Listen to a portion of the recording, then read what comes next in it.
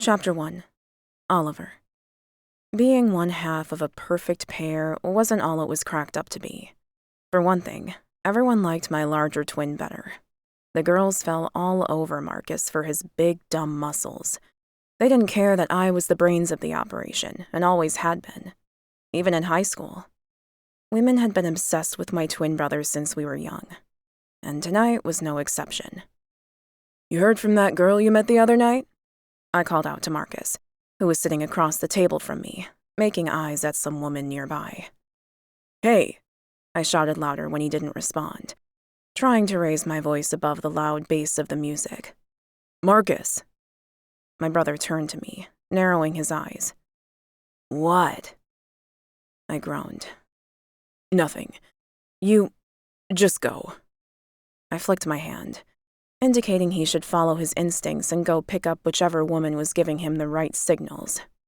"But we're hanging out," Marcus said, indicating between himself and me.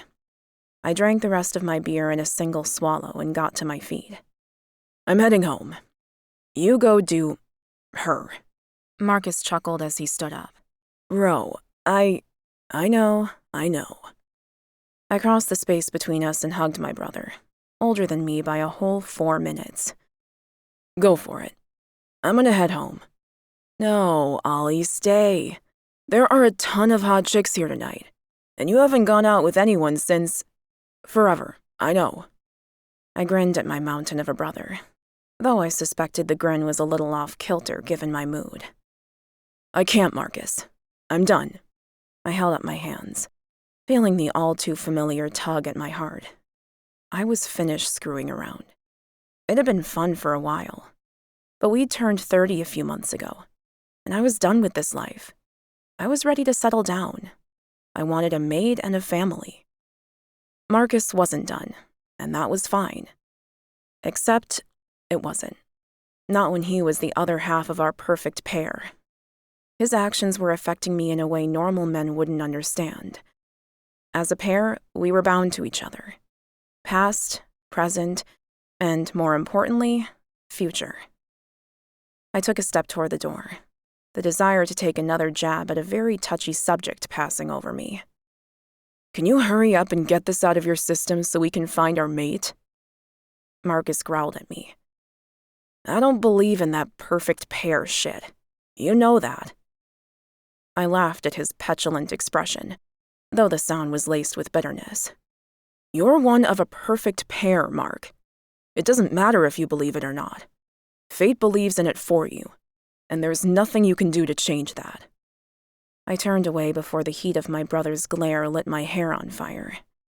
I left the bar, passing by the bouncers letting people in 2 at a time. It was midnight, and the night was only just starting. I was tired of it. The scene, the fake smiles, the surface-only care, all of it. Being a perfect pair meant far more than people knew. Marcus and I were like a perfect man split into 2. We were both good-looking, if the women we dated were to be believed. But while I got the brains, Marcus got the brawn. He was a clown, and I could be too serious. Together, we balanced each other out. Something neither of us had counted on, though, was that perfect pairs were expected to share a mate. According to shifter lore, there was one fated mate out there for each perfect pair. One woman created just for us. The only problem with that concept was that my brother didn't want a maid, or a wife, or a family. Fuckwit. I patted the pockets of my jeans and groaned. Damn it. Marcus had the car keys.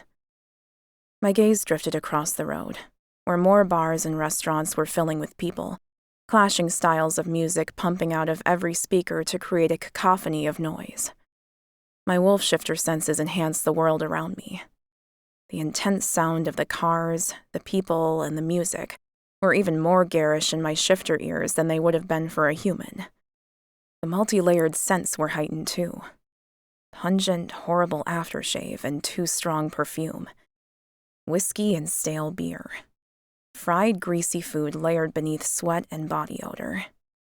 Not the sort of environment my shifter craved. He desired fresh grass, tall trees, and the space to roam free. My wolf prowled just beneath the surface of my skin, agitated and alone. I needed to shift and run, but there was no space for that here in the city. No freedom to be myself. We lived in a small city with humans everywhere. My pack elders, many generations ago, had chosen to be part of humanity. We all had normal jobs, normal lives. We pretended to be human most of the time. But our instincts were all wolf. Our strength, our speed, our wives, fated mates. There were some things we just couldn't get away from, even if we tried. I shoved my hands into my pockets and began to walk along the sidewalk. Home was only about 5 miles, and once I was out of the city blocks, I could run. Not in wolf form, but at least I could get up a sweat and work off some of the anger pulsing through my veins. I stopped at a walkway, looking each way for traffic, and when there was a gap, I hurried across the street. My heart hurt in a way that it never used to, like there was a hole in the flesh around it, like someone had been trying to gouge it out, like there was something wrong with me. Markus said he didn't feel what I did. The bone-deep, cold loneliness that had begun to infiltrate my heart years ago and had built to unbearable proportions now. He was happy to continue playing around. We were only 30, he said. And in one sense, he was right. We still had time to find our fated mate. But I wasn't sure how much longer I could put up with this aching loneliness. Alexandria. My mom had been a biker chick, but that wasn't the life I wanted to lead. So, at 18, one day I'd packed my things and headed off to create a new life for myself, far away from my mother's world. Who knew that life on the outside could be more difficult than the upbringing I'd had? "Hey, you!" I grimaced at the angry male voice yelling at me from across the diner. He hadn't technically said my name, but even without looking, I was pretty sure he was calling to me. It was midnight on a Saturday night, and we were far busier than usual. I turned around and pressed a hand to my chest. "Me, sir?" His brows drew together as he glared at me like an angry bear with a sore paw. "Yes, you. Get your fat ass over here." The gasps around the diner were louder than any shout. People were clearly appalled at his behavior, but I knew no one would stand up for me. They never did. My cheeks burning, I tried to suck in my stomach as much as I could and hurried across the linoleum floor, pen in hand. "Can I help you, sir?" Embarrassment mixed with anger in my gut, making my stomach churn and my teeth clench. But I held tight to that boiling pot and breathed through the feeling. My boss, like so many others, ascribed to the motto that the customer was always right. I, however, did not agree. Not in every case. And the temper I'd inherited from my long-gone father had way too short a fuse. But I had bills to pay, so I didn't have much of a choice at this point, except to suck it up and get the job done. "Yeah, you can take my order," the red-haired bear growled at me. "I've been waiting for a fucking hour." My lips twisted as I stared down at the black pencil tip poised on the paper. He'd barely been here 10 minutes. I'd seen him come in, whereas I'd been serving 24 people on my own for several hours, since Nancy had called in sick last minute. Not to mention the fact that Table 7 had a 2-year-old in a high chair who kept throwing food on the floor. The food was a slipping hazard, so I had to keep stopping to clear it up. Poor thing was utterly exhausted and beyond cranky, and no wonder, being midnight. My patience was growing thin with him, too. Or at least with his parents, who did nothing to help clean up their child's mess. "What would you like, sir?" I asked through gritted teeth. He grunted out his order full of grease and fat, just like him. I jotted it down and turned to walk away. His hand slapped my ass so hard I yelped and fell forward. I didn't mean to punch him, but I'd swung around and my arm shot out before I could think fast enough to stop it. A general round of applause went up in the room as he fell sideways in his booth. I gasped and pressed my fist to my lips, blowing on the aching knuckles. Shit. Lexie, what the hell have you done? My boss stood in the kitchen serving area, staring wide-eyed at the scene. I sprinted for the counter and rounded the wooden bench. Oh, shit. You stupid girl! He yelled as he ran from the kitchen and into the dining area. I didn't stop to ask about my last 2 weeks' pay. I just grabbed my bag and ran for the exit. My damn temper always got me in trouble. This wasn't the first job I'd lost because I'd struck a customer who tried to manhandle me. And it probably wouldn't be the last. I pushed open the glass door, the bells tinkling above my head. When I glanced back, I saw my boss lifting the guy back to a seated position, his angry gaze landing on me. He lifted his arm and flicked his hand. Get out of here, and don't you ever show your face here again. I groaned as I rushed out the door, and straight into the chest of a man-mountain. Holy shit, I'm so sorry. Then I looked up into the most beautiful blue eyes I'd ever seen. I stumbled back, gaping at his gorgeous face. My heart pounded in my chest just looking at him. He reached out for me, grabbing my arms to steady me. Whoa there. You okay? A frisson of electricity sizzled through my body like I'd touched an electrified fence. I shivered at the feeling, liking it and yet finding it strangely uncomfortable all at the same time. His reaction was a lot more intense than mine. He staggered sideways, reaching out for the glass window to my left to steady himself. Hey, Ollie, you all right? A deep, sexy voice called out from further down the street. Another man headed toward us, even more handsome than the first, if that was possible. But he was different to the man I'd run into. Bigger, broader, dark, where the first man was light. I didn't mean to hurt him, I was about to explain to the second man that the first one had zapped me, but the door to the diner flung open, and the big bear that I'd punched stood in the doorway glaring at me. The left side of his face was red and swelling. Get back here! I didn't stop to find out what he wanted from me. Would he punch me back? Call the cops? Haul me down to the police station himself? Probably. Shit. I had to go. But as I took a step back, my heart called out to stay, to speak to the two men staring at me as though they'd never seen a woman before. Fear won out, and the adrenaline pumping through my veins had me turning away from all the men who were staring at me and running down the street. Just go. Keep going, and don't look back, I chanted to myself, my feet beating against the pavement in time with the rapid tattoo of my heart. Chapter 2. Marcus. My brother was shaking. I had no idea why, but it had something to do with that girl, the one who was currently running away from us down the street. Her big ass and huge boobs shook as she ran. Not my usual type, but damn did I enjoy watching her hurry away. I couldn't seem to drag my eyes away from her, and my wolf was prowling uncomfortably inside my chest, wanting to shift, wanting to run after her. But why? I forced myself to focus back on my brother, mentally shaking myself. I'd never wanted to run after a woman before in my life. They chased me, not the other way around. Hey, are you okay? I reached for Ollie's arm, not liking how pale his face was. He pushed up to standing, though he still swayed like he was intoxicated. Yeah, fine. Where'd she go?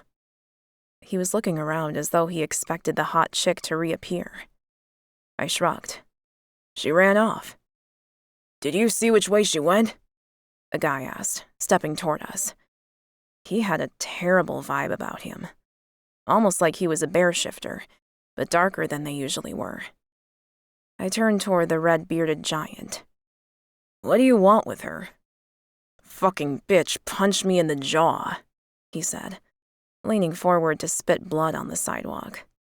Knocked a tooth loose. She's tough then. Good. I wasn't sure why that would matter, but pleasure ran through me at the thought of her standing up for herself, as I'm sure she just had to, judging by this guy's angry demeanor. I couldn't help but ask, "What'd you do to deserve that?" He glared at me, and I just grinned back. Let him make a move. I wouldn't mind a fight tonight. But the coward just turned and marched back inside the diner. Ollie was slowly but surely moving his way forward, dragging his legs. "Ollie, wait up." I jogged to catch up to him. "What happened to you back there?" He was getting stronger, straightening his spine and walking more upright now. "That girl you let go, she's our mate." I put my hand out to stop him, grabbing on tighter when he wanted to keep moving. "Wait, say that again?" Ollie turned to me, his cheeks slashed with heat. "She's our mate, Marcus. I've never felt anything like it. One touch of her skin against mine and she took my legs out from under me." But what?" he asked, twisting his body and tugging his arm out of my grip. How could I tell my brother the truth? That I didn't want a mate, period, let alone one I had to share. What was the point of having one woman who was everything I could ever want in a wife, only to have to share her with my brother? When I didn't respond, Ollie kept moving. "I'm gonna look for her." He sniffed the air, turned left, then took off running up the street. I groaned and ran a frazzled hand through my hair. "Ollie, shit." I turned back the way I'd come. I'd been at the bar about to buy a drink for a woman dripping with lust, but I'd had an urge to leave her and go find my brother. Stupid move. Stupid move. But even now, with the knowledge that if I bolted back to the bar, the same woman would be there waiting for me with a hot smile and an even hotter body, I couldn't do it. I had to stay with Ollie. Every instinct in my gut told me not to abandon my brother at this moment. I took off at a run, catching up with him a block down. "Wait up." Ollie didn't slow down, but I could tell he heard me. He was sniffing the air, following his scent. "Can you sense her?" I asked, getting ready to shift and run despite the city environment. We would hunt her down and demand to know who she was. Surely she'd be a shifter too. Maybe a woman from a pack outside the city? I'd never seen her before. Not at a city pack gathering, nor any of the full moon parties we'd attended. We would have definitely noticed her. She was seriously hot. Ollie dropped his chin and stared straight at me. "No, I think she's gone." "Gone?" I repeated. "She can't just disappear." My brother's eyebrows drew together. "She was running away from that guy at the diner. She was scared. So she's hiding." I scoffed. "Not likely. That chick was tough. And probably a shifter too, if you think she's your mate. What human would punch a guy that big?" Ollie stared at me like I'd gone crazy, his eyes as round as the moon. "What?" I demanded, unable to ignore the way his expression flared with anger. "She's not a shifter, Mark. She's a human, and she's afraid. And she's our mate, not just mine. How many times can you be so fucking wrong in the same sentence?" The fury I kept a lid on most of the time began to boil inside me. "Hey, back off. I followed you because I felt bad you left and wanted to keep you company. I could be on my way home with some woman, but instead I'm here listening to you bitch and moan." Ollie stepped closer until we were practically nose to nose. He was a few inches shorter than me, but it didn't stop him from glaring straight into my eyes. "Fuck off, Marcus. I mean it. Go. You want to be balls deep in some stranger's pussy every night of the week? Then do it. I don't give a shit anymore." Then he walked away. I gaped as I watched him go, then yelled out, "You say that like it's a bad thing." Dickhead. I turned in the opposite direction to Ollie and marched back toward the bar. Who the hell was he to judge me? Men didn't do that to each other. My friends honestly didn't give a shit if I was married or single. Fucking my way through the entire town or celibate. That wasn't what we judged each other on. But Ollie and this stupid fucking perfect pairs bullshit. A growl rolled through my chest and my hands clenched into tight fists. Damn it. Grrr. I forced my legs to walk faster. I didn't want to settle down. I didn't want a mate. Hell, I wasn't sure I even wanted kids. Every time I heard one of them cry or saw a pregnant woman, I shuddered. That just wasn't the life for me. I was sure of it. I froze mid-stride. The sweetest scent I'd ever smelled filling my nose and teasing my senses. What the? I looked around, searching for the source of the deliciousness. A couple walked by and I sniffed loudly. The guy shot me a look, and I shook my head and moved in the opposite direction. It wasn't them. There was an alleyway between the two shops on the street, and I put my nose up and scented the air once more. An involuntary groan rose from my chest when another erotic cloud of need hit me. What the hell is that? I stalked down the dark alleyway, looking for the thing that was making all my senses go haywire. My wolf was on full alert, and it was only because of years of training that my human self was strong enough to subdue him. I took another step, then another. Part of me expecting to find some secret bakery hidden down here among the trash cans and piss puddles. I sniffed again and managed to stifle the groan this time. It was stronger suddenly. Why could I sense... You! To my left was the woman we'd seen running out of the diner. She was standing totally still, her back pressed against the concrete wall. If I didn't have wolf senses, which included night vision, I would never have seen her. Her hands curled into fists, and her huge breasts rose and fell as she began to pant, obviously readying for a fight. And yet, the words that came out of her pretty mouth were, "Please don't hurt me." I turned to look right at her. What a contradiction this woman was. She seemed as tough as nails, and yet there was an insanely intoxicating amount of sweetness about her, too. I leaned forward a little and sniffed the air. Why do you smell like cookies? Is it your perfume?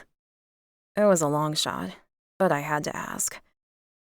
My cock was thickening by the second, and if I didn't pride myself on always waiting for the woman to make the first move, I would have pushed her up against that wall and kissed her. Her lips parted on a soft gasp. Cookies? My question must have caught her off guard, because her fingers unclenched from their fisted position. Then she did something so strangely innocent and weird. She lifted her arm and sniffed at her armpit. Okay. Then she dropped her arm again, a wince on her face. Oh, I definitely don't smell of cookies. I've been working since 6 a.m., so all I can smell is sweat. I leaned even closer. I don't understand. Hey, she said, pointing her finger at me. Didn't I see you before with that guy that kinda keeled over sideways? Is he okay?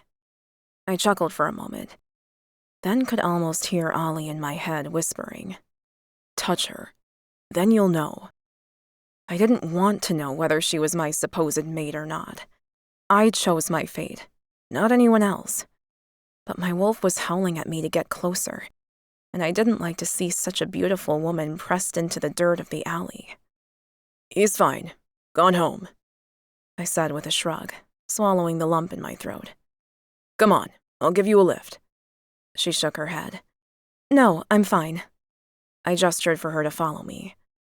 Well, I'm not leaving you in this alley.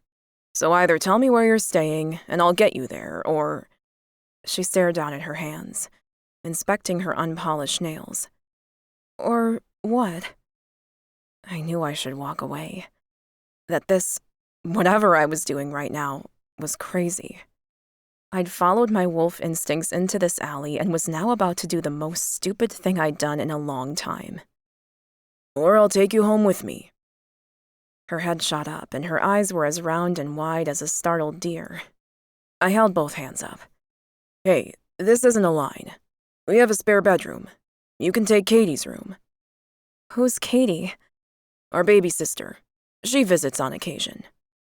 I stared at her long and hard, assessing her defeated posture and adding it to the list of questions I had. You don't have anywhere to go, do you? She bit her lip in the most innocently seductive way, and I almost threw my head back and howled. I forced myself to stumble further away from her, pushing down my wolf with all my might. What is it about you? I grumbled, putting a hand against the opposite wall to where she leaned and breathing hard. What do you mean? I couldn't explain it, so I shook my head. She was already freaked out enough. I didn't need to tell her that every look made my senses overload. When I could finally get myself under control, I stood straight and tugged at my shirt to straighten everything once more.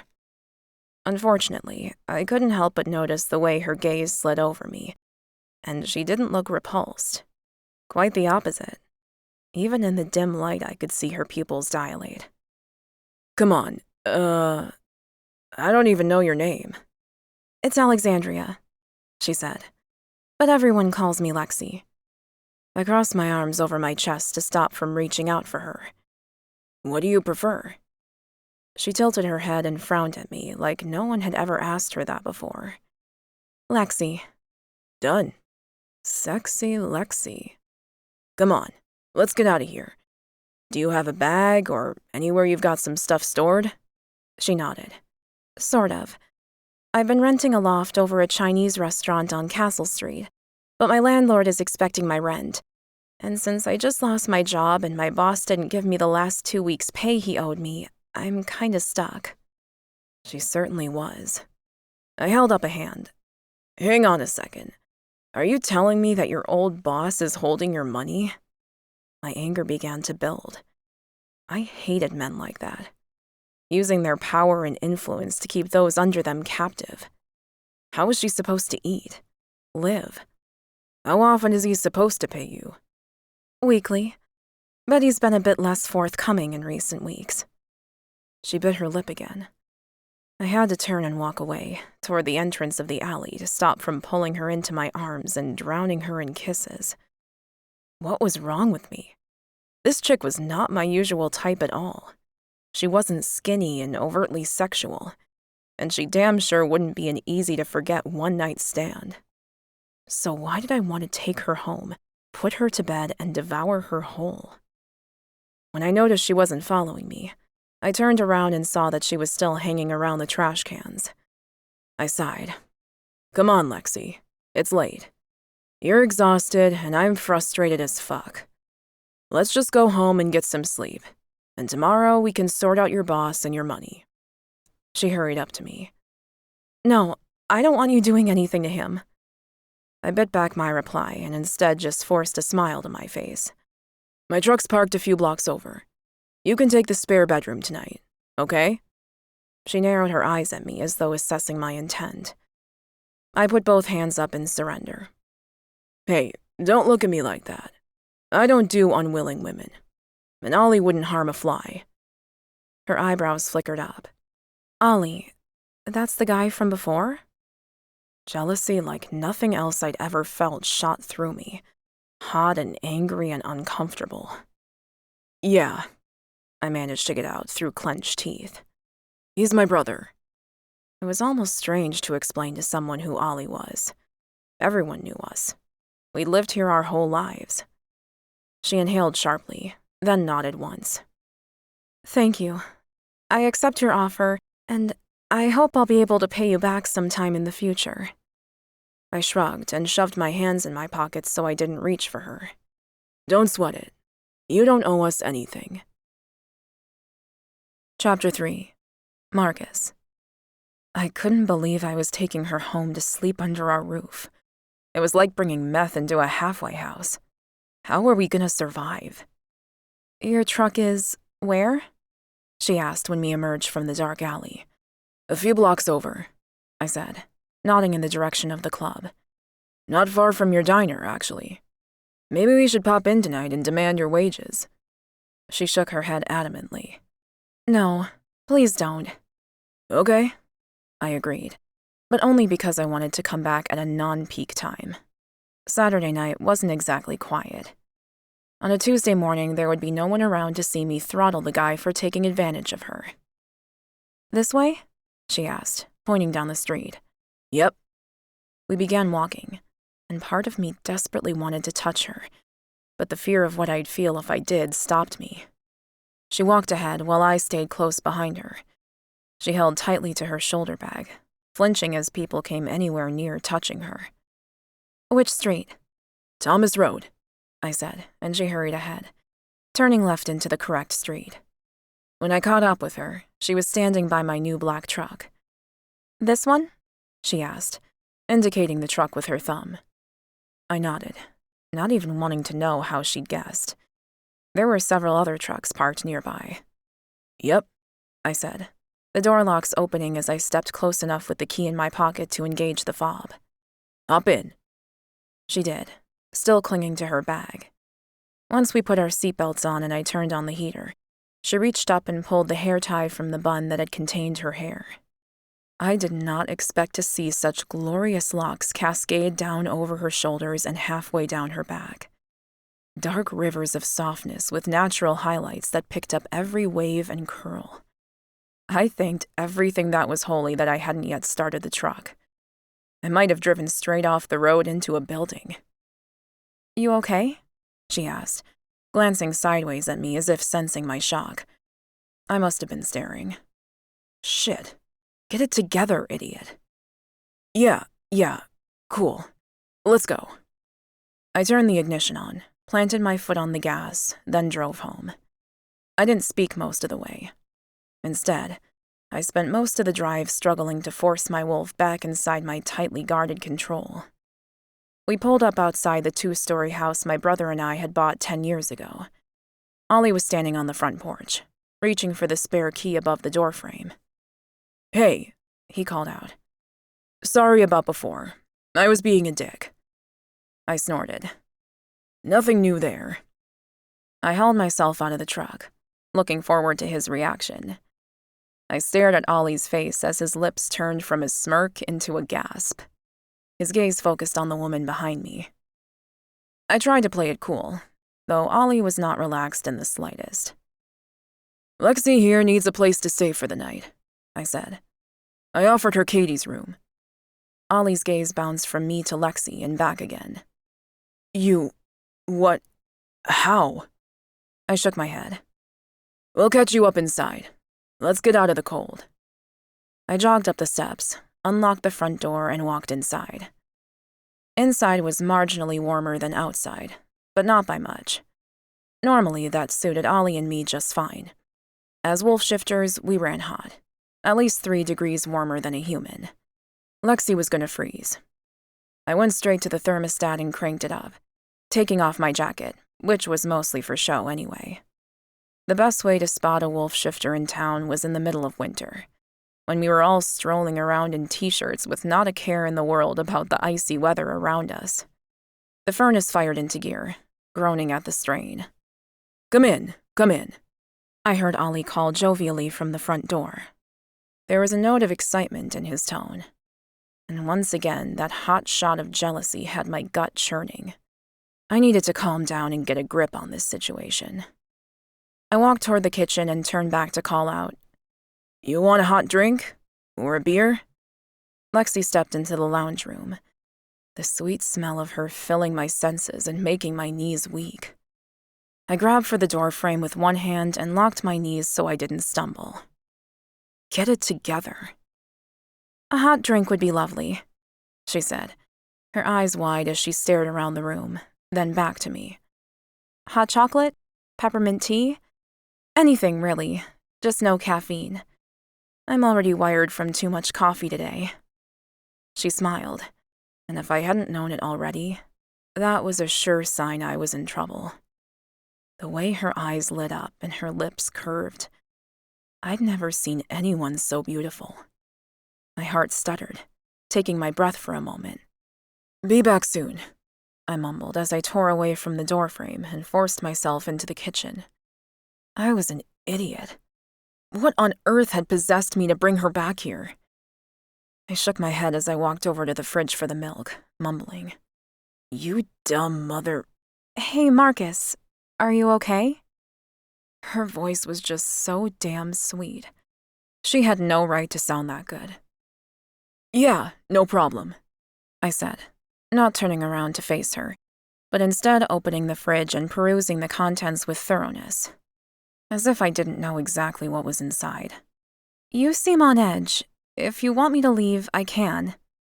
I pressed my knuckles to my forehead, not sure which way to turn. Anxiety ate at me like a disease, making me want to run, hide, and fight all at once. I've just got a bit of a headache. Nothing some sleep won't fix.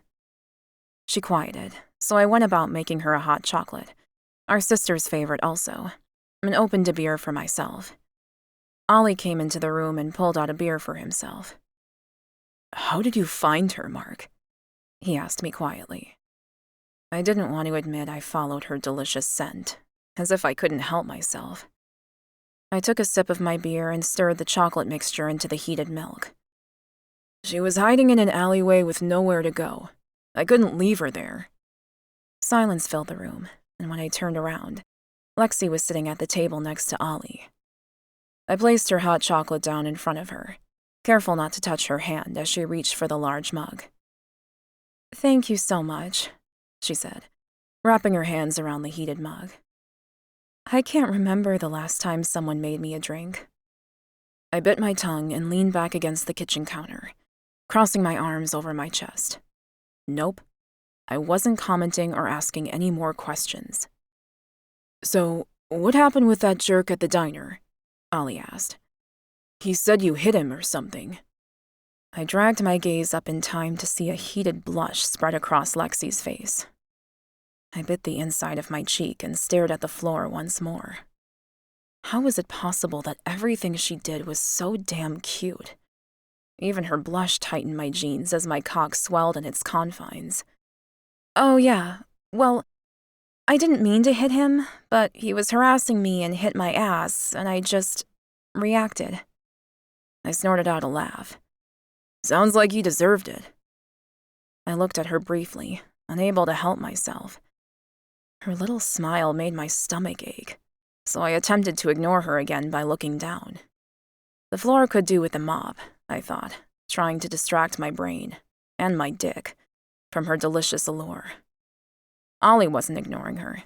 He was babbling out questions I already knew the answer to. And what happened to your apartment or house? Not that I mind you staying here, but if we can help you out, we will. Oh, well...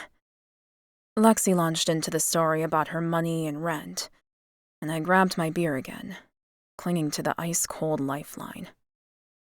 Maybe I could go back to the bar, pick up that girl and bring her home. Surely that would be enough to satisfy this hunger clawing at my gut. But the thought of doing anything with another woman while Lexie was under the same roof seemed wrong.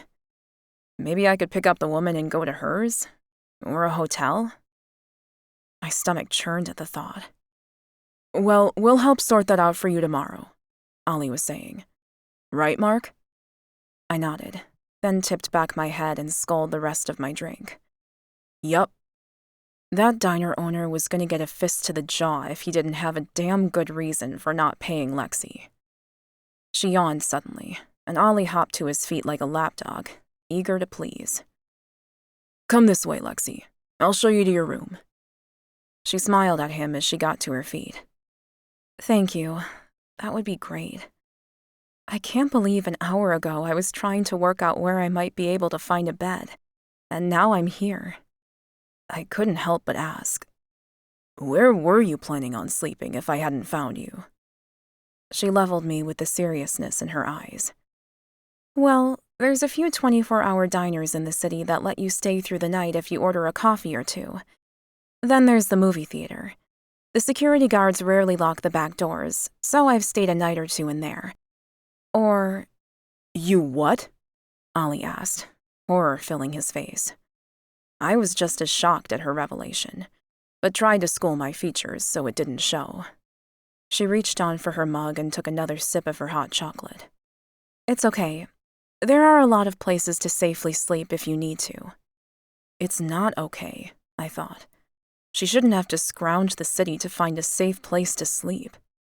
But, Ollie began, but I pushed myself off the counter and cut him off. Weren't you going to show her her bedroom, Ollie? She's obviously exhausted. Ollie stared at me for several seconds, his brow furrowed. Then he seemed to understand that I meant for him to abandon his line of questioning. You're right. This way. He swept his arm out in a theatrical gesture toward the stairs. I stayed where I was. I wasn't going to risk going anywhere near her tonight. She was temptation on a popsicle stick.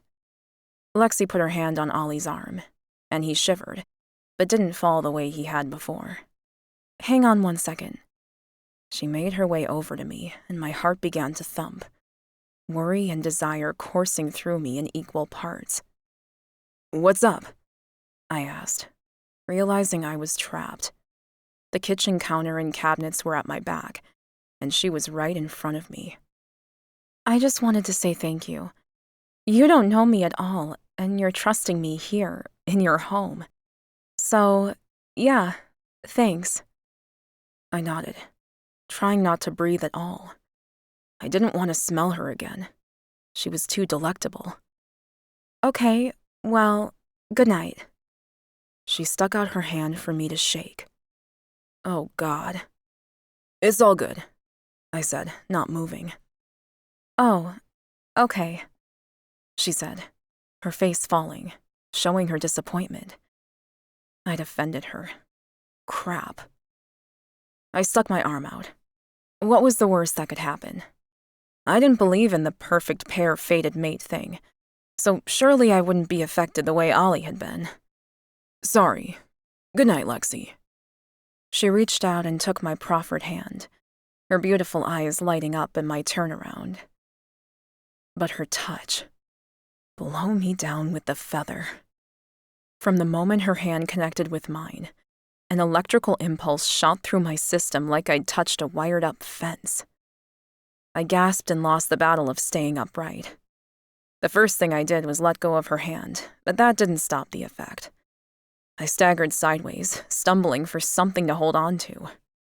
There was nothing to grab, so I bit the dust, hard, hearing Ollie's cackle of a laugh mocking me from above. Motherfucker. Chapter 4. Lexie. I covered my mouth with my hand and stared down at the man-mountain who just crumpled before my very eyes. Oh my God, Marcus. What happened?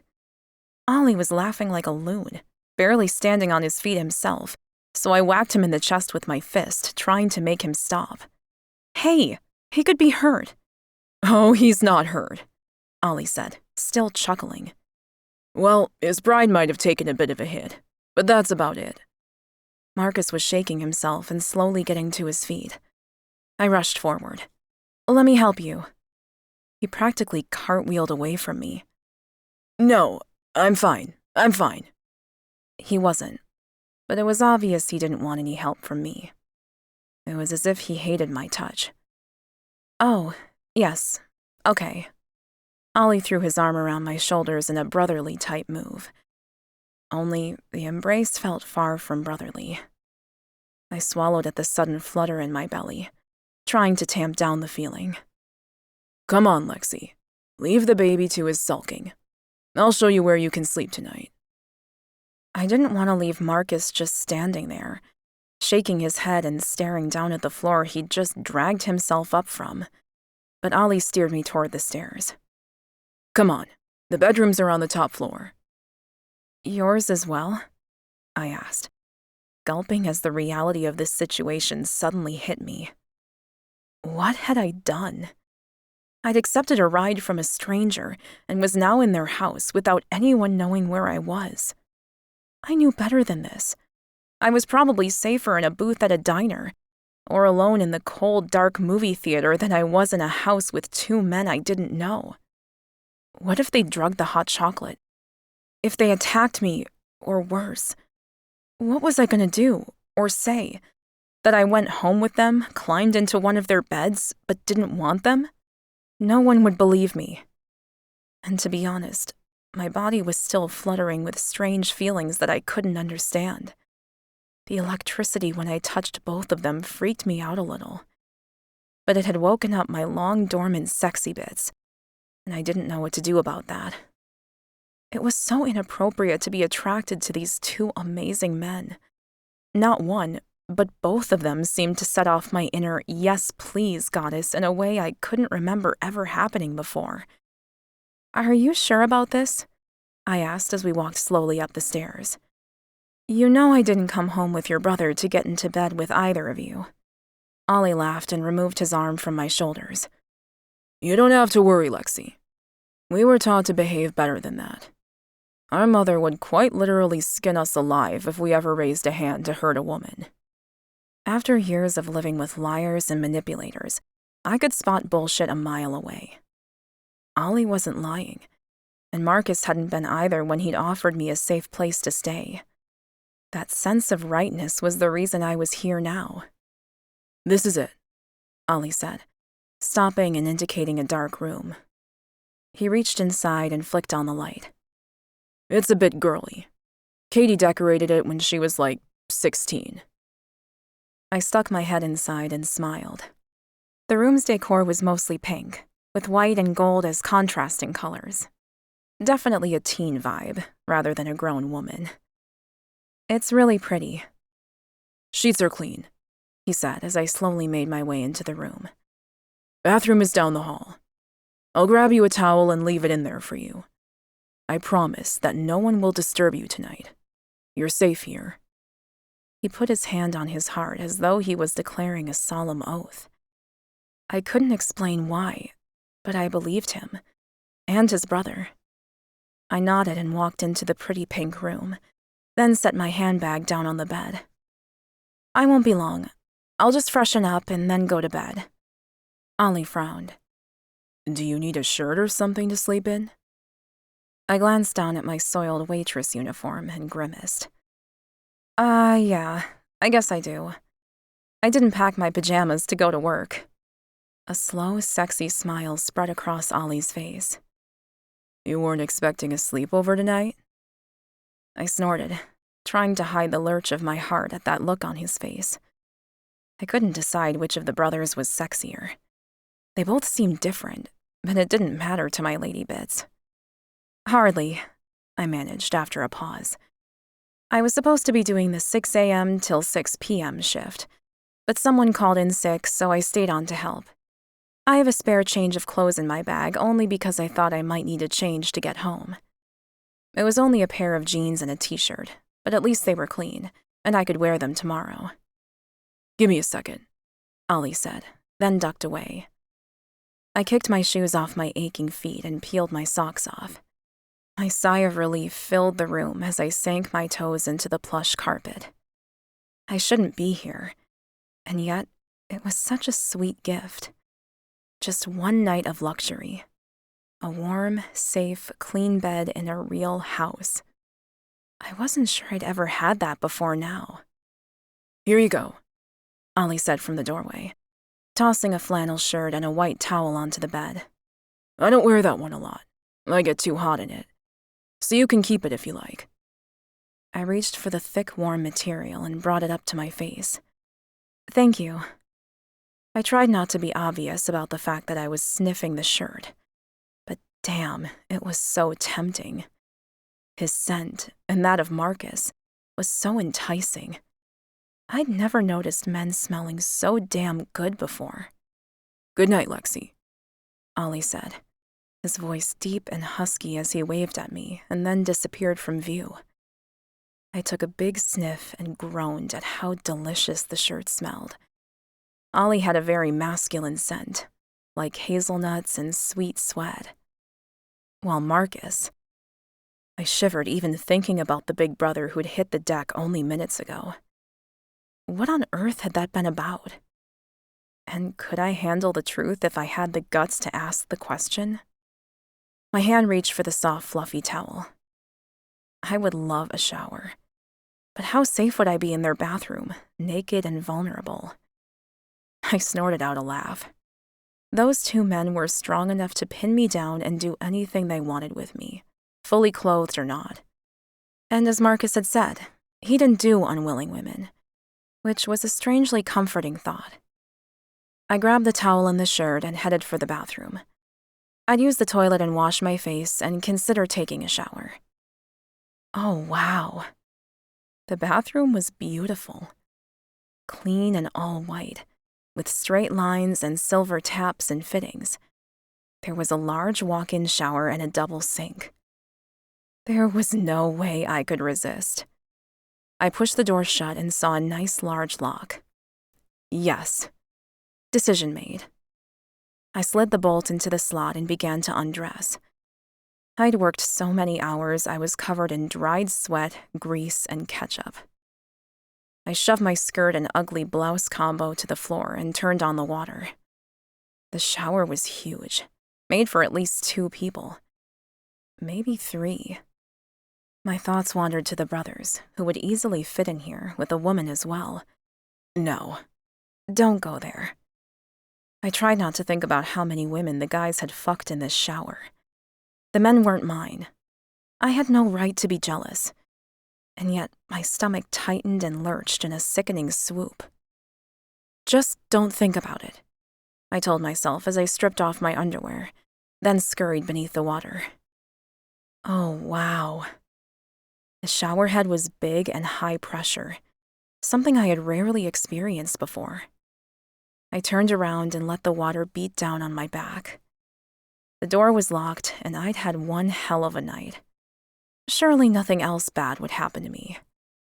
As the thought resonated, I realized I should get into bed and have the police on speed dial, just in case. I was taking a huge risk here, and yet my instincts were telling me these guys were safe, that I could relax. Not a feeling I'd had many times in my life, so I wasn't sure I could trust my gut instinct, even when it screamed at me that I was safe. I scrubbed the stink of the day from my skin and switched off the water. When I reached for the towel, there was a soft knock on the door. Lexie, it's just me, Ollie. I wanted to let you know there's fresh soap and shampoo under the sink. Help yourself. I wrapped the towel around me as fast as I could, but he didn't attempt to open the door. Thanks, Ollie, but I'm done. Okay, well, good night. The sound of his footsteps disappearing down the hallway met my ears. I would have cried if I was a crying type of girl. Had I seriously found a trustworthy man who wasn't going to try to force his way in here? 2 trustworthy men?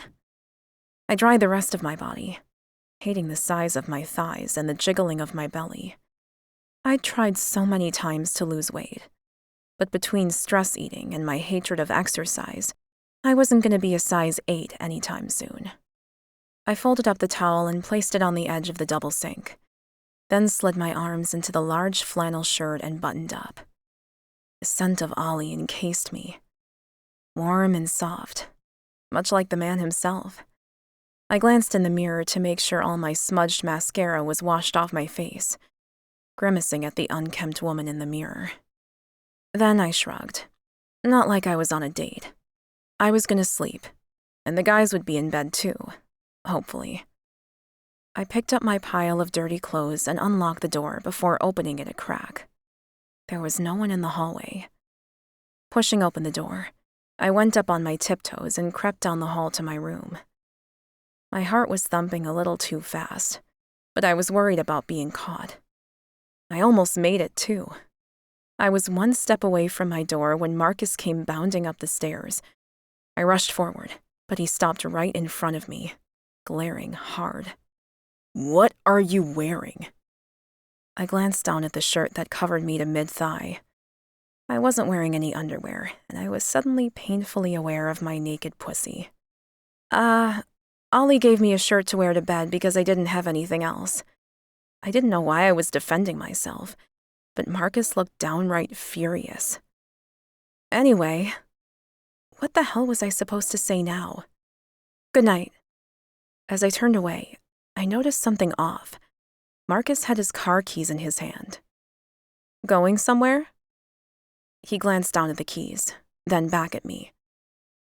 I was considering going back out, but I've changed my mind. I tilted my head in confusion. Going back out to St. Patrick's? The bar I was pretty sure he'd been at tonight. It was hot at the moment, always full of people. Biggest pickup place in the city. He nodded. I inhaled swiftly, a strange knife-like pain cutting into my diaphragm.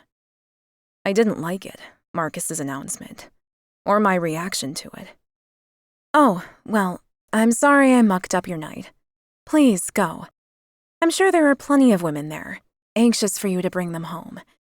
I can cook them breakfast in the morning. Waitress Lexie at your service. I did a mock little curtsy, my temper getting the better of me again. Markus was an insanely hot man. Standing there in a long-sleeved white shirt and fitted blue jeans, he looked better than any billboard model I'd ever seen. He had huge arms and a wide chest, tapering down to a flat stomach and smaller waist. When my gaze finally lifted back to his eyes, the fury I'd seen moments before had been replaced by something more complicated. I couldn't read his expression at all. I sighed, not sure what to say next. Good night, Markus. He advanced on me so fast I barely had time to drop my dirty clothes to the floor before he pushed me up against the doorframe, his huge body pinning me in place. I can get laid any time I want. You know that? My phone's full of texts from women asking me to come out, come over. Every day of the week. He wasn't making a move, and he wasn't hurting me. He was just talking, and staring down at me like he wasn't sure what he wanted to do with me. I slowly raised my hands, grateful for the layers of clothing between us. Pressing my palms to his chest, I felt the racing heartbeat beneath my fingers and saw the rapid rise and fall of his chest. Then go, I whispered up at him, staring into his eyes that were so dark brown they were almost midnight in color. I can't, he ground out. Not while you're here and wearing my brother's damn clothes. My breath caught in my throat, and my mouth dried like the Sahara. I licked my lips to wet them and watched his gaze drop to zero in on my mouth. Do you want me to go? I asked, feeling him shift and press his groin harder against me.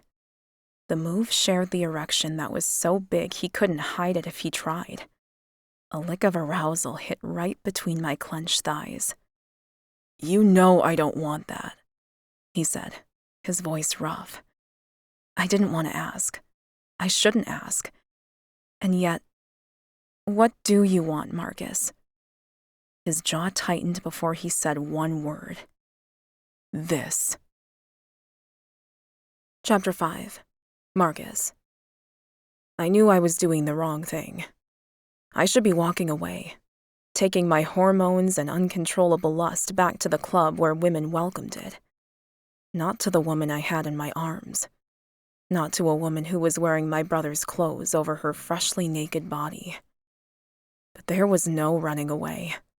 My wolf growled mate inside my head, and all I could think about was stamping my scent all over her. I stared at her mouth for half a moment, trying to rein myself in, aiming for some sort of control. But she lifted her chin in an age-old invitation to take what I wanted, and I was lost. I kissed her, and the mere touch of her soft lips beneath mine dragged a loud moan from me. I cupped her face and devoured her mouth, needing her more than my next breath. When she grabbed hold of my shirt and dragged me closer, I slanted my mouth over hers and speared my tongue in to taste her. She was everything I'd been afraid to dream of. Soft, luscious, sensual. She felt like home. I don't know what stopped me, but the effect was as if someone had doused me with a bucket of cold water. What am I doing? I declared that she would be safe in my home, that I didn't take unwilling women to my bed.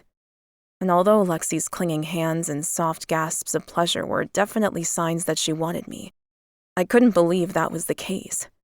She was vulnerable, almost naked, and in a strange place. I didn't take advantage of women. Ever. So what the fuck am I doing?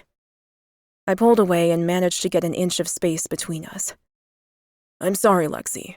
I shouldn't have done that. Then I forced myself to take a large step back and leaned against the other side of the doorframe, still facing her. Damn, she's beautiful. Her eyes were shining, her cheeks were rosy, and her lips were swollen from my kisses.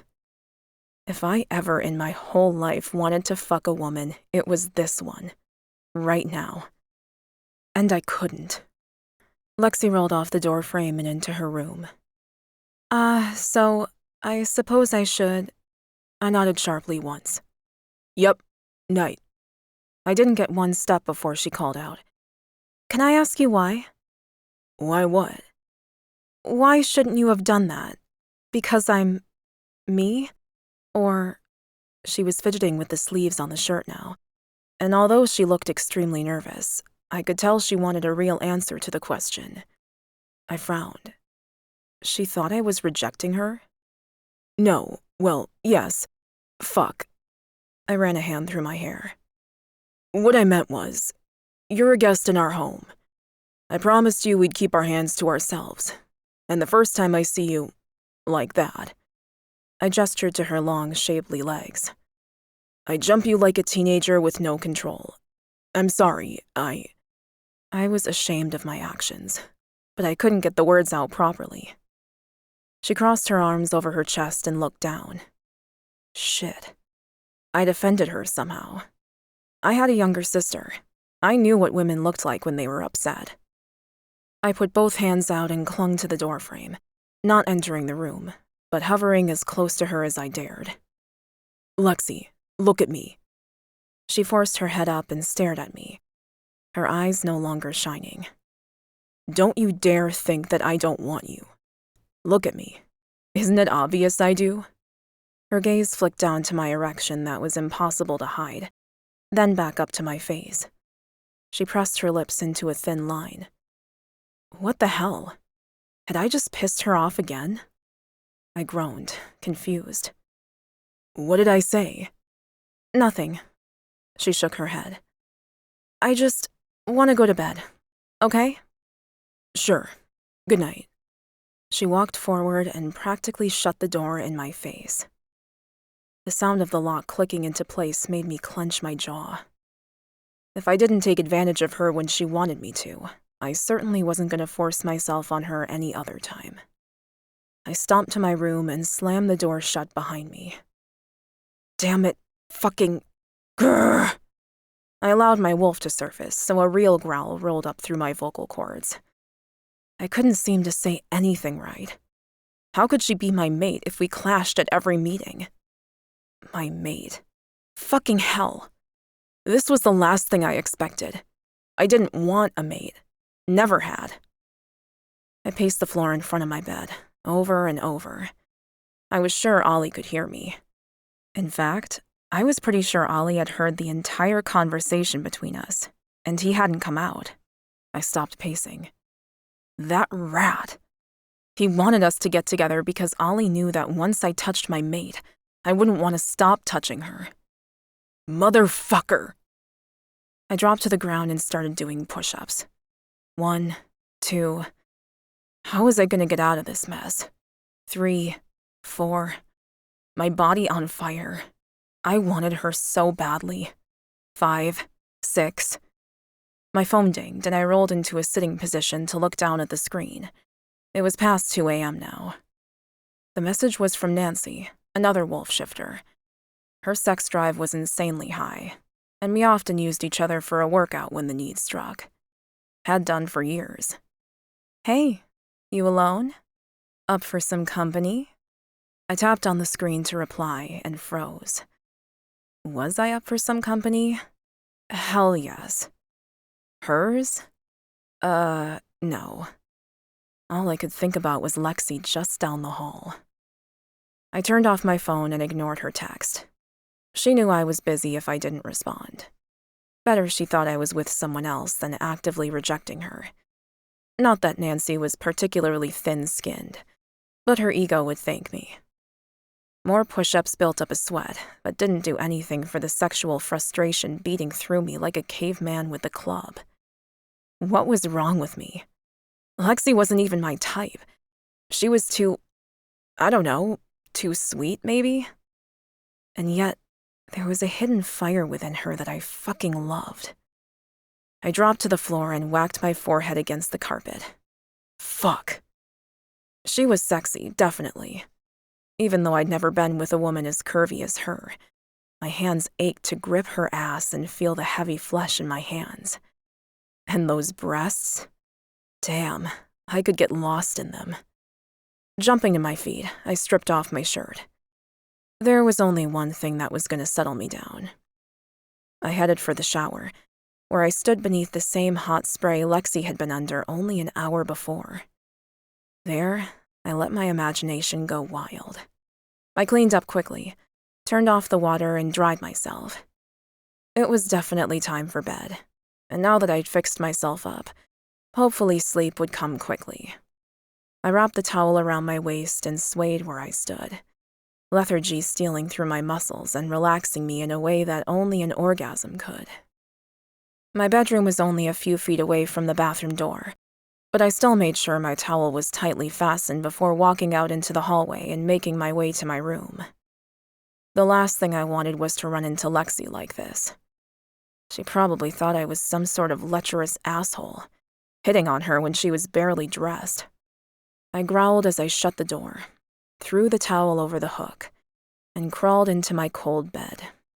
Not the way I'd hoped to be spending my Saturday night. I'd thought by now I'd be balls deep in a warm woman, not lying here grappling with the idea that I may have found my mate. The very concept sounded wrong to my ears. I lifted my arm and lay it across my face, covering my eyes with my forearm.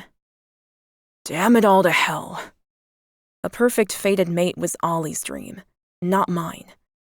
And just because we were a perfect pair didn't mean we had to share a mate. It wasn't fair. It wasn't how I wanted to spend my life. And surely fate understood that. If I stayed away or even moved out, maybe Ollie and Lexie could just get together and leave me out of it. The very idea of my brother mating with the woman I wanted turned my insides upside down.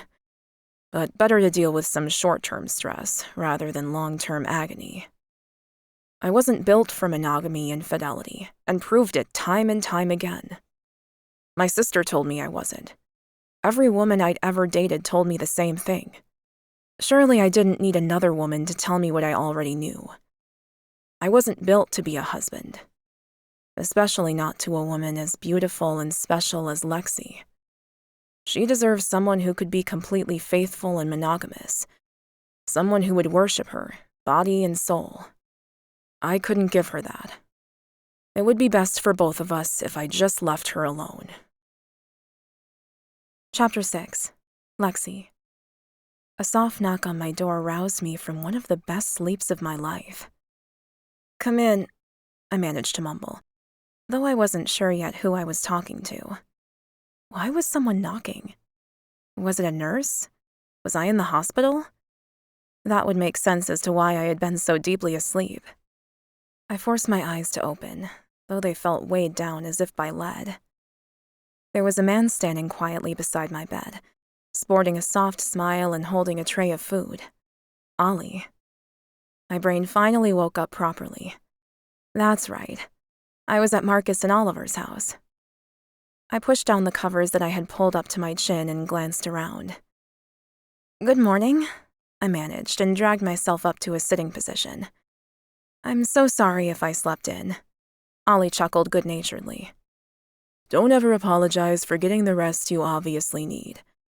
I should apologize for waking you, but your brunch was getting cold, and I was, honestly, wanting to see you. Slide back.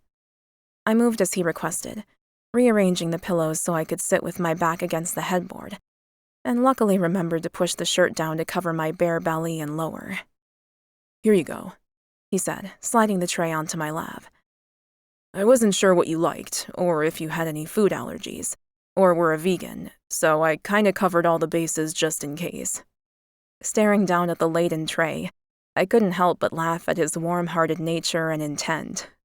Well, I've worked hospitality for 5 years, so I understand the worry.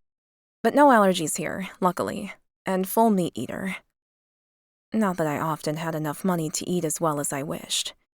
Eating cheap often meant eating crappy food. This is just... wow. Thank you. The tray was covered with our entire breakfast menu at the diner, all arranged on little plates. Eggs and bacon, toast and butter, sliced up fruit, and a container of yogurt. "You're welcome," Ollie said, grabbing the chair that matched the desk in the room and sitting down beside the bed. "Please, eat."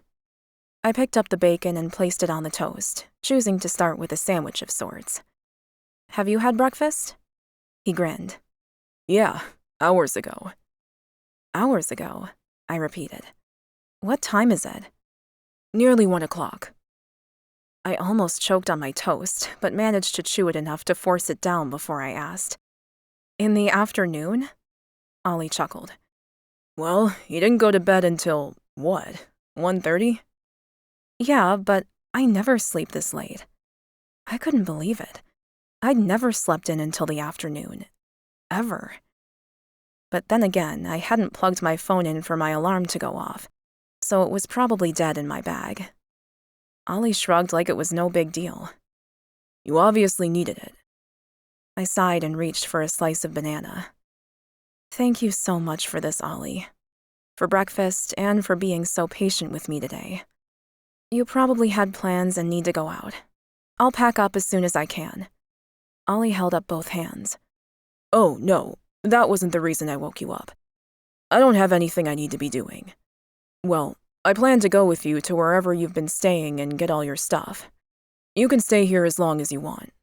This bedroom is almost always free." I noticed he didn't say that I could leave when I wanted.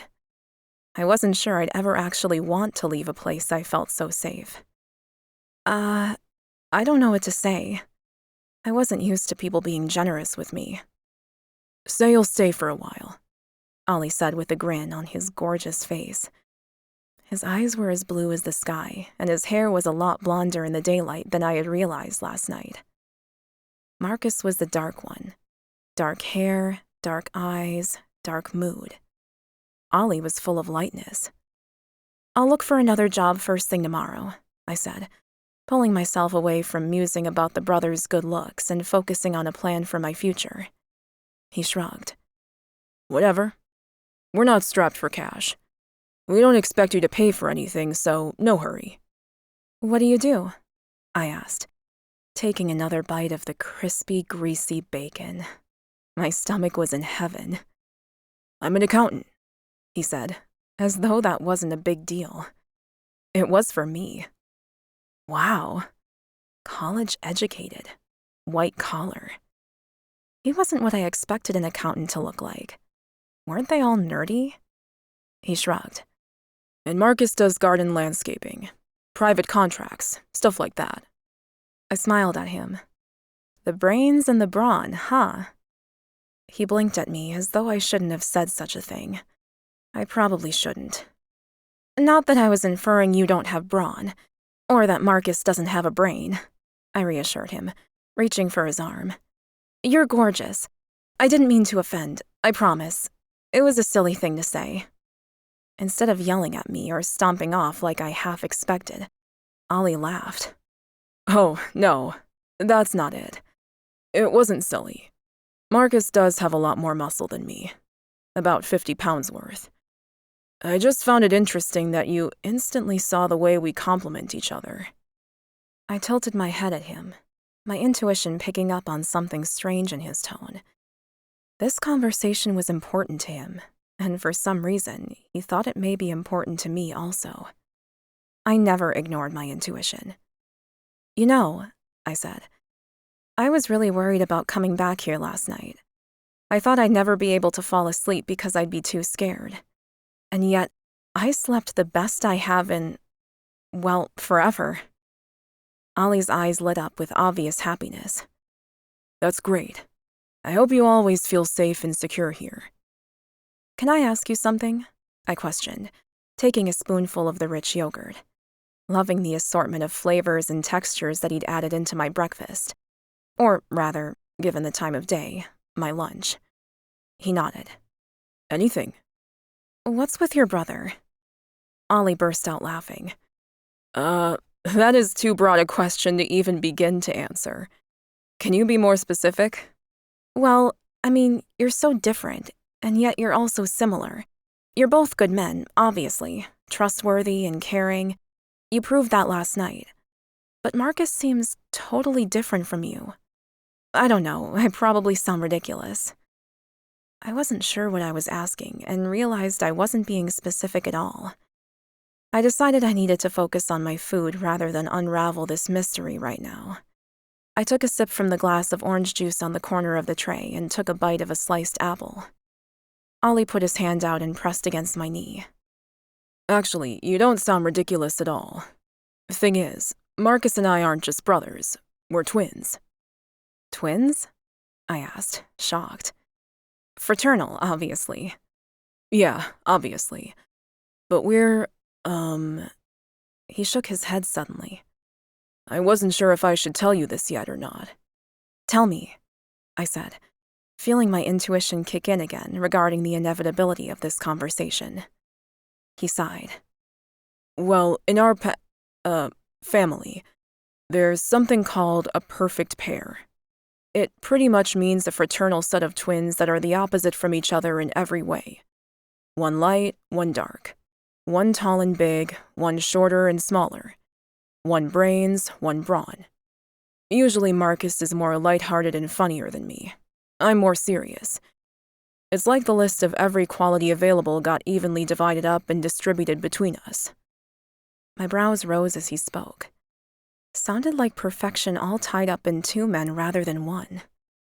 But you're both kind and generous, I said. And you have manners. It's not like one of you is all nice and the other one is a serial killer or something. Well, I hope not, anyway. Ollie cackled at that. Yeah.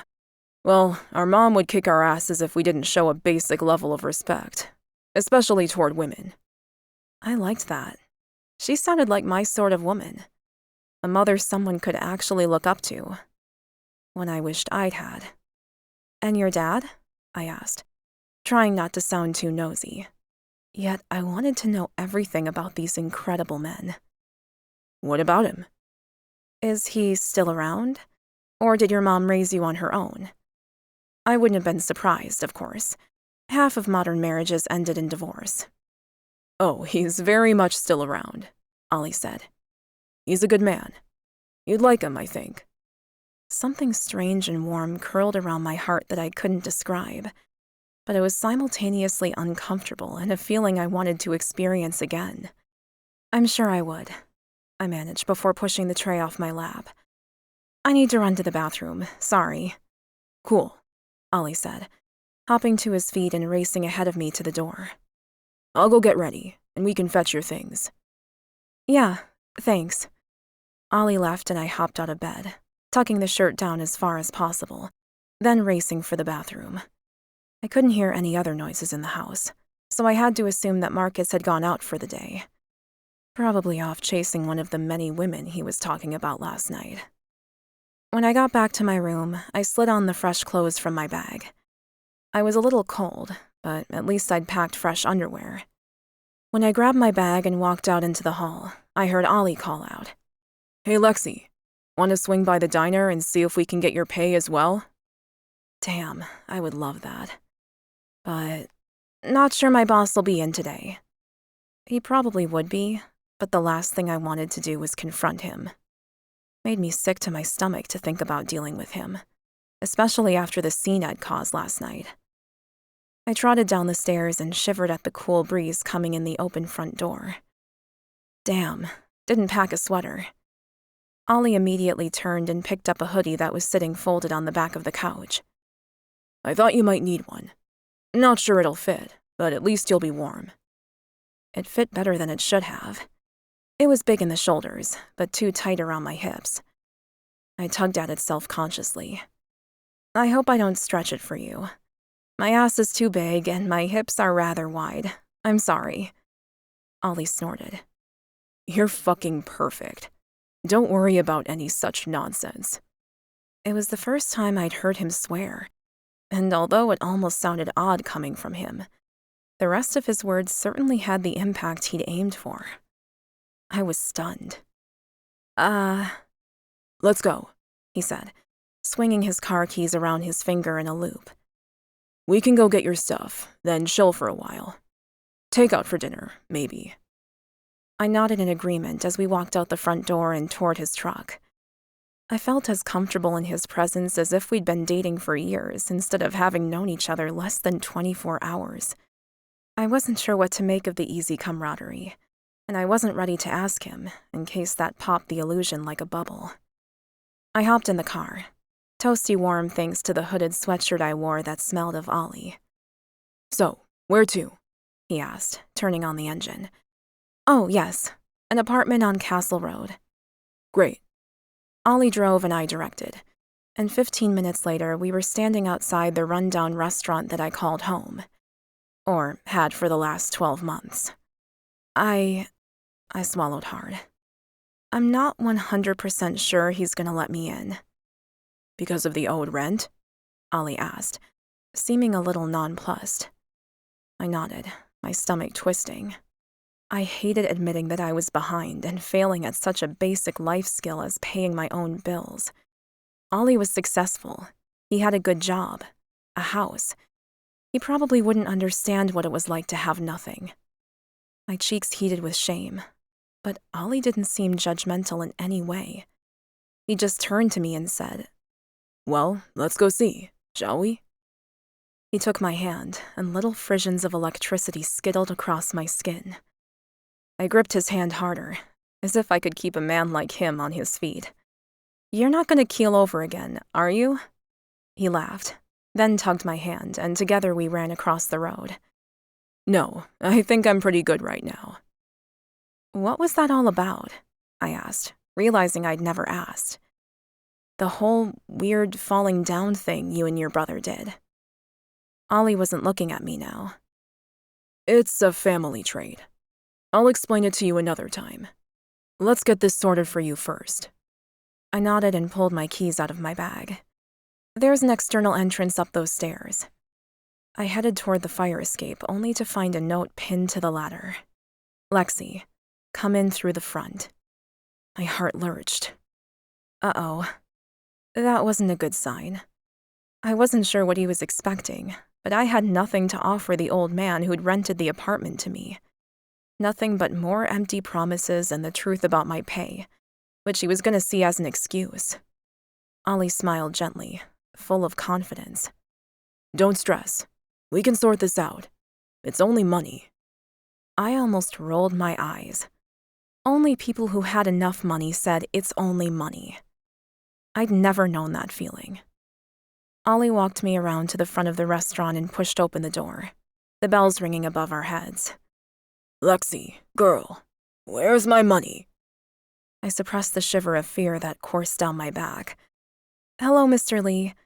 I'm very sorry, but my boss hasn't paid me for the last 2 weeks, and he fired me last night. The old Chinese man scrunched up his face. No rent, no access to room. I will have to try and sell whatever you have up there. Oh, please, no, don't do that. I'll figure something out. My cheeks were blazing. If it wasn't bad enough that I had to beg to get access to my clothes, Ollie was here to witness it as well. Ollie put a hand on my shoulder. Lexie, go up and grab whatever you need. I'm sure the gentleman and I can come to an agreement. Mr. Lee stared at Ollie for a moment, then nodded once. Ollie, no, Go. It's all good, he said, as cool and calm as any man I'd ever seen. Okay. I raced out of the restaurant and up the fire escape, which was the only entrance to my apartment. It was only one room, a studio with a tiny bathroom and toilet next to the even smaller kitchen space. But it had been safe and relatively clean. And it had been mine. I grabbed my old black suitcase and duffel bag and began to pack, prioritizing things I couldn't replace. Photos, identifying documents, some hidden emergency cash that was nowhere near enough for rent. More like a dinner or two. Then clothes, the warmest, best fitting. When my 2 bags were packed, I glanced around at everything I was leaving behind. some blankets and pillows, clothes and books. But I couldn't carry them, and I wasn't asking Ollie to come up here with me. I walked out onto the fire escape and Ollie called up to me. "Toss anything down you want me to carry." I threw him the duffel bag first, then the suitcase. "Anything else?" I shook my head and carefully, because I was very likely to slip on the ladder and fall on Ollie's head, climbed down once more. "Everything okay with Mr. Lee?" I asked, trying to hide the fact I was puffing a little from the descent. "Yep." Ollie turned and began walking back toward the truck. I followed him, a little relieved but confused. "What happened in there? Did you get an extension for me?" "Yeah, kind of." Ollie opened the truck and slid my bag and the suitcase behind the seats. "I paid your rent, so you're a month in advance now. You can move back or just use it as a place to chill out or study, or whatever else you might need." He was still loading my stuff in, but I was really confused now. "Hang on a minute. You paid my rent? For last month and this month?" I didn't believe him. That was almost $2,000. Why would he do that for someone he didn't even know? "Yeah. So if you didn't get everything, you can always come back tomorrow or whenever. Hop in." I did as he asked, getting in the truck because I wanted to go back to his nice clean house and have takeout for dinner. But I still had no idea why he'd done what he'd done. The only reason someone had helped me in the past was because they wanted something from me. Sex or something equally gross, usually. I didn't want to insult him by insinuating that he'd been kind so he could get something out of me, though I didn't have any other answer. "Ollie, sorry to ask again. I'm so incredibly grateful, but why did you just pay all that money for me?" He shrugged as he turned on the truck's engine. "You needed help. I'm happy to give it." I could feel the truth behind his words, but there was so much more to it. "Ollie, what am I to you? A charity case?" He laughed, and my brows came together. I felt like getting out of the car and walking. No, I'm sorry," he said, grabbing my arm before I reached for the car door. "Listen, you are not a charity case." "Then what am I?" He sighed, then said in a voice I'd never forget as long as I lived. "Sweetheart, you're my whole heart. You're my future. You're my everything." Chapter 7. Oliver. I could see from Lexie's shocked expression that I'd gone too far, and immediately wanted to take every word back. I meant them, of course, but it was too soon for her to hear them or understand about our fated connection. I turned off the ignition and tried not to let my impatience shine through. I wanted my mate where she belonged, in my arms, in my bed, in my heart. "It's okay," I said, glad my voice was steady. "If you want to get out, I'll help you with your bags. But I'd much rather you stay in the truck and let me take you back to our place." I risked a glance at her and saw the indecision on her features. Her eyebrows were twisted and she was chewing on her bottom lip, an action that just made my heart pound a little faster. Damn, she was beautiful. I'd never get used to looking at her gorgeous mouth, her delectable curves, and her bright, intelligent eyes. She twisted in her seat to face me. Can you explain what you mean by that?" I nodded, tamping down the sick feeling in my stomach. Had I pushed too fast too soon? "I can. Here or at home." She chewed some more on her bottom lip. I barely stopped myself from leaning over and kissing her. I had to grip the steering wheel hard, then turn and stare out the windshield. "No, I suppose we can go back to your place and chat," she said at last. "It's a lot nicer than my place." I chuckled. Although what she said was true, I didn't think that admitting I'd live with her anywhere, even in a tree if it came to that, would go down well at this point in time. "No problem. Do you want to go past the diner and pick anything up?" She nodded. "Actually, yes, please." I drove her the 10 minutes back to the establishment where I'd first run into her. She hopped out of the truck and called in through the window. "I'll only be 1 minute. Left my phone charger inside." She didn't give me time to agree. She just ran inside. I put the truck into park and watched her through the window. It was hard to believe that only last night I'd been lamenting the fact that I hadn't met my mate yet, that I wanted her more than anything. Then fate had served Lexie up to me, making me literally crash into her. It was said that the electrical touch that mates shared was the way fate made sure you didn't miss each other, that it was an obvious sign that made you sit up and take notice. Well, I was listening and had taken notice. I was wide awake and willing to do anything necessary to keep Lexie in my life. Marcus, on the other hand, I wasn't sure what that idiot was going to do.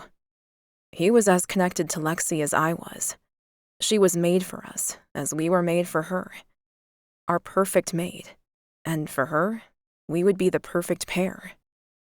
But that didn't mean Marcus would automatically do what was in his best interest.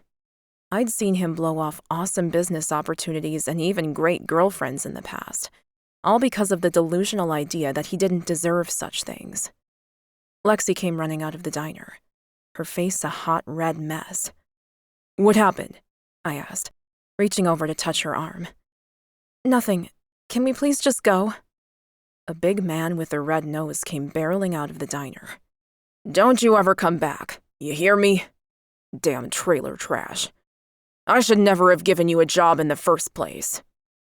Lexie's eyes filled with tears at the same rate anger filled my gut. I reached for the door handle, ready to jump from the truck to tell this guy where to go, but Lexie reached for me, holding tightly to my arm. "No, please, let's just go." "He needs some sense beaten into him," I growled, glaring at the guy hard enough that he had the good sense to take a step back. "No, please," she sobbed. I couldn't fight him now. Lexie would burst into tears, and I couldn't have that. So I put the vehicle into gear and took off. Fighting that asshole was going to make her more upset. And it wasn't like she needed the money. I'd pay for everything for as long as she wanted. I'd worked hard to pay off my half of our house, and despite his resistance, so had Marcus. We were ready for the next stage of our life, in most senses of the word. "What did he say to upset you so much?" I asked Lexie as she frantically wiped at the tears on her face. "Oh, not much more than you already heard," she said. "He said I was a loser, a waste of space, a fat lard." An inhuman growl vibrated through my vocal cords as Lexie stopped speaking to sob once more. I forced my wolf down and spoke softly. "Listen to me, sweetheart. You are the most beautiful woman I have ever seen, and I don't want you worried about money or a new job, or any of that shit, okay? It isn't important." She didn't answer me, instead mopping her face and blowing her nose. She wouldn't be able to understand what I was offering her at this time. Not yet. Not until we explained the fated mate bond. And even then, I wasn't sure how she was going to feel about the ménage à trois component. Until then, all I could do was try and make her feel better. "Let's go to the store, and we'll buy chocolate and ice cream and whatever candy you want. Then go home and watch a movie. How about that?" She wiped at another tear that slid down her cheek. "Why are you being so nice to me?" I pulled the truck into the closest supermarket and turned off the ignition. "Think of it as fate that I found you, and you found me. Now, tell me about you." "What do you want to know?" she asked, her shoulders slouched and defeated looking. "Well, how old are you? Where are you from? Anything you want to tell me." When she didn't start talking, I gave it a go. "Okay, I'll start. I'm 30, an accountant for the largest firm in the city. Love numbers. Don't love my job, but it pays the bills. I'm super close with my family, but can be a bit of a loner. Don't go out much. And I haven't traveled much yet, but would love to start." She gave me half a smile. "I'm 26. Barely finished high school, never went to college. I grew up in the South. Poor. Very poor. Got out when I turned 18, and I've been living hand to mouth ever since." "Let's go." I tilted my head toward the store, then got out of the truck. She came with me, and when she closed her door, I walked around and reached for her hand, walking inside the market with a skip in my step. Then you've achieved more than I have in my whole life, Lexie. I had it easy. Good family, support, college scholarship. I don't know anyone who would have survived the start you got, myself included. You're amazing. She gave me a proper smile this time and moved closer to my side. I felt like a king as we walked into the store, Lexie on my arm, wearing my hoodie. I wanted to tell the world that she was mine, and I'd start with the first person I saw. We made our way to the candy aisle and loaded up on everything I thought we'd like. She only chose one bar, and I laughed. You're kidding, right? Go nuts. Get everything and anything. I respected the fact that she obviously wasn't a taker, but I wanted her to be happy. Marcus loves anything with chocolate and nuts, so grab some stuff for him too. She perked up at that idea, starting to choose more bags and bars of chocolate. We loaded everything into a basket and set off for the registers. Hey, Ollie! A woman's voice called out, and I cringed. I knew that voice. Of all the people to run into. Please play along with whatever I say, I whispered to Lexie. At her small nod, I turned around. Nancy, hey! I put my arm around Lexie's shoulders and pulled her tightly into my side. Nancy, who was a rather stunning female wolf shifter we'd grown up with, sauntered up to us with a come-hither smile on her face. Who have you got there? Nancy asked, giving Lexie an assessing look that would have made most women wither up and die. Lexie cringed, but didn't step away. Instead, she curled into me a little more. I stood straighter, raising my chin. This is Lexie, my mate. Nancy's jaw dropped, and I would have high-fived Lexie if she'd known how much of a win that was. Your what? Since when? Since yesterday, I said with a smile. We were on our way home, so should I give Marcus a message for you, or… Nancy narrowed her eyes. Yeah, just tell him to call me. There was an edge in her tone, and she shot another look at Lexie that held no warmth whatsoever. I put my body squarely between the two women, my protective instinct toward Lexie rising. No problem, I said, gently pushing Lexie toward the registers. Here, honey. I gave her my credit card in front of Nancy, much to Lexie's obvious surprise. But to her credit, she looked at Nancy and said, Nice to meet you. Then she went through the register to collect our candy and tap my card. I nodded at the female wolf shifter, my narrowed eyes daring her to step forward and interact with my mate in any way that wasn't respectful. If she did, there'd be consequences. Nancy must have sensed it, because her body relaxed into a slightly more submissive posture, and she dropped her voice to a whisper. She's human. I shrugged. So? And what about Marcus? I shrugged again. My brother will make up his own mind. Her eyes lit up at the prospect of still claiming Marcus as her own. What she didn't realize was that my brother had never thought of Nancy as more than a friend with benefits. She'd never be his mate, and that should be obvious to her now. I waved at her and walked through the registers to Lexie, whose eyes were flashing with anger. Who was that? A family friend, I said, taking the plastic bags from her. And to answer the question I can see burning in your eyes, have I slept with her? Absolutely not. Her shoulders relaxed slightly at my words, and she walked with me to the truck before suddenly asking, What about Marcus? I opened the door and put the bags inside. You'll have to speak to my brother about that.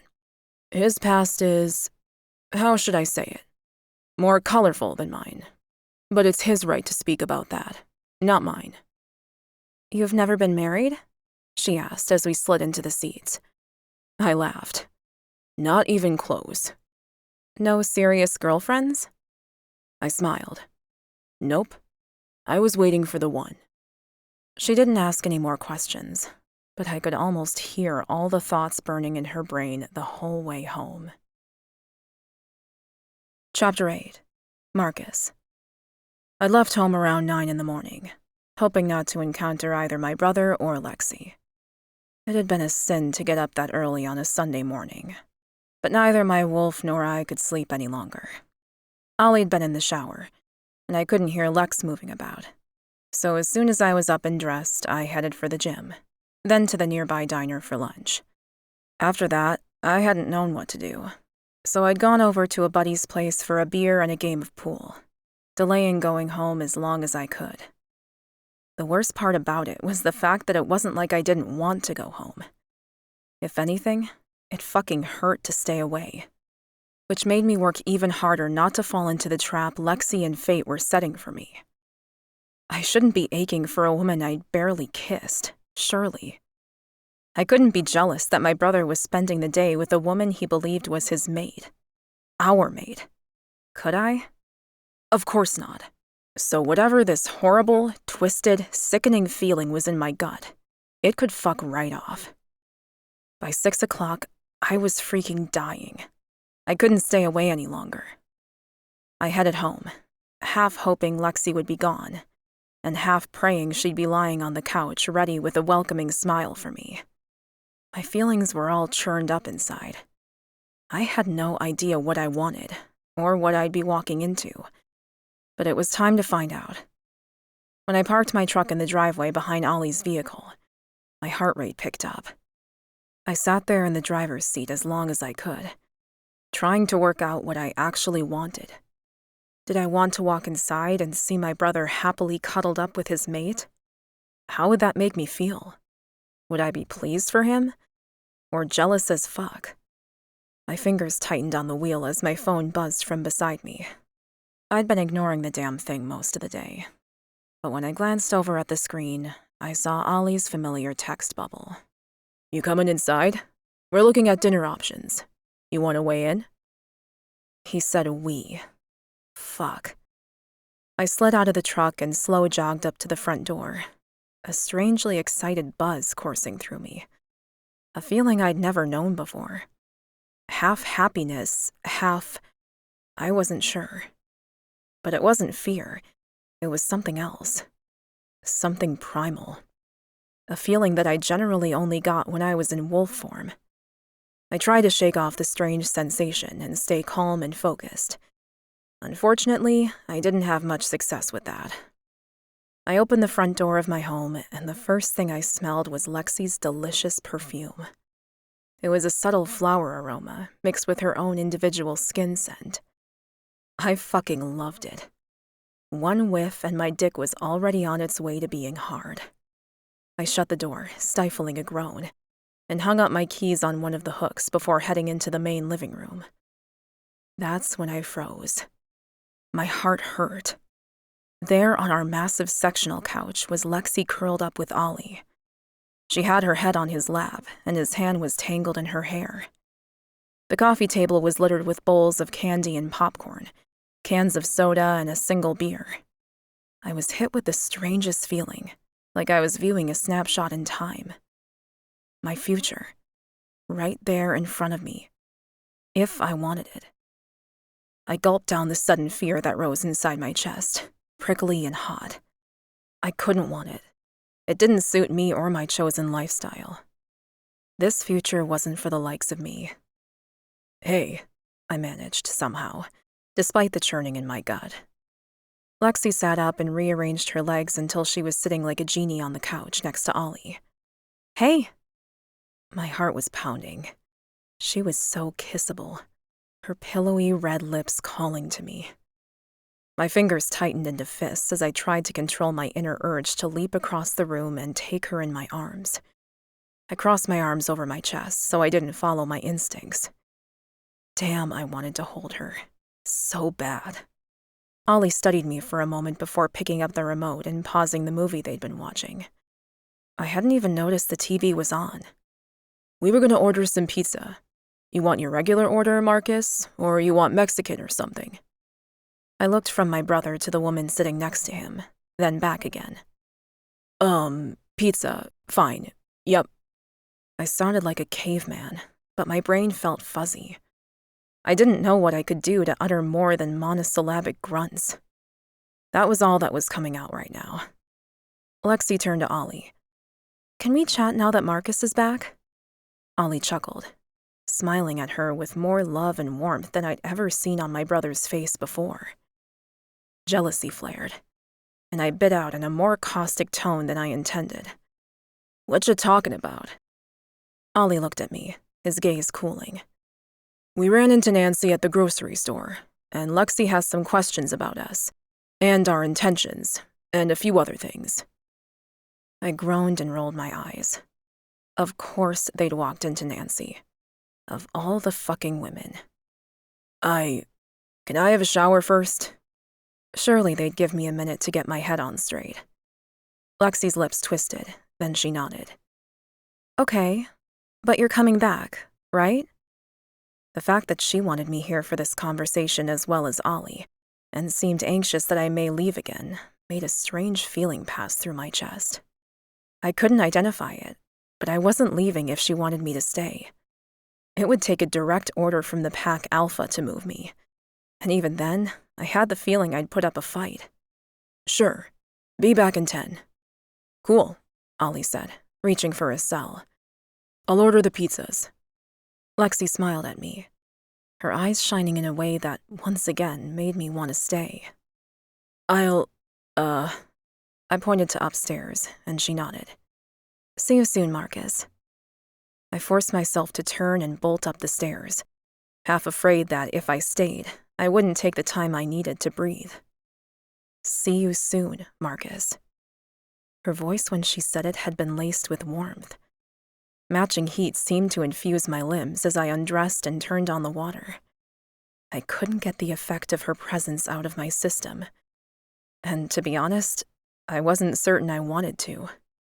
The shower washed away the stress and sweat of the day. I'd really pushed myself at the gym and could smell the effects of it.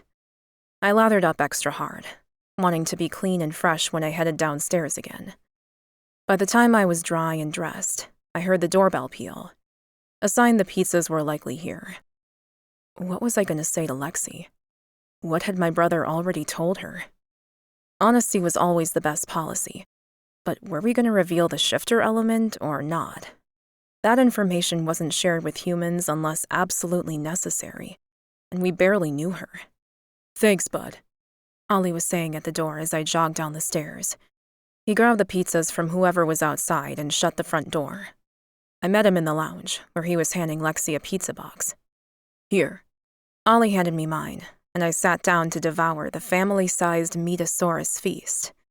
Ollie had his regular order, a supreme with extra cheese, but I was interested in what Lexie had. Was she one of those girls that would order a vegetarian to save calories, then barely eat a bite? She opened her box to reveal a pizza loaded up with ingredients, and a cheesy smell wafted my way. Oh, this smells amazing, she said. Thank you, Ollie. My brother grinned at her, and she got to eating. I glanced over at the half-empty bowls of snacks and had to assume she'd eaten some of those too. Despite myself, I was impressed. She could eat. Thank God. So, what else did you guys get up to today? I asked. Other than candy shopping. And running into my occasional booty call. Ollie opened a can of soda, the crack, pop, and hiss sounding loud in the room. We went over to Lexie's apartment, sorted out her rent, and got some clothes. But you're still staying here, right? I'd asked the question before I was able to moderate my tone. I sounded half desperate. Lexie grabbed a napkin to wipe pizza sauce off her chin. For the moment, yeah. Ollie offered and, well, I'd rather stay here until I can get another job and pay you guys back for everything you've done already. Pay us back for what? I asked. Ollie glared at me. Oh, he'd sorted out her rent issue. Then I looked at Lexie, and her face was glowing red with embarrassment. Shit. Doesn't that asshole diner owner owe you a stack of money? She nodded. Yeah, I went by to get my charger today, but he... well... I narrowed my eyes at her look of shame, then switched to Ollie. What did he do? Ran her off, basically. How much does he owe you? I asked. She shrugged. I don't know exactly. 2 weeks' pay, plus he's held on to all the tips I've made since I started. He said he'd give them to me eventually, but... She shrugged. He hasn't given you any of your tips? For the whole time? At her head shake, I only just suppressed a growl. Figure it out for me, I told her. I'll sort it out. I fucking hated bullies, especially men who preyed on women. Oh no, please don't. I'll just get another job and go from there. I smiled at her, working hard to soften my tone. Could you please figure it out for me? I've got some friends in the industry. I might be able to sort something out for you. A new job? I shrugged. Sure. But if Ollie had his way, she'd never work again. He'd always wanted a woman to spoil, to love, to... Lexie sat up straighter, flicking her long dark hair over her shoulder, and rapidly changed the subject. So, can you tell me more about the twin thing, and the mate thing and everything? She stared between us, waiting expectantly. I reached for a beer that was sitting on the coffee table. I was gonna need one. Well, yeah, sure, Ollie said, putting his half-eaten pizza down on the couch next to him. How much do you know about wolf shifters? Lexie's eyebrows lifted high on her forehead. What? Sorry, I think I misheard. She glanced over at me, confusion clouding her eyes. I glared at Ollie, who said to me, Everything we have to tell her is based on the paranormal element. It won't make sense otherwise. But you know the rules. Ollie sighed and turned to Lexie. What we're about to tell you is a pretty tightly held secret. And although I'm totally comfortable telling you because I want you as part of our lives, if it doesn't work out, you can't tell anyone. Lexie huffed out a soft laugh. I grew up in a biker gang. I've seen more things and held more secrets than most. You don't need to worry about me. A ton of questions immediately popped into my mind. What gang? Why? How? Was she okay? But I put the beer to my lips and swallowed the questions down for another time. Okay, well, basically, Markus and I were born wolf shifters. We're part of a large pack in town that is integrated into the human world here. We're not werewolves, and we don't lose control of ourselves or turn into monsters at the full moon. We can simply turn into wolves and back again whenever we want. There was a lot more to it, of course. Our hierarchy, our strength and speed. Not to mention the fact that the perfect pair phenomenon only happened in shifters. Not only wolves, but also mountain lions and others. But I kept drinking and let Ollie tell the tale in his own way. I don't really believe you, Lexie said, then gulped. But I'm also smart enough to know that I don't know shit about this world. She crossed her arms over her middle in a gesture that looked like self-protection. Can you prove it? Ollie glanced over at me. Mark? I groaned and got to my feet. Why not? I unbuttoned my shirt and kicked off my shoes. If she freaks out or passes out, this is on you, Ollie. I glanced at Lexie, who was staring at my bare chest. You ready? She nodded. Yes, please. I sighed. Okay. But number 1, don't forget that I'm still me. I'm not gonna bite you or attack you or anything dumb, okay? Her mouth tightened, but she nodded again. And number 2. I threw my shirt onto the couch next to Ollie and prepared my wolf to rise up into my flesh. It wasn't difficult to call him forth, as he was never far away, especially when Lexie was around. Don't forget, you asked for this. Chapter 9. Lexie. I wasn't sure why I was humoring these two. They were obviously insane. I should be running for the door, straight back to my tiny apartment and locking myself in tight. But I didn't feel afraid. I couldn't explain it, but instead of fear, or annoyance at being lied to, a growing excitement deep inside me began to spread outward from my belly. I suspected the feeling was amplified at the sight of Marcus's naked chest. Jesus. Wow.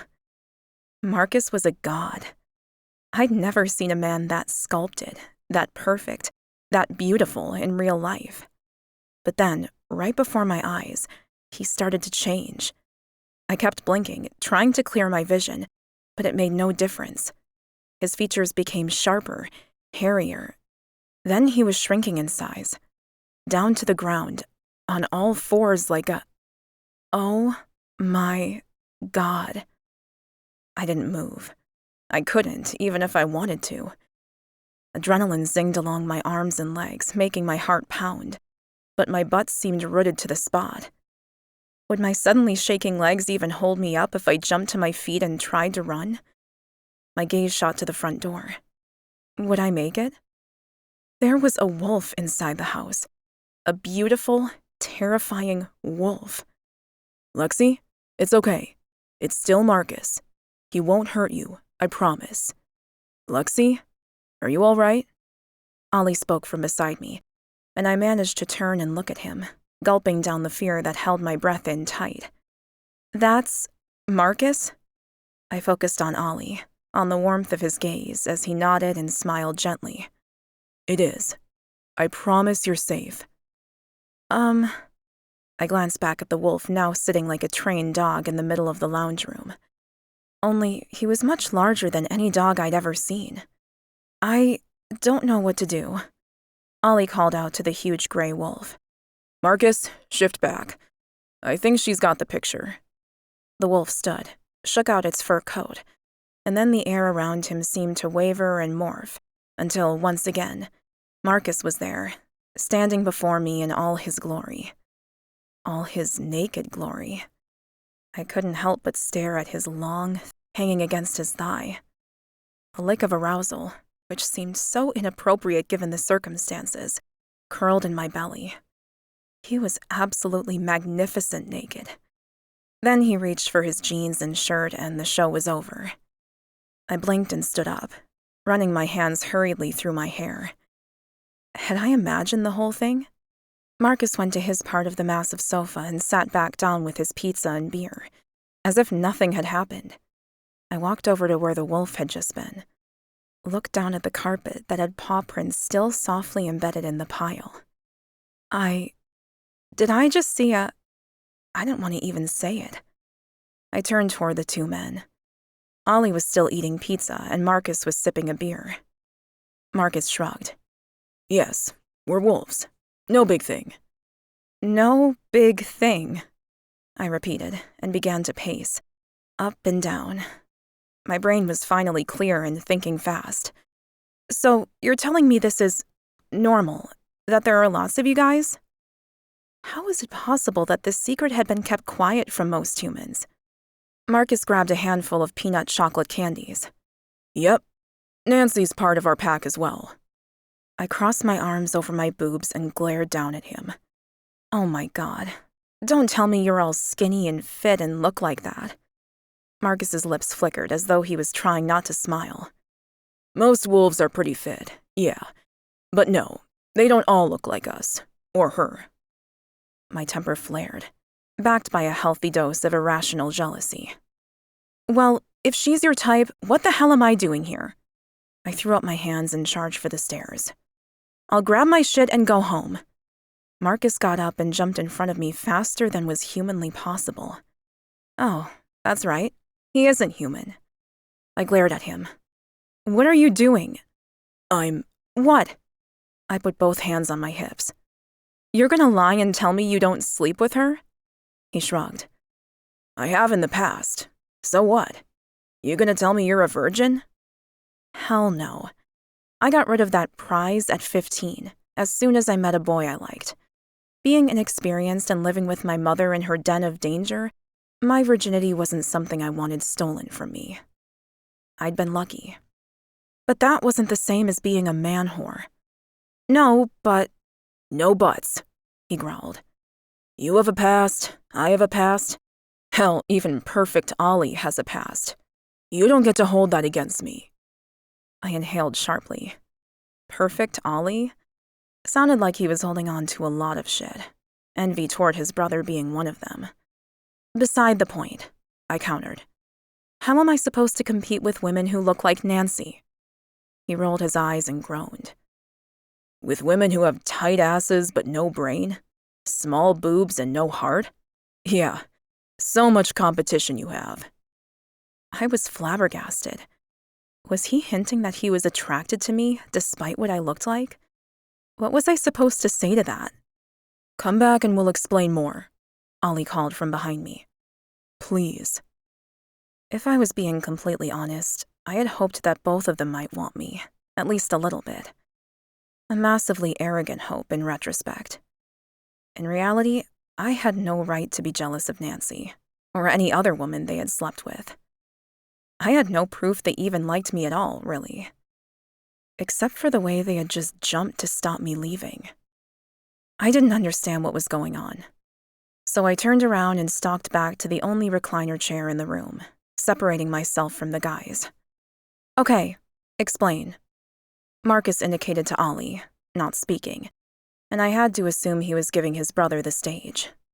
Ollie slid forward, perching on the edge of the couch in a casual, far too sexy way. "Look, this is gonna sound so strange to a human." "You mean stranger than finding out you two can shift into wolves and back?"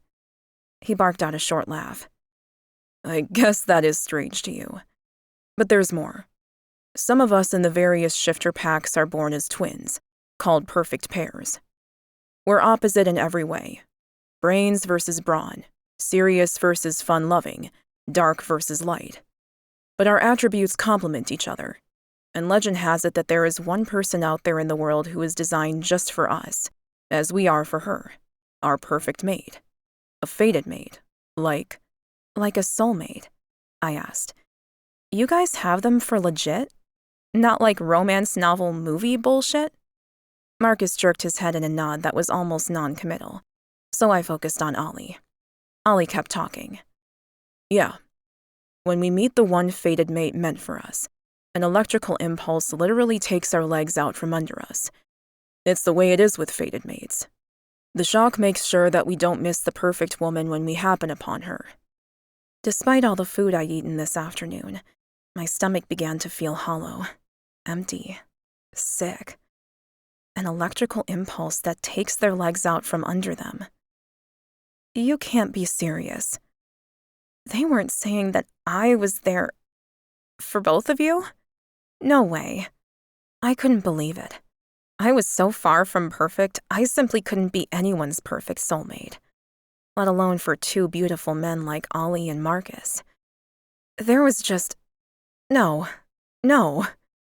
I got up and began to pace and fidget at the same time. I would have looked crazy to an outsider, shaking my head about and twiddling my fingers. But I had so much nervous energy pulsing through me, I had no idea what to do with it all. Ollie stood up but stayed close to the sofa, which I was glad about. I didn't want him crowding me. I was already feeling overwhelmed. "For me?" he said. "Yes, it's true. Everything points to the fact that you're my mate. I've been waiting for you, and desperately want you to stay here. Be my partner in life." I blew out an exasperated sigh. You haven't even kissed me yet. How can you put so much faith into some electric pulsing thing? Ollie's lips spread into a wide grin. "I can change that." And before I could think about the challenge I'd thrown down, he stalked forward, slid his hand around my waist, and pulled me into his body for a kiss. My eyes slid closed as he took my mouth, pressing my lips apart and sweeping his tongue inside. I gasped and pushed closer, wrapping my arms around his neck and kissing him back with all the pent-up need inside of me. He tasted divine, and the way his tongue danced with mine was like he'd kissed me 1,000,000 times before. I didn't stop kissing him, even with all the confusion and worry and grief I'd been through in the past. My old life was finished. I could feel it dropping away from me in the way a snake must feel when it sheds its skin. Slightly uncomfortable, but with relief and freedom following on swift wings. I pressed against him harder, reaching for his shirt buttons. I wanted to feel his hot skin beneath my fingers, explore the gorgeous body I knew was beneath his clothes. But he pulled back, breathing hard. "Stop. We need to talk more. We have more to tell you." I didn't want to talk. I didn't want to have it confirmed that Markus didn't want me. It was obvious he had issues up the wazoo. I'd had the shittiest few days, make that years, and I wanted to feel good for a while before my hopes were dashed yet again. "Please," I whispered, undoing one button on his shirt, then the next. Ollie's eyes flared with hunger. "You're not playing fair. You know how much I want you. You can probably feel it against you." He thrust his hips, and the impressive erection I could indeed feel against my belly mashed even harder, more insistent. I gasped a little at the roll of heat that went through me, and he groaned. "Lexie." I went up on my toes and kissed him on the lips again. The fact that he wanted me so much and believed I was this amazing woman who had been designed just for him was fueling my need. No one had ever declared they wanted me in such a way. "What about Markus?" Ollie whispered against my mouth. "We need to talk about him, about what it all means." I inhaled sharply and pulled back. I didn't know how to deal with Markus, but something told me that leaving him out now would be a huge error. I pulled off the hoodie and tossed it onto the chair, then tiptoed over to Markus. He was standing with his back against the wall, staring at me. His eyes were dark and troubled, blazing with a passion that appeared to be stoked by fury. I tilted my head back and stared up at him. "You don't know what you want yet, do you?" He didn't move to begin with, worry warring with the desire in his expression. Then, at last, he shook his head. I tried not to take offense. If anything, his honesty was refreshing. He wasn't trying to manipulate me into bed or lie about his intentions. What he was really saying was that he couldn't throw his hat into the ring like Ollie was. He couldn't commit to the whole idea about soulmates and forever. Not yet, anyway. Anxiety filled my chest. What if he never could? My breath shortened, but I would not run away. This was one of those life moments. I could sense it. A turning point. Fucking important moment for all three of us. I could actually feel the depth and complexity of it, hanging like a heavy weight in the room, invading my limbs and making the muscles tremble, building fear in the pit of my stomach, increasing the thumping of my heart against my ribs. I took a deep breath and did the bravest thing I've ever done in my life. I pushed my jeans down my thighs and kicked out of my socks. They're gonna think I'm fat. Totally unfuckable. My t-shirt was long enough to cover my ass, thankfully, but that didn't stop my insecurities from rising like a high tide. I could feel my cheeks heating as my face burned with embarrassment. Had I just made a huge mistake? Had I given Markus a reason to run? But Markus didn't seem turned off. Quite the opposite, in fact. I'd never seen such a look of intense need as his gaze raked down my body and legs and back up again. "Lexie, I can't, the future." He was trying to explain, I knew it. But I didn't need him to talk about forever. "Let's put forever aside for now, Markus." My voice was husky. "What about right now?" I smiled at him, I hoped in a seductive way. "What about tonight?" His pupils dilated, and there was a flash of silver that had my breath catching in my throat. What was that? Was it his wolf? He made a strange, growly type noise, then reached for me, sliding his hand under my t-shirt to the bare skin at the base of my spine. I whimpered as he pulled me against his body, the heat of his hand burning an imprint into my flesh. He dropped his head and whispered into my ear, "I've never wanted anyone the way I want you, Lexie. You are the hottest, sexiest," he nipped my ear with each punctuated word, "woman I have ever seen. I can't think of anything better than sing." I grabbed hold of his shirt and closed my eyes, needing the words as much as I needed his touch. Every syllable soothed years of injuries, a lifetime of rejection, before now. "But I don't want to hurt you," he whispered against my ear. I slipped my hands down to his waistline and untucked his shirt. "No buts, please. Just for tonight. I knew it would break my heart if Markus decided he was kicking me to the curb after one night. But he and Ollie were worth the risk. His mouth crashed down on mine, and everything around me faded away. Chapter 10. Lexie. I put everything I had into kissing Markus. He groaned deep in his throat, then swept me up into his arms like I weighed nothing. I squealed and fought him for a moment, clinging to his neck like a cat hanging over a bath. "Oh, put me down, I'm too heavy." But he just chuckled and said, "I bench press a hell of a lot more than you weigh, beautiful. We're taking this to the bedroom." Ollie was on our heels as Markus jogged up the stairs. Being held like this was a lesson in trust. I was terrified of being dropped, not really liking the feeling of being out of control. But tonight was about firsts in so many ways, and I was open to trying anything. When we hit the landing, Markus took me down the hall to his room, then set me on my feet. His room was dark and beautiful, super masculine, with a funky black shiplap feature wall and large furniture. Ollie stepped into the room behind us, his shirt still partially open. "I'm assuming I'm invited too." His tone was slightly hesitant, and I turned my head and reached out my hand to him. "Yes, definitely," I said, looking between the twin brothers. "Though, I have no idea." My cheeks heated. "I've never been with more than one person at the same time before." Ollie laughed and Markus smirked a little. "Well, funnily enough, we've never had sex with the same woman before," Markus said. "But I think we'll work it out." I lay on my back with my head on the pillow, Lexie in my arms. I pressed a kiss to her hair and held her tightly. Happiness, like nothing I'd ever felt, raining down on me. My brother sat up, then pulled the blankets up over us and settled on the other pillow behind her. It was time to sleep, and I wasn't letting Lexie go. I glanced over at my twin, and an unspoken understanding passed between us. The electricity pulses had been right. Ollie had been right. I had been wrong. She was my mate. Our mate. Shit. What was I gonna do now? Chapter 12. Lexie. I woke up to a kiss being pressed against my cheek. "Good morning, beautiful."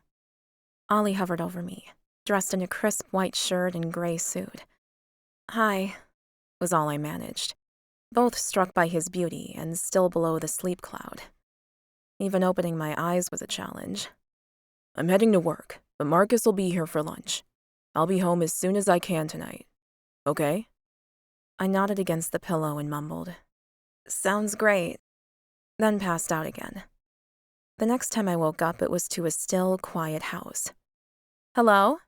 I called out, sitting up in Markus's massive bed and stretching my arms above my head. Waking up naked was strange, feeling the sheets and blankets brushing against my bare skin. I'd never slept completely naked before, without even a tank or a pair of panties. My body ached too, but in a wonderful way. Every move reminding me of the mind-blowing sex and the orgasms that had torn through my body. I slid out of bed, grabbed a skirt and a top along with some underwear out of my duffel bag and bolted to the bathroom. It was strange to think that I didn't have to go to work today. I'd always had a job, sometimes juggling 2 or 3. I believed in earning my way in this world. The very idea that I could just live in this beautiful house rent-free felt, well, wrong. I'd call around today and start looking for a new job immediately. I wanted to be able to pay my way. The shower beckoned and I stepped into the huge space. I smelled of my men, which was a combination of sweat and sex. The scent had me faintly aroused all over again, and I chuckled as I turned on the water and then covered my face with my hands while I waited for the heat to adjust, even though there was no one here to see my embarrassed blush. I'd had sex with 2 men at the same time. I couldn't get over it. And how was I supposed to process the whole shifter animal thing? That was insane. But I'd seen it with my own eyes. I shook my head again and stepped beneath the spray, letting the hot water run down my back. I didn't know where to start with all the strange things I discovered yesterday. There were too many unknowns surrounding my relationship with Markus and Ollie, if it could even be called that after only a couple of days. But I was too happy to worry about such unknowns at the moment. I wanted to enjoy these rare minutes of bliss without having to think about all the obstacles that were in our way. Fated mates. Markus not wanting a mate at all. Me not being a shifter. Them being shifters. Wolves. This was all absolutely crazy. Stop it, I told myself, scrubbing my body clean, then hopping out to dry myself. I may not have currently had a job, but I was determined to make myself useful for them today. Clean the house, make some dinner maybe. I hadn't even seen most of the house. I dressed in a relaxed t-shirt and a long boho skirt I'd pulled out of my bag, enjoying the new sensations making me more aware of my body than usual.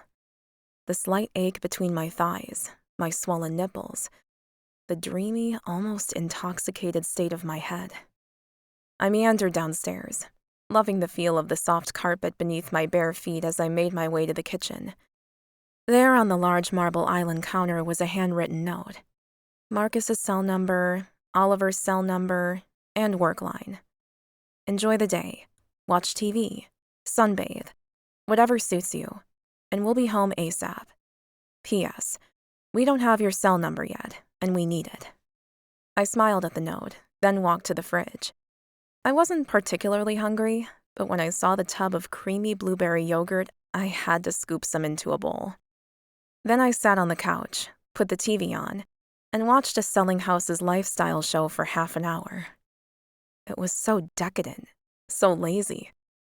I kept glancing around, waiting for the dream to end, for someone to come along and catch me being bad. This had to be wrong somehow, surely. The house was insanely clean. I wasn't sure if the guys had a housekeeper or were just rare men who were house-proud and kept it neat themselves. But the carpet was vacuumed, the kitchen spotless, and there wasn't a thing out of place. It wasn't very homey. There weren't any pictures on the walls or even pillows on the sofa. Minimal, masculine, but truly lovely. There was a knock on the front door, and I jumped. According to the large clock on the wall, it was only 10:30. Would Markus be back already? What time did he start work in the morning? And if it was him, he wouldn't knock, surely. The front door opened and a woman's voice sung out. "Hello? Is anyone here?" I gulped. Who the hell was that? Their housekeeper, maybe? I peeked around the corner and into the living room, not sure who I was about to meet. A woman in her 50s stared back at me. She was slim and strong-looking, with shoulder-length gray hair and dark eyes very similar to Markus's. "Hello," she said, studying me intently. Hello," I answered, stepping into the lounge room. "You must be my son's new maid." My jaw dropped for a moment before I pulled myself together and rushed over to her. "You're Markus and Ollie's mom? It's so nice to meet you. I've heard great things about you." I held my hand out to shake, but she opened her arms and came forward for a hug. When she engulfed me in her embrace, I hugged her back, though a little stiffly, I was sure. I wasn't used to the happy family vibe. I'd always made myself as invisible as possible when I was growing up, glad if my mom and her biker friends forgot I existed. When she finally pulled back, I said, "I was just about to make a cup of tea. Would you like one too?" "Of course. But allow me. I know my way around this kitchen. Probably better than you." She charged ahead, putting on the kettle and taking cups and things out of various cupboards. I followed, wondering if she'd meant to be slightly offensive, then shaking it off. Of course she hadn't meant anything by the comment. It was true. This was her son's home, and she would know their kitchen better than me. I slid onto the stool at the edge of the island. "I'm Lexie, by the way." "Anne," she said, and this time I noticed that her smile didn't quite reach her eyes. "What do you do, Lexie?" I hated that question, but I answered honestly enough. Do for what? A job? I'm a waitress, mostly. What I did to pay my rent didn't define who I was. Quite the opposite. Because you're studying? At which college? Her assumption that hospitality was only an in-between job seemed a bit elitist and made me instantly uncomfortable. I glanced down at the counter, staring at the gray veins running through the marble. No. I didn't finish high school. I didn't even try to get into college. Anne pushed a teacup over the counter toward me. I picked it up and took a sip. She wasn't speaking, and I wasn't sure what else to say. Then it occurred to me that she shouldn't know about me yet. I'd only met the guys 36 hours ago, and as far as I know, they hadn't told their mom about me. My head came up and I studied the woman whose lips were twisted into a strange pinch. Did Ollie call you and ask you to check up on me? She tilted her head. No. Why would you ask that? Oh, I was just wondering how you knew your sons had found their, maid. It was still strange using that word and didn't yet roll easily off my tongue. Anne shifted her weight, standing a little straighter. I ran into Nancy last night, and she informed me that Ollie had declared you were his maid. In Walmart, of all places. I smiled in memory. Yeah, I had no idea what he was saying at the time, but Ollie asked me to play along, so I did. Anne leveled me with the intensity of her next look. But you understand now? I shivered at the strangely veiled threat beneath her words. If you mean about the perfect pairs and the wolf stuff, yes. Wolf stuff, she repeated, spitting out each word. I can't believe they told you. The council won't be happy. I took another sip of my tea. She didn't seem to be asking me a question. She was just muttering to herself. Her eyes flashed silver. Then she said, You're human. You have no concept of nor respect for what we are. My jaw dropped and I put my teacup down. That's not fair, I managed, my temper beginning to ignite.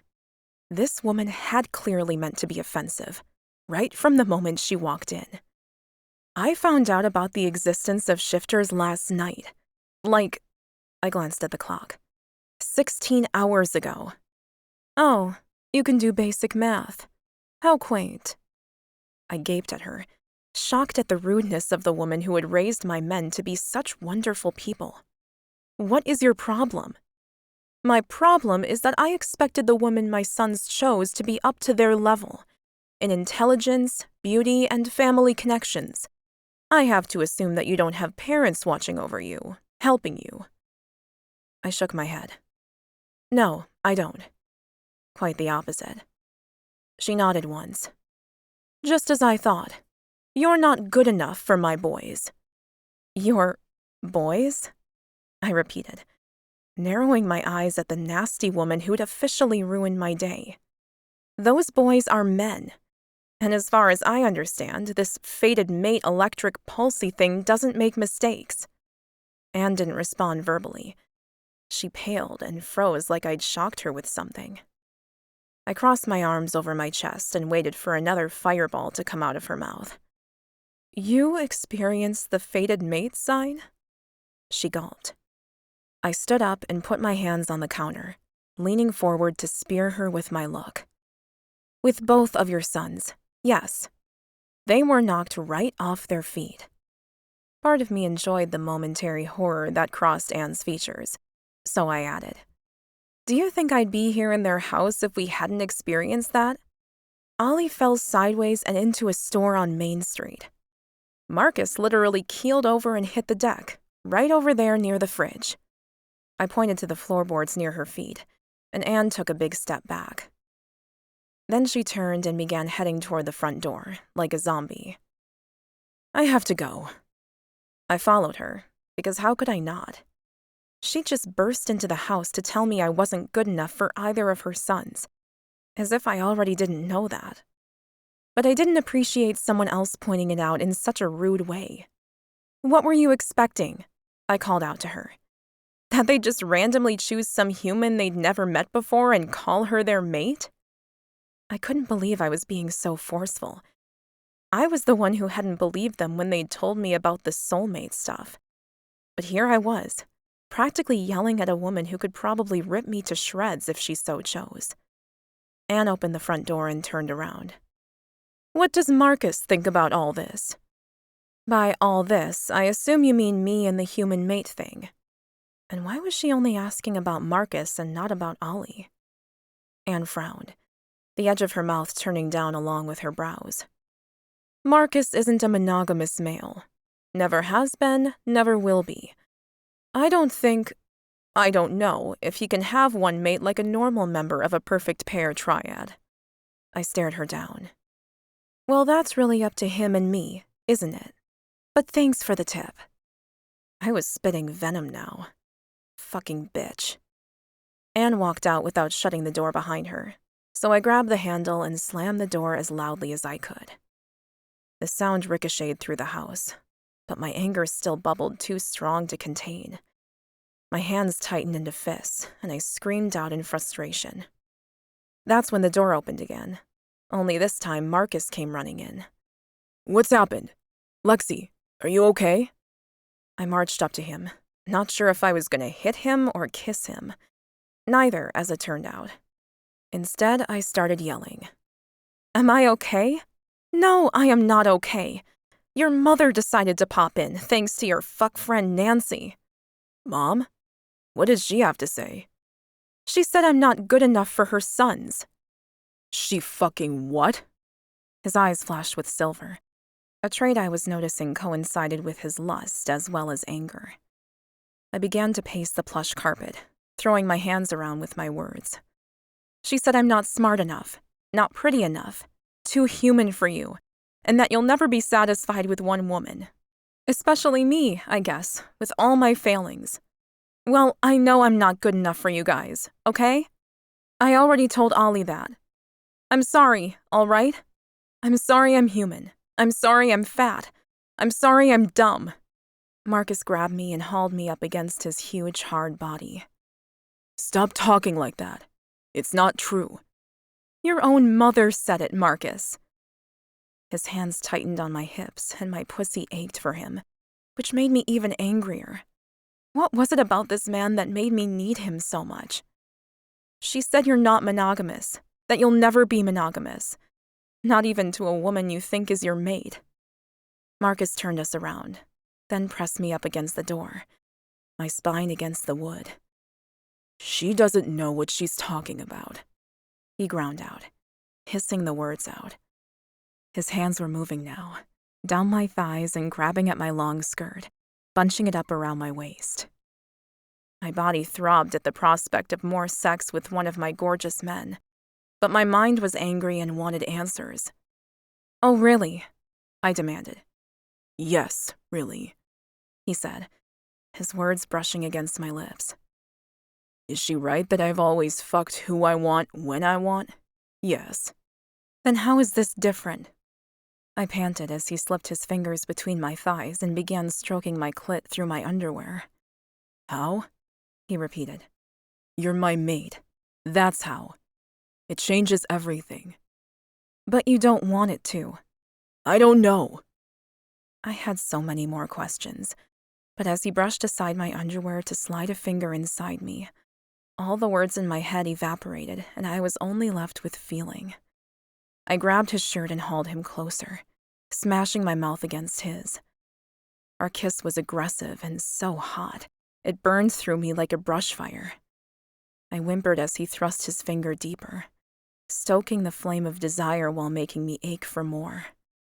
My tongue searched for his, sliding into his mouth while my hands went to the waistband of his jeans, opening his belt and tearing open the buttoned fly. The silence stretched as our breathing slowly returned to normal. "Are you okay?" Marcus whispered against the side of my face. I nodded. "I'm more than okay." He withdrew, and I winced at the tenderness of the flesh that had received more male attention this past 24 hours than it ever had. I reached for my underwear and skirt, dressing again as Marcus rebuttoned and fixed up his shirt that I'd managed to crinkle to the point of no return. I'm sorry about that. Taking you so roughly. He was staring at the floor and seemed genuinely worried that he'd taken me against my will for some reason. Far from it. I smiled at my big, gruff guy. Oh, please don't be sorry. Take me like that anytime you want. His head came up and he stared straight at me. You liked it? I laughed. You couldn't feel me coming around you? Over and over again? Well, yeah, but... He grinned and walked the few steps over to me and kissed me again, but this time with a hint of gentleness in his touch. You really are perfect, aren't you? I let him drag me back to bed for a cuddle before he said he had to return to work, and I dozed off into sleep once more. My body was sated, but my heart was in turmoil. No matter how awful she'd been, maybe Anne was right. Would Marcus ever be able to love me the way I knew I could love him? And where did that leave Ollie? If they came as a so-called perfect pair, would it work if only one of the pair accepted me? Time was the only thing that would tell. Chapter 13. Marcus. I didn't go back to work. I texted the guys to say I had to sort out a family issue, and instead went and saw the diner owner that Lexie used to work for. Despite the amazing sex we'd enjoyed, or perhaps because of it, with my body and emotions in heightened mode, I was full of testosterone and rage. At my mom. At fate. At every person who'd told me that I was a shit of a man and didn't have the heart or discipline to be a decent husband. So instead of staying with the woman I was meant to mate with, I left and drove into town. I was there in mere minutes and found a parking spot right out the front of the diner. It was early in the week, and mid-afternoon, so Main Street was quiet at this time. I hopped out of the truck and tightened my belt another hole. I hadn't tightened it properly after sex with Lexie, being too concerned about her. Damn, that session had been hot. Last night had been amazing enough, but to come home and be able to turn her anger into a way to connect and be close, that had been incredible. To take her so roughly against the wall had satisfied every urge inside me. And while I'd hoped she enjoyed it too, the moment we were done, I'd begun to worry. What if she hadn't enjoyed it? What if she hated it and was disgusted with how I'd just treated her? I'd immediately assumed she would turn away, be horrified at my animal impulses. More than one lover in the past had complained about my passion, especially human women. It was one of the reasons I preferred sleeping with shifters. They didn't look down on me for needing a bit of roughness, or tell me I'd gone too far and pushed them past their comfort level. It made the tenderness Lexie showed me afterwards so much sweeter, knowing she accepted every part of me. When I'd carried her to bed, because she looked like she was half asleep on her feet, she'd wanted to cuddle, to kiss, to touch my face and whisper how wonderful our time together had been. Such a stark contrast to the wildcat who had been in my arms only minutes before. And damn, I loved both sides of her equally. I shook off the distracting thought, though the feeling of warmth toward Lexie remained. A perfect pair like Ollie and me were complementary, but also significantly different men. I always believed it would be impossible to find a woman who would suit both of us, and yet Lexie seemed to have all the fire I required, coupled with the tender and sweet side that calmed me. How she suited Ollie as well, I had no idea, but he seemed just as wrapped with her as I was. I rolled up my shirt sleeves while I leaned against my truck and stared up at the sign above the diner. If the owner was in, he was paying Lexie her money. We didn't need the cash, of course, but she'd earned it. And I had the feeling she'd be one of those women who didn't want to take unnecessarily from others, but needed her own money. More power to her, if she did. I walked forward and pushed open the glass door, the bells ringing above my head. "Hey, take a seat and I'll be with you in a minute." The waitress behind the counter smiled at me. I walked up to the seats at the counter. "I'm looking for the owner."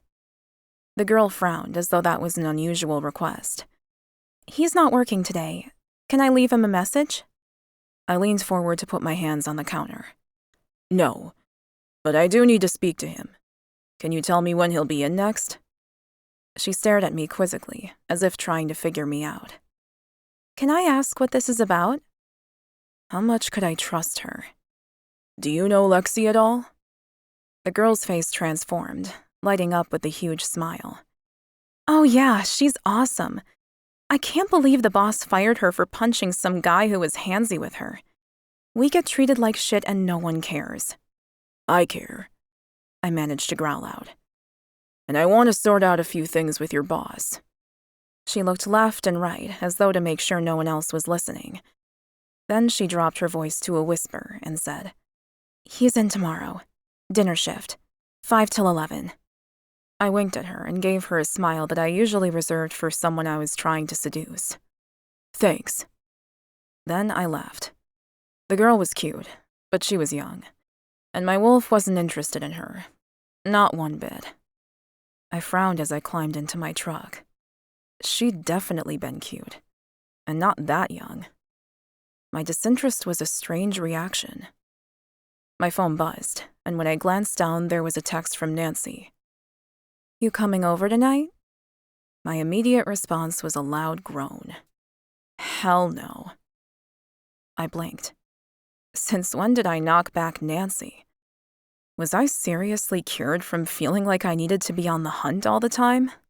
Never satisfied. Was the feeling actually gone? I had to test out this strange theory. I texted back. I'm busy tonight, but can catch up for a drink now. You around? Nancy was a sales consultant and could be anywhere in the city at any time. Yeah, I'm around the corner from my place. You want to come over for a beer? In Nancy speak, that was, do you want to come by for a quick fuck? And maybe I did. I wanted to see what my wolf would do if I gave him the option. I sent back, cool, be there in 10. During the drive to Nancy's townhouse, my gut twisted tighter with every quarter mile that passed. When I finally pulled up outside her place and saw the lights in the window, I couldn't get out of the truck. I tried to. I told myself I wanted to, even if I wasn't sure I did. I sure as hell didn't want to sit there like a stuffed turkey. But my legs wouldn't move. My arms wouldn't reach for the door handle. My wolf remained curled up inside my chest, unmoving. Come on, get out. She's waiting. With a cold beer and a hot pussy.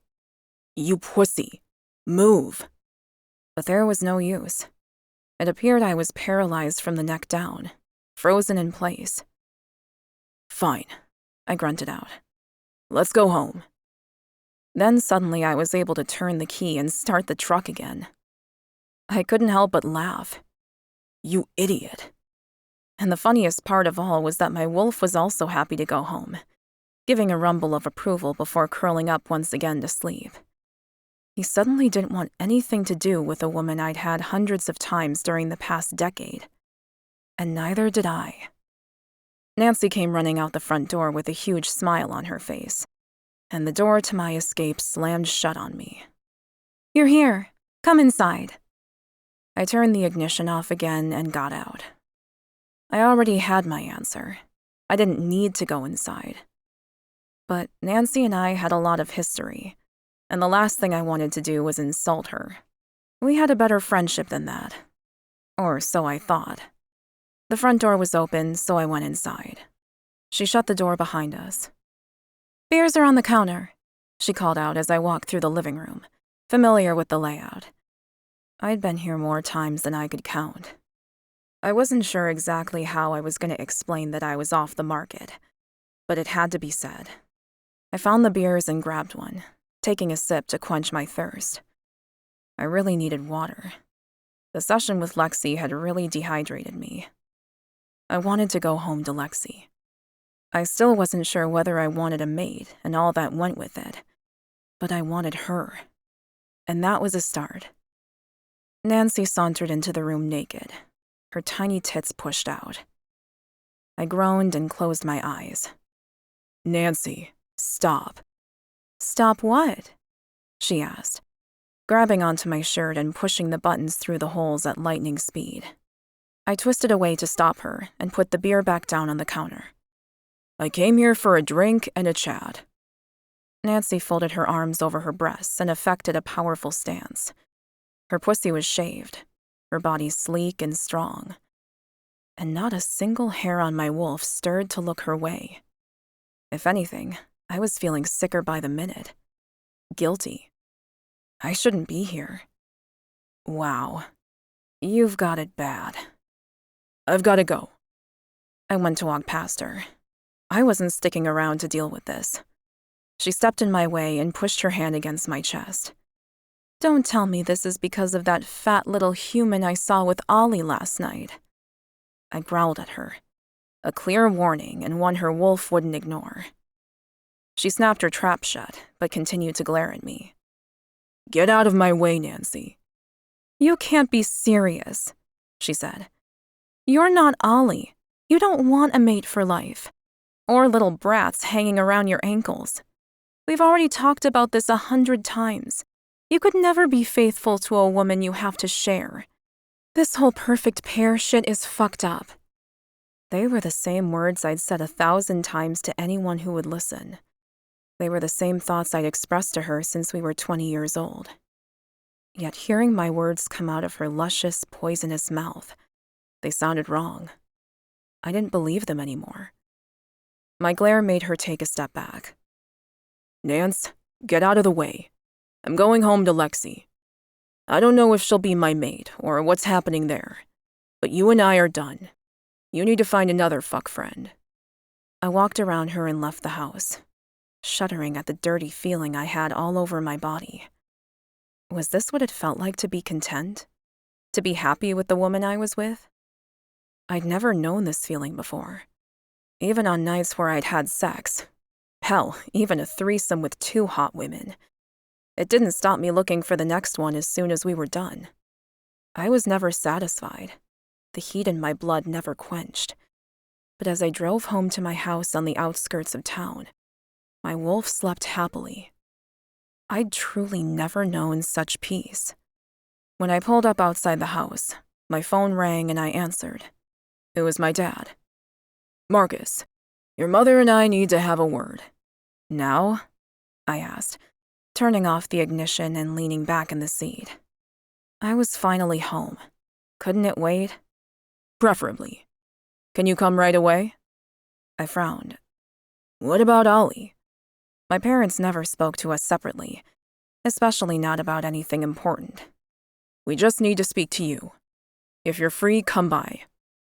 I'm free, I confirmed, aching to go inside, but feeling like my parents' fears needed addressing. Mom had already upset Lexie once. I didn't want her doing it again. We're home, Dad said. So I started the truck once more and set off, hoping that Lexie had found something to occupy her afternoon, because I was learning more about myself today than I ever thought possible. And I couldn't wait to get back to her. Chapter 14. Lexie. When there was another knock on the door, I raced for it. Was it Ollie? Or had Marcus come home again? I missed them, and I wanted to tell them about the interviews I had lined up for this week. I may not be a college graduate, and Anne would probably never like me. But at least their wolf shifter family and friends would never be able to say that I sponged off the twins.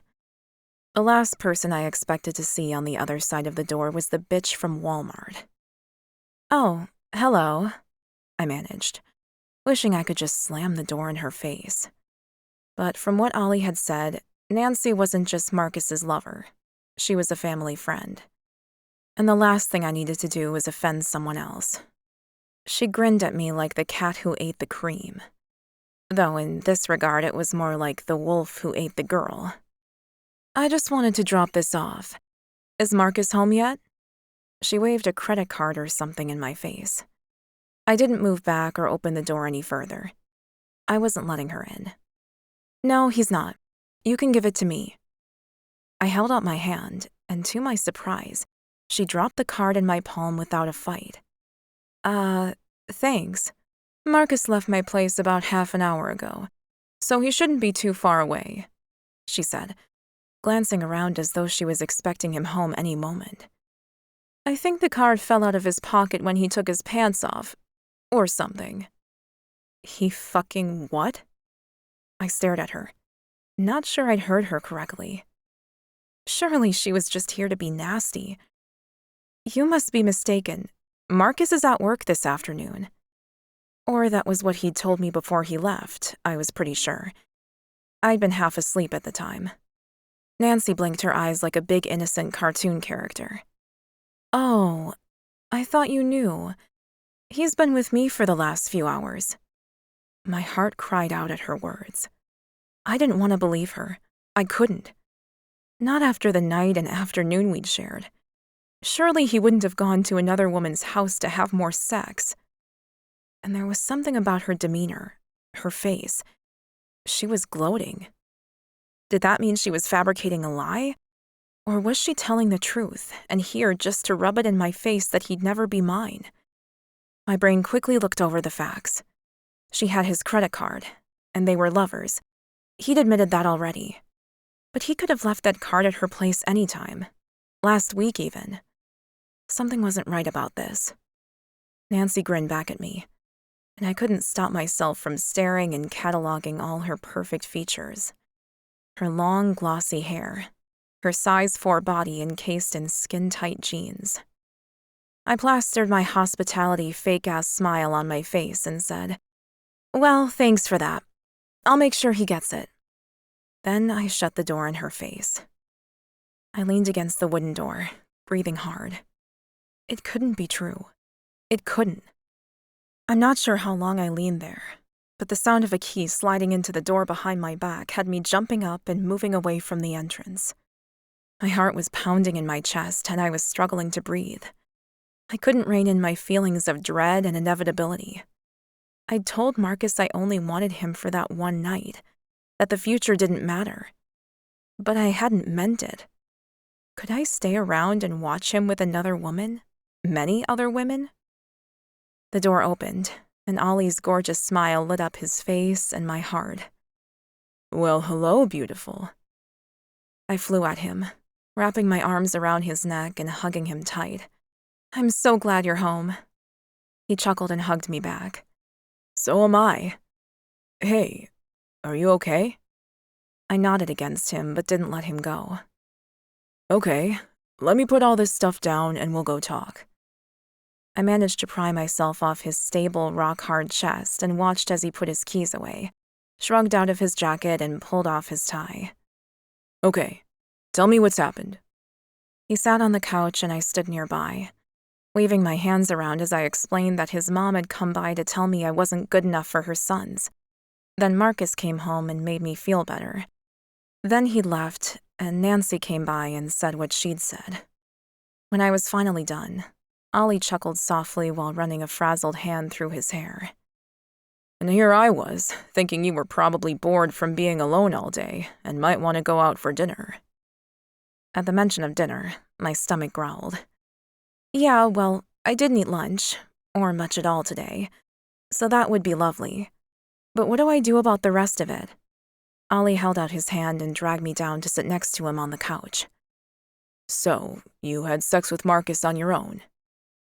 I opened my mouth to reply, then realized I may have made a fatal error there.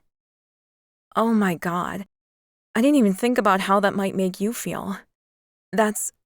I'm so sorry. Is that not allowed?" Ollie cut my face with a hand and drew me closer, then kissed my lips. He hummed before pulling away again. "Of course that's okay. It'll help you two bond. I was just surprised."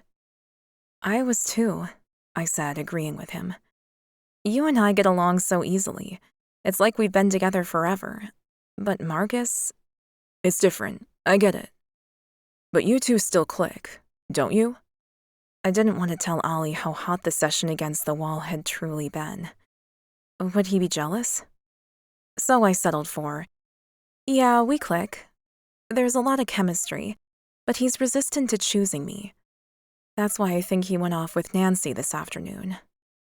Ollie's lips twisted. "You think she was telling the truth? I'll be fucking furious with him if that's the case.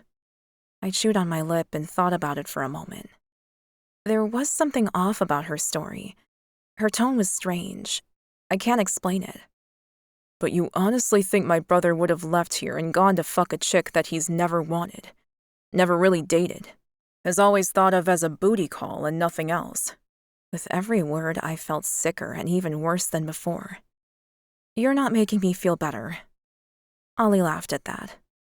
That's because you're a woman. And I mean that in the best way possible. Men can separate heart and body, love and sex. I pouted. I know women can do that too. Obviously, Nancy could. Not me so much, but just saying, it's not just men. Ollie ran his hand over my leg. I know, and Nancy's the perfect example. But what I mean to say is that Marcus has never loved any of the women he's been with.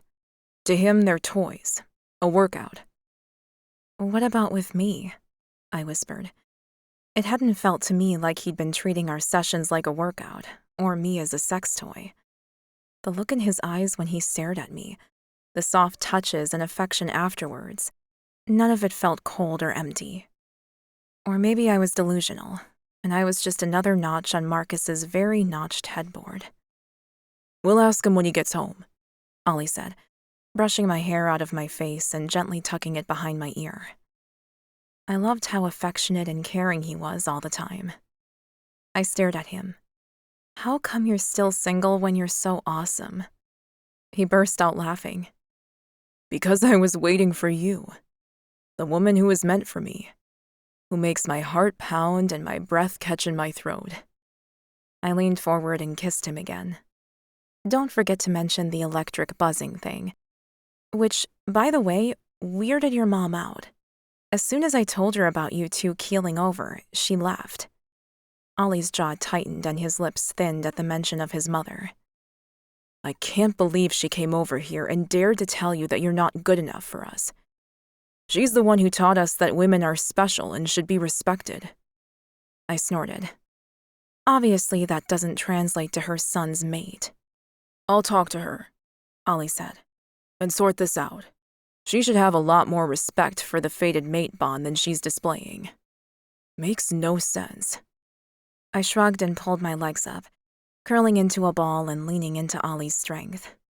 I didn't tell you, I have some job interviews this week. Not just for hospitality stuff, but assistant work as well. Ollie wrapped his arms around me. Sweetheart, I want you to be happy. I don't care if you work or don't work, or if you want to go study or raise babies for the next 20 years. Babies? I repeated, pulling back to stare up into his face. I hadn't thought about... You want kids? How many are we talking? I also hadn't thought about the fact that I could be pregnant already, not until this moment. Should I go and get a morning after pill? As many as you want, Ollie said. As soon as you can. No morning after pill then. Really? But we've only just met. I couldn't believe that this amazing man wanted to commit to me so strongly after such a short time knowing each other. A baby would mean a lifelong bond between us. The thought filled me with a mixture of nerves and excitement. Imagine having a baby with Ollie, or Marcus, or both. They would be wonderful fathers. I could sense that already. He shrugged. That's the best part about the fated mate bond. I don't need to guess whether this is going to work or not. You're meant for me, and I'm meant for you. I closed my eyes as he lifted my chin and kissed me again. Ollie tasted of everything good. Sunshine and lazy Sundays. I never wanted him to stop kissing me. The door opened, and a growling 6'3" dark-haired wolf shifter walked in. That fucking manipulative bitch. I jumped to my feet, my heart pounding like a steam locomotive against my ribs. What's happened? Was he talking about his mother or Nancy? Or both? Marcus turned to Ollie. Dad called and asked me to come over. Just you? Ollie asked, his tone indicating that he was surprised. Just me, he said, the scowl on his face telling me that wasn't a pleasant thing. Uh-oh, Ollie said. What'd you do wrong? Nothing, Markus exploded. They spouted some bullshit about Lexie not being our mate because she's not a wolf.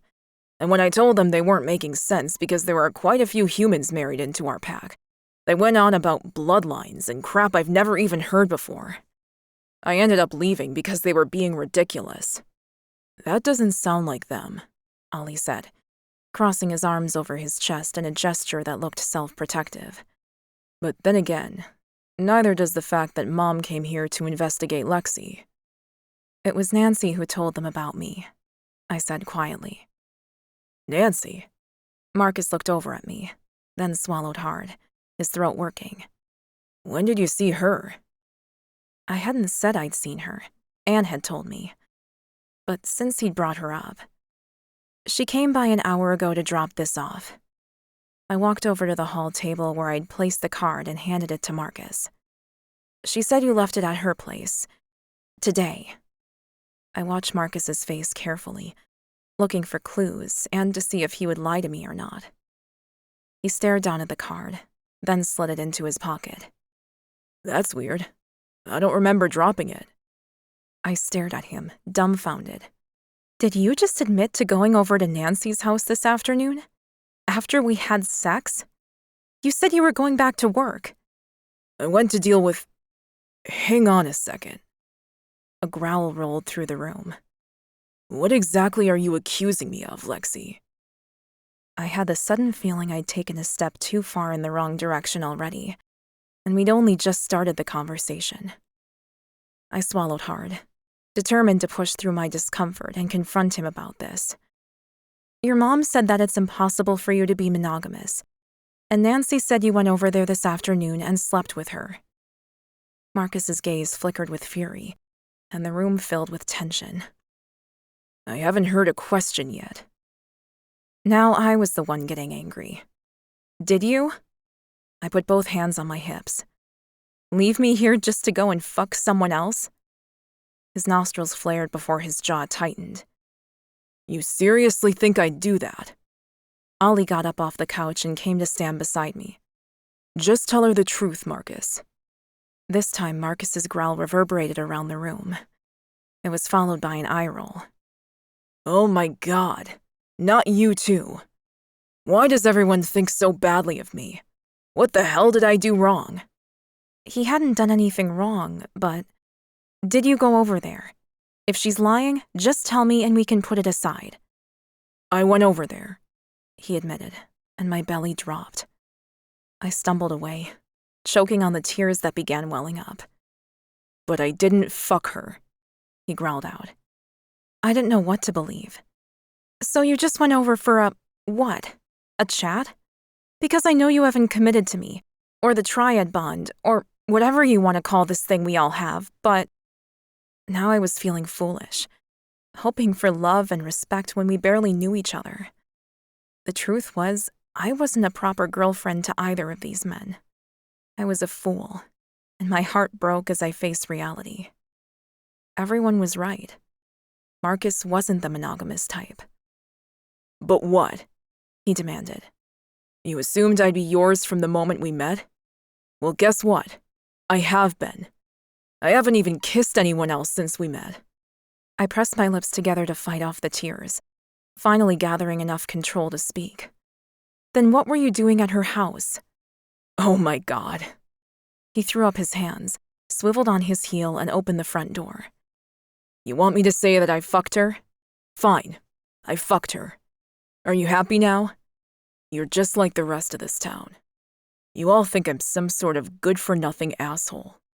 Well, aren't you lucky that you've got the other half of a perfect pair to love you? Ollie's the perfect part, of course.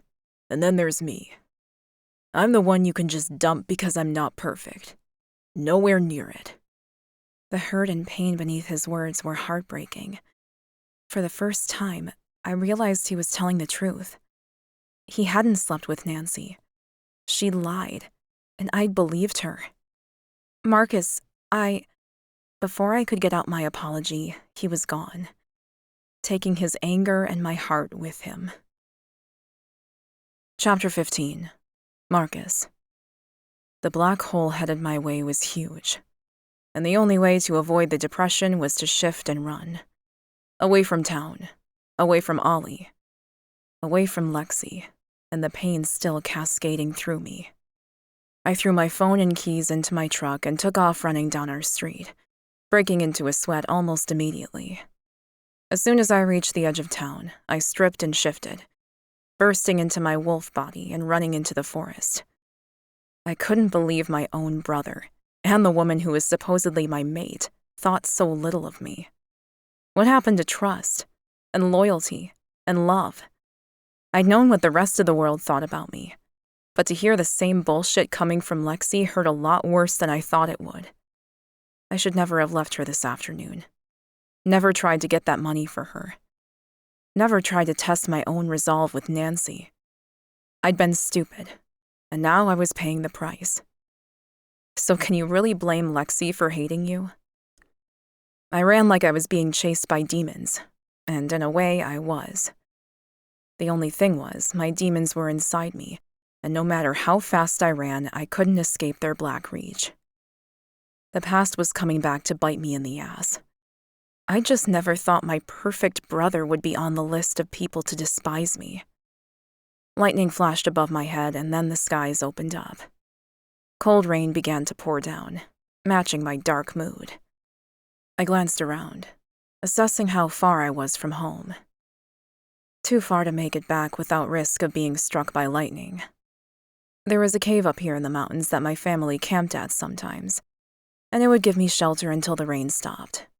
Not that a bit of water bothered me, but the creek would overflow, and drowning was not on my to-do list today. I ran hard, around the trees and up the hill, dodging a mudslide and jumping over shrubs and bushes. When I finally made it to the shelter of the cave, I shook out my fur and walked over to the chest we'd hidden there many years ago. I shifted back to human, shivering in the cold temperature. On opening the chest, I found some old blankets and a sleeping bag we'd left there. A little musty after all this time, but they were dry and would provide some warmth at least. Amazing. I would have thought hikers would have ransacked that stuff ages ago. I began to shake from the cold and the leaching of adrenaline from my system, so decided to set up properly. I put a blanket on the ground, then climbed into the sleeping bag and sat on the ground with my back against the wall. I'd finally accepted the fact that fate might be right, and I might truly have the mate I'd always feared knowing. And yet, once more, my future was totally uncertain. Ollie. Lexie wrung her hands and paced the bedroom floor. Where is he? Do you know where he would have gone? I towel-dried my freshly showered body. No idea. Maybe he went to a friend's house. We ate takeout again because Lexie hadn't wanted to leave the house. She'd wanted to wait for Markus to get back. We called his cell phone, of course, but it had rung out. Then I'd seen it stashed in his truck when I went out to check the vehicle and see if he was sitting out there in the dark. Either he'd forgotten it when he came home, or he'd put it there on purpose so he could shift and disappear. I didn't mention that possibility. I wasn't sure how she was dealing with the whole wolf shifter thing, and didn't really want to test it out when she was clearly so upset. He'll come home when he's calmed down, I'm sure. I tried to speak soothingly. Shall we go to bed? I pointed to my large bed that was just beckoning my exhausted body. I'd had a huge day of stress and multi-million-dollar accounts with problems at work today. I didn't want to talk about it, but I was mentally exhausted. Lexie looked at me, at the bed, then back to me. Can we sleep in Markus's bedroom? I sighed. Because it's bigger? I knew I should have gotten the California King. My brother always made the right choices when it came to comfort. She bit her lip. No, I just want to be there in case he comes home. He will. I tilted my head at her. You know this isn't on you. Markus has worried about sharing a mate with me since we were kids. He hated the idea. And it's weird, because he shouldn't have worried. Women have always preferred Markus to me. He's bigger, more confident, and has more muscles. She smiled. But you're the sweetheart, and Marcus knows that. I sighed. Yeah, and despite the fact he makes as much money as I do, he's always been intimidated by the white-collar versus blue-collar thing. And looking back, our parents probably made that worse by commenting about college and education. Lexie pursed her lips and raised her eyebrows at me. You think? Point taken. Okay, so my parents are a pain in the ass. I'm not sure how to fix that. She shrugged. Depends how much of your life revolves around them. I thought about the pack and the council meetings, growing up around dozens of cousins and friends. They're a big part of our lives. She rubbed her forehead for a moment. Well, I don't know what that's like. I haven't seen my mom in 10 years. I couldn't even imagine that. And from the look on Lexie's face, she didn't want to talk about it. Okay then, let's go sleep in Marcus's bed. If the big idiot comes back in the middle of the night, at least the sheets will be warm. Lightning flashed white, light illuminating the windows, and a second later, a great big crash of thunder hit the sky above our house. Lexie ran over to me. It's been raining heavily like that for hours. Do you think he's safe? I rubbed Lexie's arms and stared out the large bedroom window. Yeah, of course he is. If there's anyone in this world who can look after himself, it's Marcus. But I wasn't as certain as I was making out. Marcus was upset and liable to do something stupid. He was all heart, even though no one knew that about him. He felt things keenly, more than me sometimes. And we'd all turned on him. Even me. Shame filled me. Of all people, I should have been the one to support him. Let's go to bed. I took her hand and walked her to Marcus's room, where the air still smelled like sex. I smiled as I pulled down the covers and climbed in. We can never get rid of this bed. It will always be the place we first had sex together. She laughed at that, crawling into the bed in a white tank top and some underwear. What do you think you're doing? I asked her, mock frowning. She stopped crawling halfway to the pillow. Going to bed? Not like that you're not, I said, pointing at her clothes. Naked, please, now. She stared at me for a long time. She was probably trying to figure out if I was serious. And I waited, naked, in bed. Finally, she crawled back off, pushed her underwear to the floor, and pulled her white tank off over her head. I got a few seconds of perving on her luscious body before she scampered under the covers and cuddled up with me, her ass to my hip. I rolled over to spoon her, pulling her naked body against mine. Damn, you're sexy. She was holding her breath, and I wasn't sure why. You okay? Yeah, did you want to have sex again, or... I smiled into the dark and pressed a kiss to her ear. I wish I could, but I've had one hell of a day. Work was insane. How about tomorrow? She released her breath in a rush, and I knew I'd said the right thing. Oh yeah, definitely. Tomorrow's good. Lexie fell asleep in my arms, and I lay there in Marcus's bed, worried about my big brother and feeling guilty over my role in the pain he was in. The truth was, part of me had always been jealous of him, of his easy way with women, his size and strength, confidence and charisma. But it seemed that beneath it all, Marcus hadn't been coping as well as I'd always assumed. And now, I just wanted him to come home, so I could tell him how sorry I was for not believing in him the way I should have. Chapter 16. Ollie. I didn't go to work the next day, calling in sick, citing a family emergency. My boss wasn't thrilled, but I didn't give a shit. My brother was more important than any job, let alone one I didn't even enjoy. Marcus and I had always talked about working together, me overseeing his company and personal finances, and some freelance work on the side. Maybe now was the time to start changing things up. Only, there was something off in my gut when I thought about Marcus. I couldn't explain it, but when Lexie and I woke up this morning and he wasn't back, my worry grew. Not that either of us had managed much sleep at all. "Something's wrong. I can feel it," Lexie said in an echo of my own concern. She was audibly shivering, even though I had the furnace cranked up.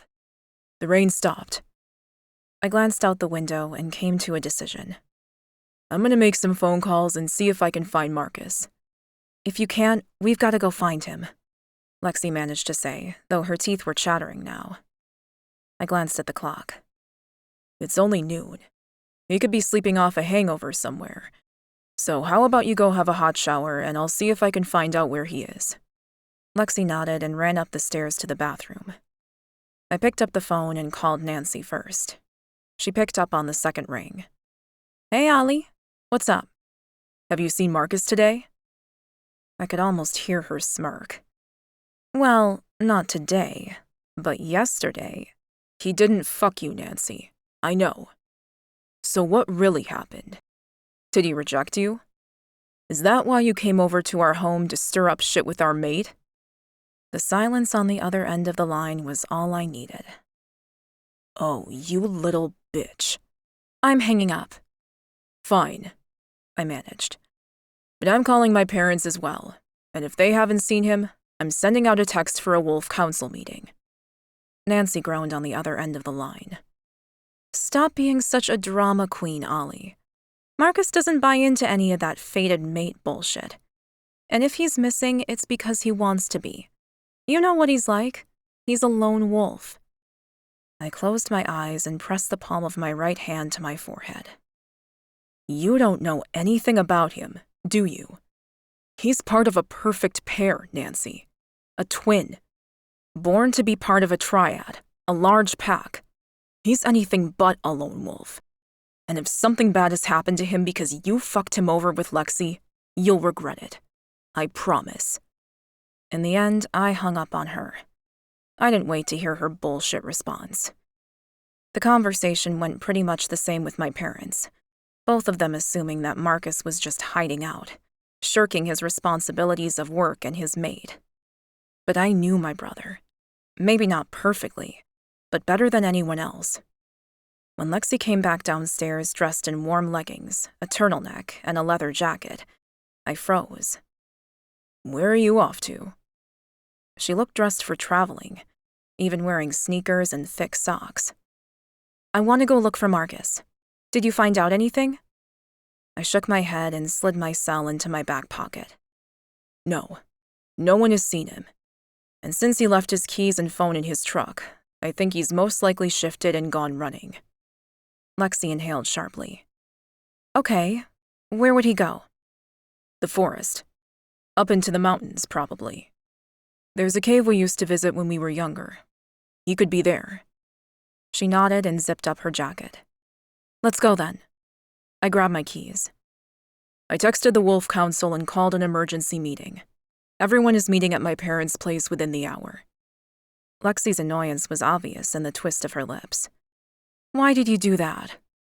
"Safety in numbers," I said, locking the house and following Lexie to the truck.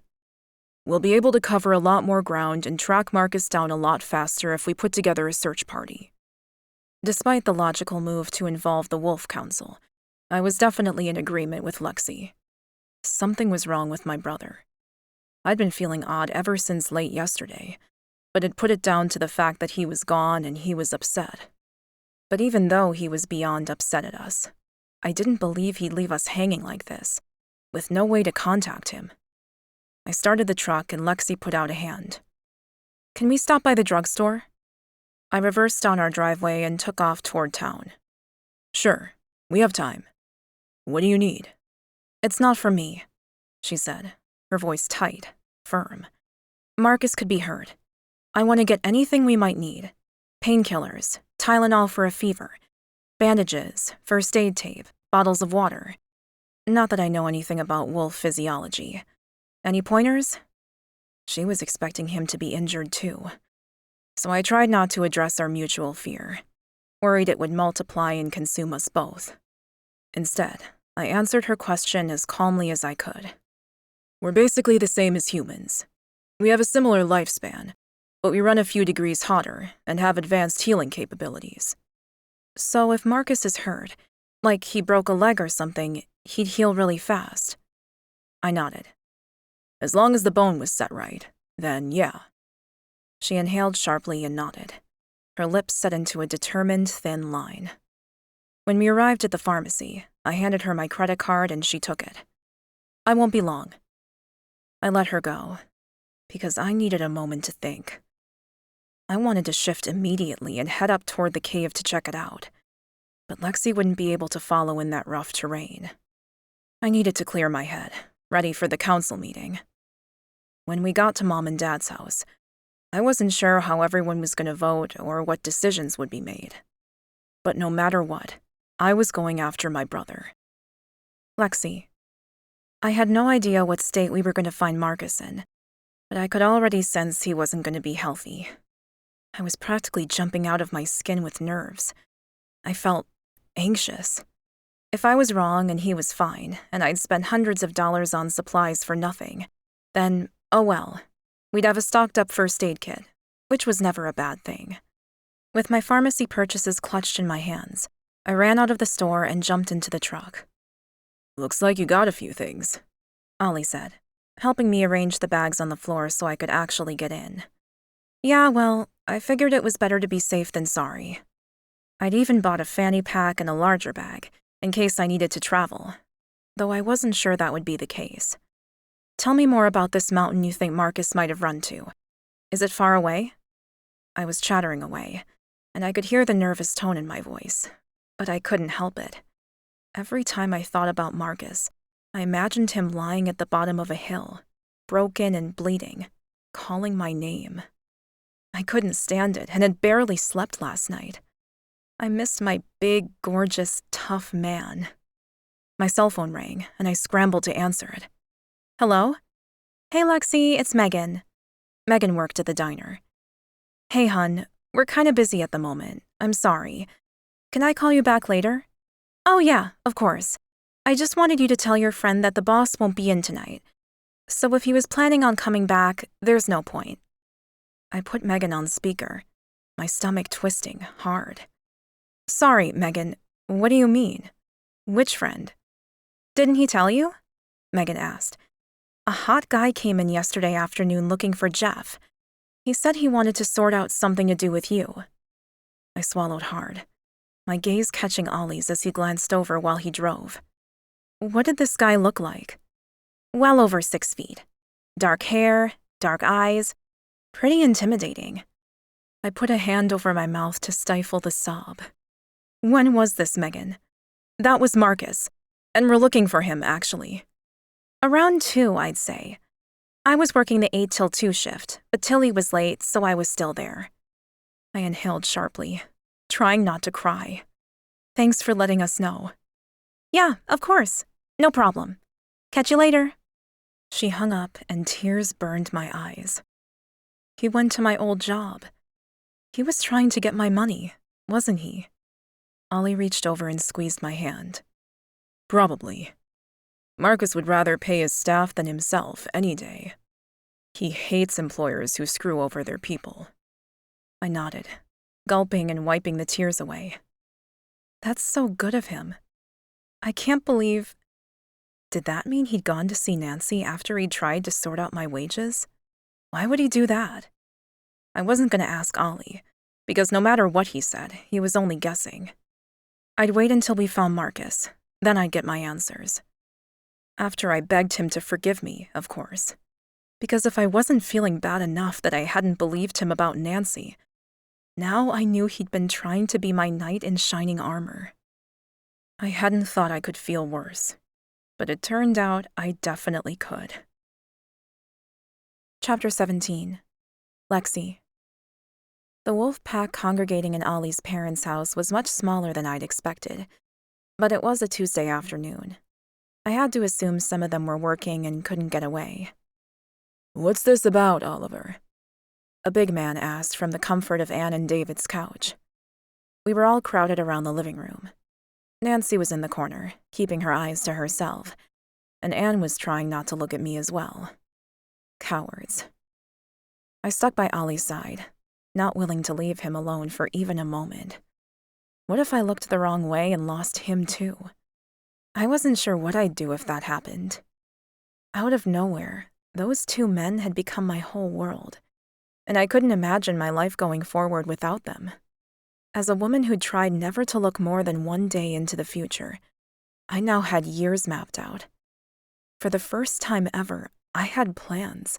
I had something to look forward to, a place where I belonged, people who loved me, or at least wanted to build a life together. I'd finally gotten something worth holding on to, and I wasn't going to lose it. Not now, not ever. Markus is missing, Ollie said, answering the man's question. I'd like the pack to help me look for him. The big guy shifted on his chair. He's only been gone, what, a day? Not even 24 hours. Surely it's possible that he's just hunting, or dallying with a shifter from another pack. Markus has been known to do some wild things. There was a general mumbling of agreement, and Ollie grabbed my hand, pulling me closer. Markus is my twin, and Lexie is our fated mate. We know something's wrong with him. We can both feel it. The big guy on the couch glanced at me, then threw a pointed look at Ollie's parents, then back at me. Well, no one mentioned that before now. Welcome to the pack, my dear. But I don't see how either of you can feel anything that would make me endanger our pack. You know a storm is predicted for this evening. The forest will flood and trees will come down. People could get hurt. People? What about Markus? He was still out there. I kept my mouth shut because I was the outsider and didn't know most of the men and women standing around the room.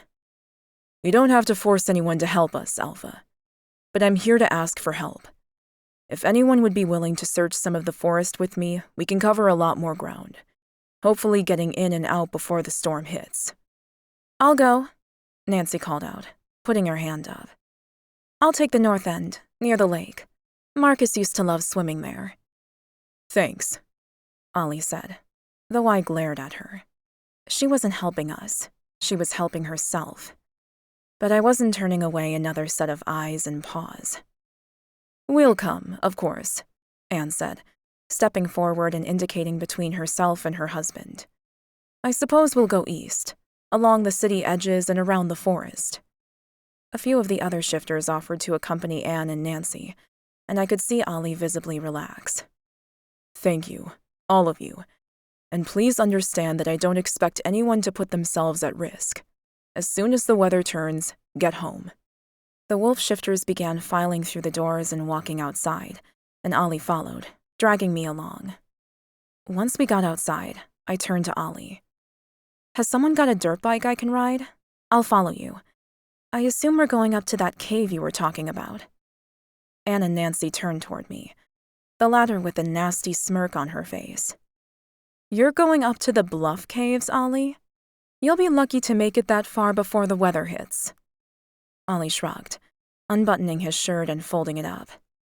I have to try. If there's anywhere Markus went to wait out the storm, it'll be the cave.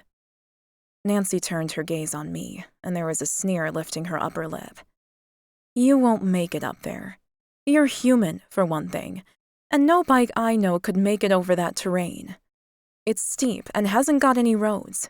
You need to be a wolf shifter to travel through the forest. You want to bet? Nancy turned to look at Anne, who was nodding with an oddly triumphant look on her face. Then Anne said, Nancy's right. You don't belong here, Lexie. Go home, or wherever it is that you sleep. Fury roared up inside my head. I sleep right beside your sons, Anne, and I suggest you get used to that idea. Nancy opened her mouth to speak, and I pushed my hand out and snapped at her. No, you two listen up because it's my time to talk. I've been riding bikes and patching guys up since I learned to walk.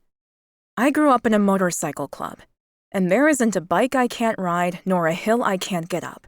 So you can just shut your faces. I could feel Ollie beside me, shifting nervously from foot to foot, but I didn't take my eyes off the two women in front of me. It was their fault that Markus was missing, and it was time I put them in their place. You better watch who you're talking to, Anne growled at me, the silver of her wolf flashing in her eyes. I dug deep into that place that was hardened by a childhood that I wouldn't wish on anyone. My man needed me, and no one was leaving me behind. I stepped forward and glared at the woman who would be my mother-in-law and growled right back. Anne, you better watch who you're talking to. If you don't get your shit together, you won't be seeing any of your grandbabies. And yes, your son here has made it clear we'll be having kids as soon as possible. So is that what you want? To miss out on seeing them grow up? Anne's eyes widened. Then her lip quivered, as though she hadn't thought about the fact that by ostracizing me, she would lose so much more. Good.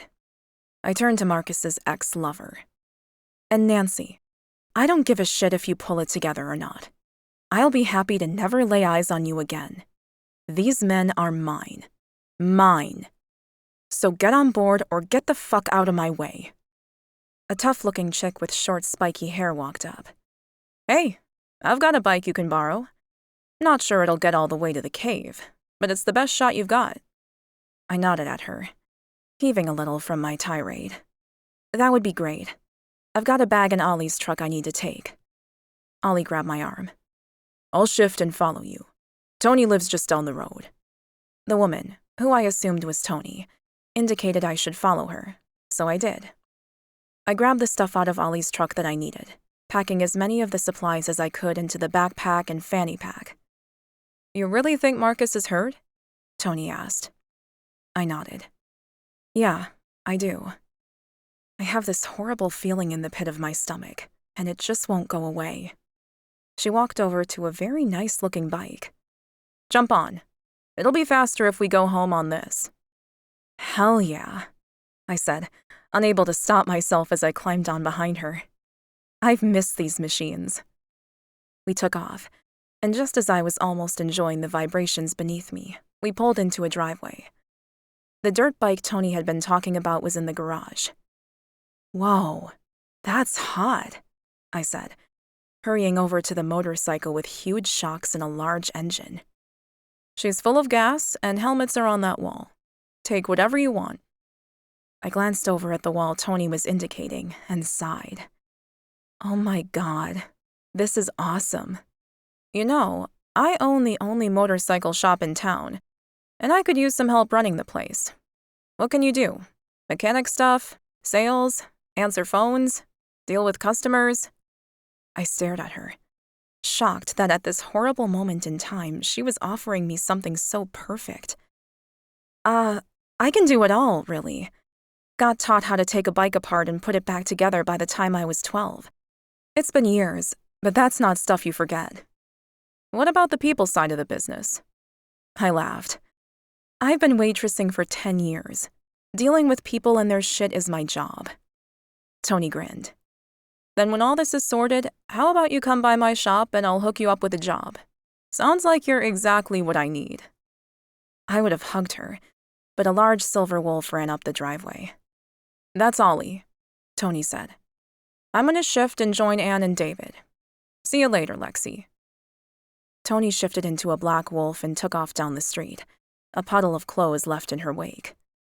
I shook myself, still not used to the sight of a human morphing into another creature. I grabbed a helmet, slid it on, and jumped on the huge dirt bike. You run, I'll follow. Ollie's wolf nodded, turned tail, and took off. I revved the engine and followed him. And for the first time in my life, I was grateful for the upbringing and knowledge I'd been taught along the way. Chapter 18. Lexie. Anne and Nancy hadn't been joking about the steepness of the mountain. It was truly one of the hardest rides of my life, but I didn't think of turning back once. We needed to find Marcus. My mate was in trouble, and I was up to the task. Ollie took his time on the ascent, sniffing trees and looking for Marcus's scent, I assumed. His pace also gave me time to catch up. Tony's bike was truly fantastic. She'd been right to say it was one of the few machines that would be able to handle this terrain. Some of the inclines were so steep, I had trouble staying on the bike. Amidst all the worry, though, pleasure at being back on a motorcycle simmered beneath it all. I'd forgotten how much I loved to ride. but the going was hard. I rode through muddy ditches, navigated steep cliffs, and slipped between dense foliage. I kept up with Ollie, though my heart ached with fear for Marcus, and my arm muscles screamed due to the strain and lack of recent practice. When the wind began to blow so hard I could barely keep the machine upright, I started to freak out a little. That was the first time I began to doubt whether I had what it took to make it to the cave. Then the heavens opened up, and the only thing I could be grateful for was the helmet visor that kept the rain off my face. I pushed my fear down. We were almost there. I could feel Marcus's need growing the nearer we got to him. We couldn't turn back. After a particularly steep section, Ollie ran over to me, panting hard. I yelled out to him, screaming over the noise of the storm and the bike. "Keep going. Get us to that cave." Ollie barked and charged ahead. We kept going, and then finally, Ollie pulled up outside the entrance to a cave, large and black, with sharp rock edges defining the space. Relief soared through me. We'd done it. We'd made it. Please let Marcus be here, and please let him be okay. I dismounted and pushed the bike over a large rock, forcing the machine those few final feet. Then finally, I reached the mouth of the cave. As soon as I was out of the rain, I parked the bike against the wall at the cave's entrance and pulled off my helmet. "Marcus?" I called out. Silence answered, and my heart sank. I was soaked, though my leather jacket had luckily kept my upper body a little bit dry. Ollie shook out his fur coat by the edge of the cave, then shifted back, his human body dripping wet. He shook his hair and brushed it back off his face. "I'll get dry. You check for Marcus." I unzipped my jacket and pushed it off my body, sweat covering my face. "Marcus?" I called again, this time directing my voice into the depths of the cave. I couldn't see a thing, and I stupidly hadn't thought to bring a flashlight with me. It wasn't night yet, but with the cloud cover and the rain, it was almost pitch dark inside the space. I crept forward, blinking my eyes to adjust to the dim light. I gasped as a man lying in a sleeping bag on the floor became visible. "He's over here," I called out to Ollie, rushing forward to press my hands to Marcus's face. Burning hot. That wasn't good, even if a wolf shifter did run hotter than a human. Marcus was shaking and sweaty, clearly in a fever state. Ollie came over, wrapped in a blanket. He knelt by his brother's side. "What's wrong with him?" Worry laced his voice. I had to see Marcus better. "The bike. I'm going to turn the headlight on so I can see him properly. We need to make sure he's not injured." I raced over to the motorcycle and repositioned it before turning on the ignition and flicking on the headlight. The whole space was lit up as I grabbed my backpack and rushed back to his side. "Let's unzip him. I want to check if he's cut or bleeding." I unzipped the sleeping bag as Marcus shuddered, his teeth chattering. "He's got a fever," I said to Ollie. "He's shaking like he's cold, but he's sweating." Of course, the one thing I didn't buy was a damn thermometer. I put my hand to his forehead, and he was burning up. Fuck, that's hot. I checked over his body and couldn't see any wounds or blood. Okay, no external injuries. Good. Let's get some water and Tylenol into him. With Ollie's help, we managed to sit Marcus up and force some water and fever-reducing medication down his throat. I found more blankets and got him out of his soaked sleeping bag, wiped him down with water using the bandages, and wrapped him in blankets again. When he was as comfortable as I could make him, I walked over to the mouth of the cave and stared out into the forest. The rain was still coming down hard. It was a wall of water, and I found myself grateful for the fact that Marcus had chosen somewhere high and dry to hide. We'd be screwed if we were somewhere low on the mountain. "What are you thinking?" Ollie asked, walking up beside me, still wrapped in a blanket. Just that we're lucky to be so high, really." Ollie put his arm around me. "You're a true optimist, aren't you?" I smiled, not able to laugh at a time like this, and cuddled into Ollie's warmth. "I brought my phone. Do you want to call your mom?" He sighed and kissed the top of my head. Probably a good idea, if we can get reception. But no one will make it up here tonight. I think we're gonna have to camp out. I agree. I'll check out that chest and see what other supplies I can find. I pulled my cell phone out of my fanny pack and handed it to him.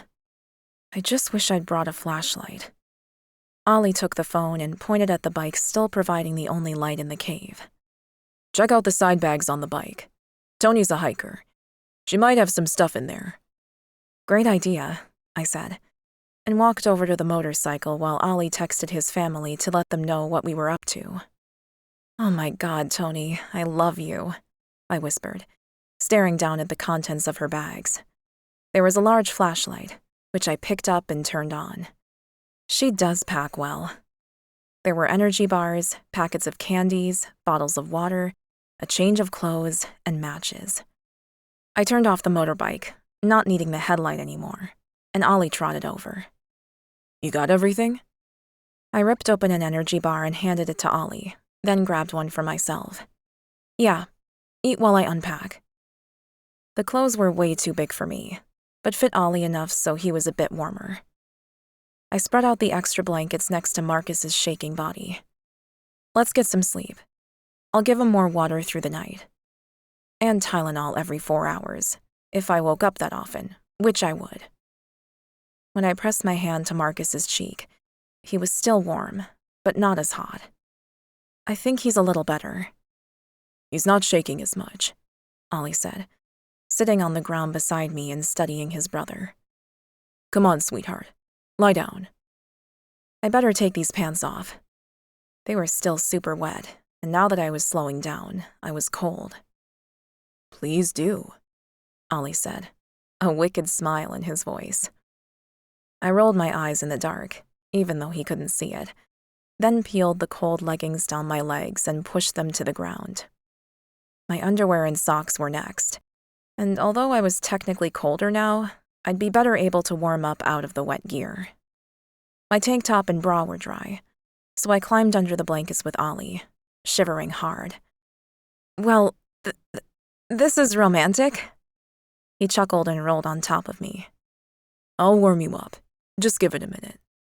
Ollie was heavy, but I clung to him, loving the reassurance of his body heat and heartbeat against me. And slowly I began to warm up, the cold seeping out of my bones and letting my muscles relax. Ollie must have felt it because he slid off me, rolled us both toward Marcus, and spooned me from behind. I reached out for Marcus, touching his rapidly cooling skin. Relief crashed over me. You're not allowed to leave me, you understand? I whispered to Marcus. I need you both.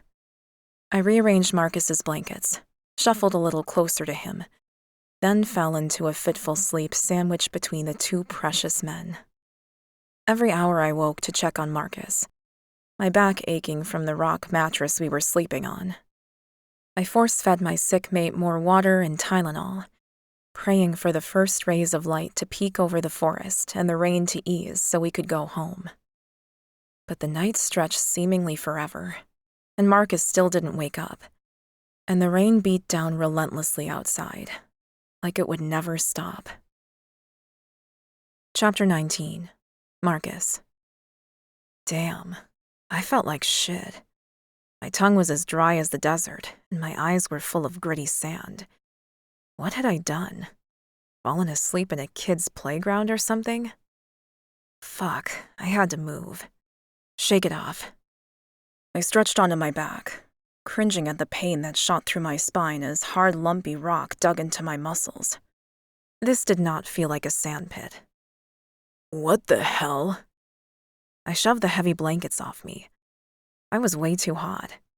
Since when did I sleep under so many layers? Marcus? Marcus! Lexie landed on top of my chest, her head against my heart. I wrapped my arms around her, relief that she was here with me flooding over me.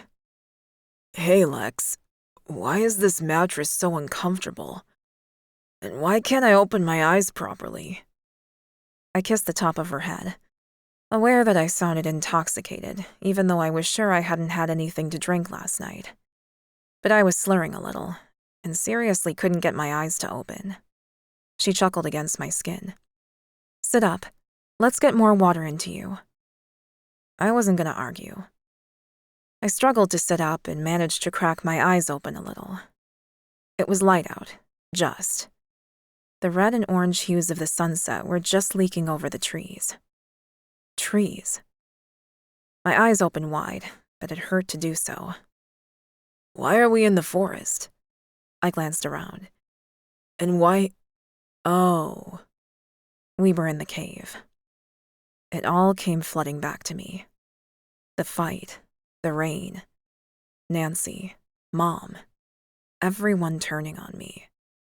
Here, drink this, and eat, Ollie said, pushing a packet of candy into one hand and a bottle of water into the other.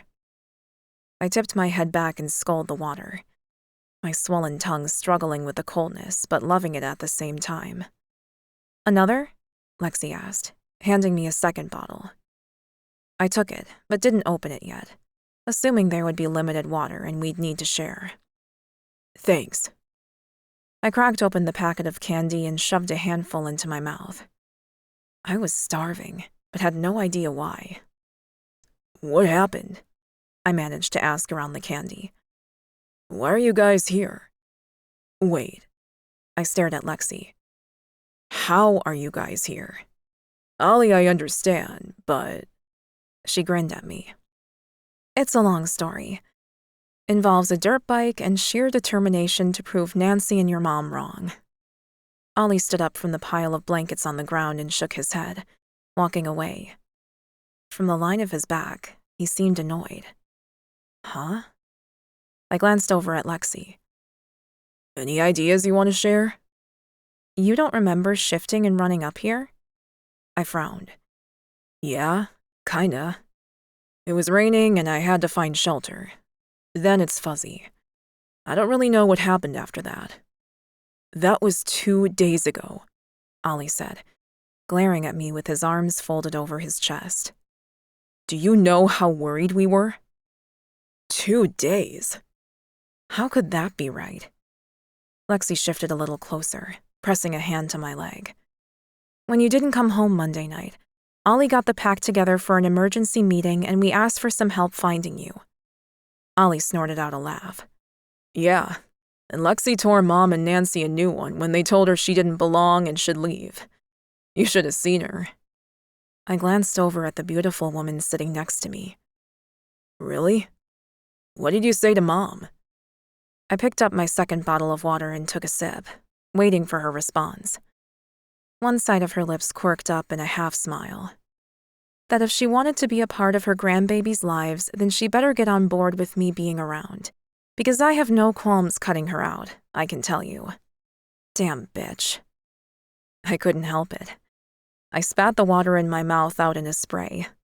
But luckily I thought to turn my head in time so it didn't go all over Lexie. You said what? Well, why not? What else have I got to hold over her head? She asked with a shrug. Plus, you guys said I'm the one. Ollie reassured me he wants a baby as soon as possible. And you've come in me twice with no protection, so... She shrugged like it was a foregone conclusion, and I gaped at her. Then at Ollie. You two have been busy. Ollie glared back. Well, statistically, you're more likely to be the biological father if she is pregnant. So don't go pretending I'm doing shit behind your back. I couldn't help but look at Lexie and enjoy the pretty blush that stole over her face. The session we'd had up against the wall had been fucking hot. Okay, so finish the story, I urged, taking another careful sip of water. I borrowed a bike from Tony. Ollie shifted and we came looking for you. Got up here just as the rain came down hard. We found you and you had a fever. We gave you water and Tylenol and now you're awake. I glanced from Lexie to Ollie and back again. From the anger-tinged relief I could practically sense radiating off my brother. Obviously, finding me and helping me through the fever hadn't been the easiest thing for them. Thank you, I said. The simple phrase inadequate to describe how I felt that they'd come looking for me. They'd both come looking, and had obviously been concerned for my well-being. Warmth, unconnected to any fever, lit my body up from within. But then I realized my body was aching like I'd been training all day and night. I'm gonna stand up. My back. Oh yeah, good idea, Lexie said, jumping to her feet. I was a lot slower than her, not to mention naked. Damn, I stink. My skin was covered in dried sweat. Lexie smiled with a cute little crinkle of her nose. You were sweating a lot. I stretched out my back, legs, and arms, then glanced out the mouth of the cave. Stopped raining? Ollie nodded. Almost. If we shift and run home, you'll completely heal, and Lexie can follow. Sounds like a plan. Lexie picked up some of the blankets and began to fold them. Then are we all going to talk? Oh yeah. We needed to clear the air. I hated the tension crackling between the three of us. Anger and hurt on all sides weren't the sort of things that healthy relationships were built upon. Yeah, definitely. We packed up the cave as best we could, made sure Lexie was safe to ride the motorcycle. Then I let my wolf take over my body once more. It was such a relief to feel my wolf rise up inside me and take over my aching body. The shifter part of me had the ability to heal extremely quickly. I started to trot down the mountain, navigating around the large puddles of water and jumping over rocks. The more I moved, the less pain I felt. Lexie was having a harder time than Ollie and me at getting down the mountain. There were no roads, barely even a walking track. How she'd made it up here yesterday, I had no idea. Respect for her grew the more I realized how much of a risk she'd taken to reach me. We took our time, eventually finding one of the few walking paths where Lexie could speed ahead. I got up to a gallop, running behind her and loving the stretch and pull in my muscles as everything flowed the way it should once again. When we finally arrived home, Lexie was already taking off her helmet and parking the bike next to the garage. Ollie and I waited in wolf form for her to open the door, then realized she didn't know where the spare keys were. I nudged over a nearby potted plant, exposing the key. She giggled, snatched it up, and opened the door for us. We trotted inside and shifted. I cringed at my own smell. I wasn't just covered in sweat. My legs were soaked in dirty water and mud. And the last thing I wanted to do was have an important conversation while I stunk like a stagnant pond. I'll jump straight in the shower. Then we can talk. I'll join you, Lexie said, walking over to the stairs. I stopped. At the same time? She shrugged. Yeah. Do you have another bathroom? I glanced over at Ollie. We need a bigger house. Ollie's eyebrows rose on his forehead. You want an excuse to shower separately from our maid. I couldn't help the laugh that bubbled in my chest. No, but I still think we need an upgrade. 3 bedrooms and 1 bathroom didn't seem enough, especially if my brother was pushing for kids as soon as possible. Ollie shrugged. Fair enough. Let's go. You coming too? He walked up and indicated his muddy legs. Yeah? I turned away and marched up the stairs. Why was I freaking out? Ollie and I were twins and had been showering near each other or with each other since we were kids. I'd hoped for a little bit of peace, but Ollie and Lexie weren't giving it to me today. They probably thought I'd had enough space already. When I got to the bathroom, I didn't hesitate. I just turned the shower on hot and jumped under the spray before scrubbing at my skin with the soap. Ollie was already shower ready, but I didn't anticipate Lexie stripping off, then walking into the shower behind me. This shower really is big enough for 2, isn't it? She asked, stepping under the water when I moved to the side. I assumed so, but now I know. It was a 2-person shower, that was true. But the way we were going here, we were going to need a wet room with a 4-person shower just to have enough space to move around. In the next house. Something about that thought filled me with excitement. I pushed the feeling aside to consider later. She moved out a little, and I ducked under the water, washing away the soap suds. and loving the way her hands lingered on my arm, then on my hip, as we brushed against each other. "I'll get dry and changed," I said as I slid out of her grip and grabbed a towel. Lexie nodded. "Sure." Then she slipped fully under the water, closing her eyes and wetting her hair with a sigh of obvious bliss. Ollie turned his back on me to walk into the shower and join Lexie in the steam. I had to walk away. I wasn't ready to get sucked into playing happy family yet. Lexie had believed the worst of me. She'd believed Nancy over me. I couldn't think of much worse she could do, other than cheat on us, of course. But I couldn't see Lexie doing that, especially since it would hurt Ollie too. And surely she wouldn't want to do that. Hurt the favorite one.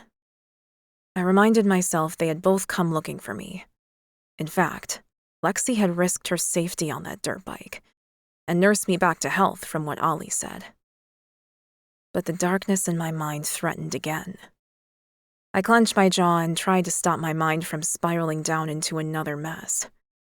I'd only just gotten my head around being part of this triad when they'd pulled the rug out from under me with the lack of trust. I wasn't sure I could do it again. I wanted Lexie. It was true. Since meeting her, every other woman had lost any appeal. But that didn't mean I was going to get suckered into a family I didn't want. I had a lot to think about before the next conversation. And knowing Lexie, she wouldn't want to wait. She'd want to know how I was feeling right now. And the darkness inside me dictated that the way I was feeling now was angry. Chapter 20. Marcus. When Lexie came down the stairs fresh and clean, she was dressed in a pretty top and jeans. I was in the kitchen cooking up breakfast. I didn't spend a lot of time in the kitchen, but I could do eggs and bacon, toast and sausage, protein, carbs, and butter. "Smells great," Lexie said with a grin and sat on a bar stool. I slid some bacon onto a large platter and pushed a plate toward her. "Help yourself." Since getting dressed, I'd calmed down enough to focus my nervous energy into cooking. I was starving, and I was sure they were too. Ollie came into the kitchen, opened the fridge, and started pulling out drinks. Milk, juice, iced tea. I served the last of the eggs, and we all sat down at the counter to eat breakfast. The atmosphere was charged, but not terrible. When we were done eating, Ollie cleared away the dishes, then indicated the large living room. "Shall we?" I grabbed a Gatorade from the fridge and went to my usual spot on the couch. I wasn't entirely sure how this conversation was going to go, but my gut twisted up into knots just thinking about it. Ollie jumped on the end of the sofa, and Lexie perched in the middle, sitting closer to my brother as if seeking his comfort. Could she really be pregnant already? Was that even possible? And had Ollie truly told her that he wanted kids as soon as she could pop one out? I knew he wanted a mate and a family, but that would be one hell of a change from our current lifestyle. "So," Lexie began, "how are you feeling about all this, Marcus?" I raised an eyebrow. "You're gonna have to be more specific than that." She nodded her head and swallowed awkwardly, her lips pulling a little to the side. "About me, us, the whole perfect pair, fated mate, triad bond." "Well, aren't you getting up with all the lingo?" I said, shifting to face her properly. "You've only known us a few days, and it's like you've talked wolf all your life." Her eyes shimmered a little in a vulnerable way before she gulped and said, "Why does that sound like a bad thing when you say it like that?" Probably because I hadn't meant it as a compliment. Lexie continued, "I didn't want to believe anything Ollie or you said in the beginning. But seeing your reactions to me, our attraction and chemistry, what your mom and Nancy said and how they responded, how could I not believe in you?" I moved so that I was leaning forward, my elbows resting on my knees. "Believe in me? You didn't believe me when I told you I didn't fuck Nancy. You didn't believe me when I said I didn't know how I felt about having a mate." "I did believe that last part," Lexie declared. "I know you're not sure about me and our future, That's why it was so easy to believe Nancy when she came over and lied about you. And I know she did lie. I know you didn't go over to have sex with her, even though you did go over there, which still confuses me. I growled and ran a hand through my hair. Part of the anger I was feeling wasn't directed at Lexie. I knew that. I was angry at myself for being so stupid. It seemed like I was blaming Lexie 100%, but really, I was angry at me. You're right. I shouldn't have gone over. It was dumb. I didn't want her. Yet, part of me wanted to know what that felt like. What do you mean? She asked, still sitting on the edge of the sofa, upright and stiff. I clenched my jaw tight, working through my own feelings of disappointment around what happened. I mean, I've never felt content, comfortable. I've always been on the lookout for the next woman. But after you and I were together, I didn't even think about another woman. And when Nancy texted, I wanted to test what my wolf would do. He's never liked her, not really. So I sat outside her place, laughing at myself. I couldn't move, couldn't even open the door. My whole body locked down. And I couldn't believe it. I realized I'd finally found the one, my mate. When I hadn't even been looking, I found you. But then Nancy ran outside before I could drive away, and I thought I owed her a face-to-face explanation about the fact that I was now off the market. Lexie's eyes changed, her gaze softening, even as her smile sharpened. Ollie moved around so that he could look at me, and I could see the surprise in his features. I sighed. I've never wanted a wife and kids, but I never wanted my own business, and that's turned out great. I never thought we'd buy a house, and we did. So many things in my life that I never planned, or that I thought I didn't want, have been awesome. I wanted to believe this might be the same, but I'm not sure I'm the right one. It can be awesome, Lexie whispered. I shook my head. No, I'm not sure it can. What if I am what everyone says? A man who can never be satisfied with one partner. Lexie sniffed and shook herself, then slid a little closer. Can I ask you a question? Were you happy before? You know, with all the different women. Moving from one to another. Always looking. I glanced away, ashamed at my answer. No. There were days I could have walked into traffic and ended it all. Ollie's swift intake of breath had me flinching away. But when I looked up at him, his expression was sad and reflective rather than angry. I'd never told my brother about the true nature of the depression I fought on an almost daily basis. The alcohol, women, and exercise chased the darkness away, but not for long. Lexie's hand cupped my face and gently pulled me around until I was facing her again. She lifted her other hand so that she was soon holding me close. Then don't you think it's possible that you weren't meant to play the role you fell into? That maybe you've been looking for me just as Ollie was. Just as I've been looking for you both. I swallowed hard, the lump in my throat choking me. You want a good guy. I'm not that guy. She came closer, until she was a hair's breadth away. Then she kissed me gently. I held perfectly still, my wolf howling in my head. He wanted me to grab her and make her mine. Pull her under my body and mate with her, here and now. When she pulled back, she was still smiling. Did you go down to the diner to sort out my wages? I frowned at her. How do you know about that? Did you stand up to your mother about me and tell her that she was wrong about me not being good enough for you and Ollie? I nodded. Yeah, but what's that got to do with anything? She laughed. Louder this time. Marcus, you are the good guy. You're the action guy. You're my pillar of strength. Why would I ever want you to change? I blinked in confusion. You like that about me? Of course I do. You defended me, stood up for me, protected me. What else could I possibly want? I glanced over at my brother, who was smiling softly. What about Ollie? I asked. What about him? She looked back at him, then turned her attention to me.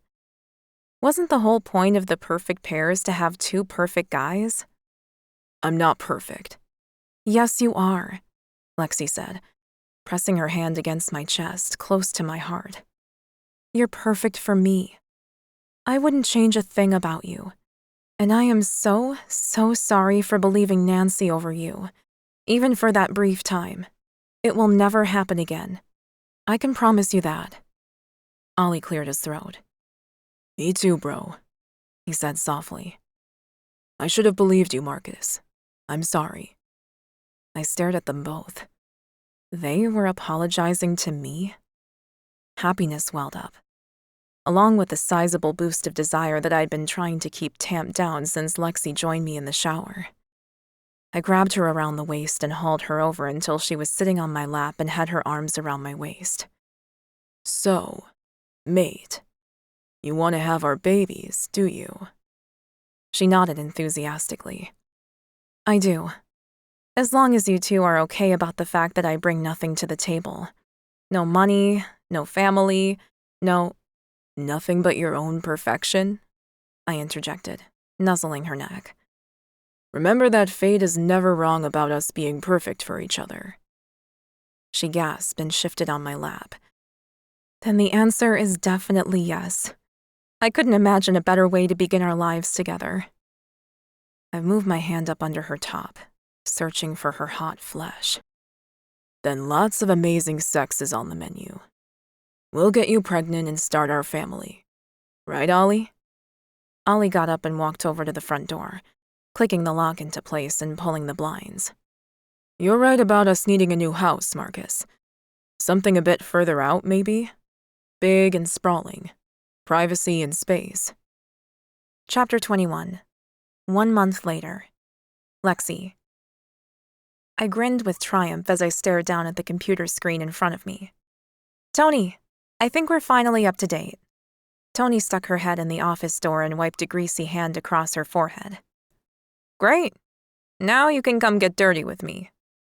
I rubbed my hands together. It's about time. She rolled her eyes at my enthusiasm and went back to working on the engine she was tuning. I carefully took off my clean white shirt and hung it up behind me on a hanger. I always wore a gray tank top beneath the work shirt so that I could jump in the workshop when we had time. Today, I'd be working on an engine. Life with Markus and Ollie was even more amazing than I'd first thought it would be. Within a few days of Markus recovering from his almost dying experience, he'd gone back to work. Bloody stubborn wolf he was. I hadn't wanted to discourage him, but I was soon bored out of my brains being at home all day without them. Of course, the guys said I didn't need to work. We had money, they said. But working on bikes was something I dreamed of being able to do even when I was a kid. So one day I'd wandered over to Tony's shop, asked if she was serious about me helping out. It had been 2 weeks since I'd started and I'd never been happier. The guys were the best thing that had ever happened to me. I had a home. I had men who loved me. Hell, I was eating well, sleeping all night, and was hardly ever stressed.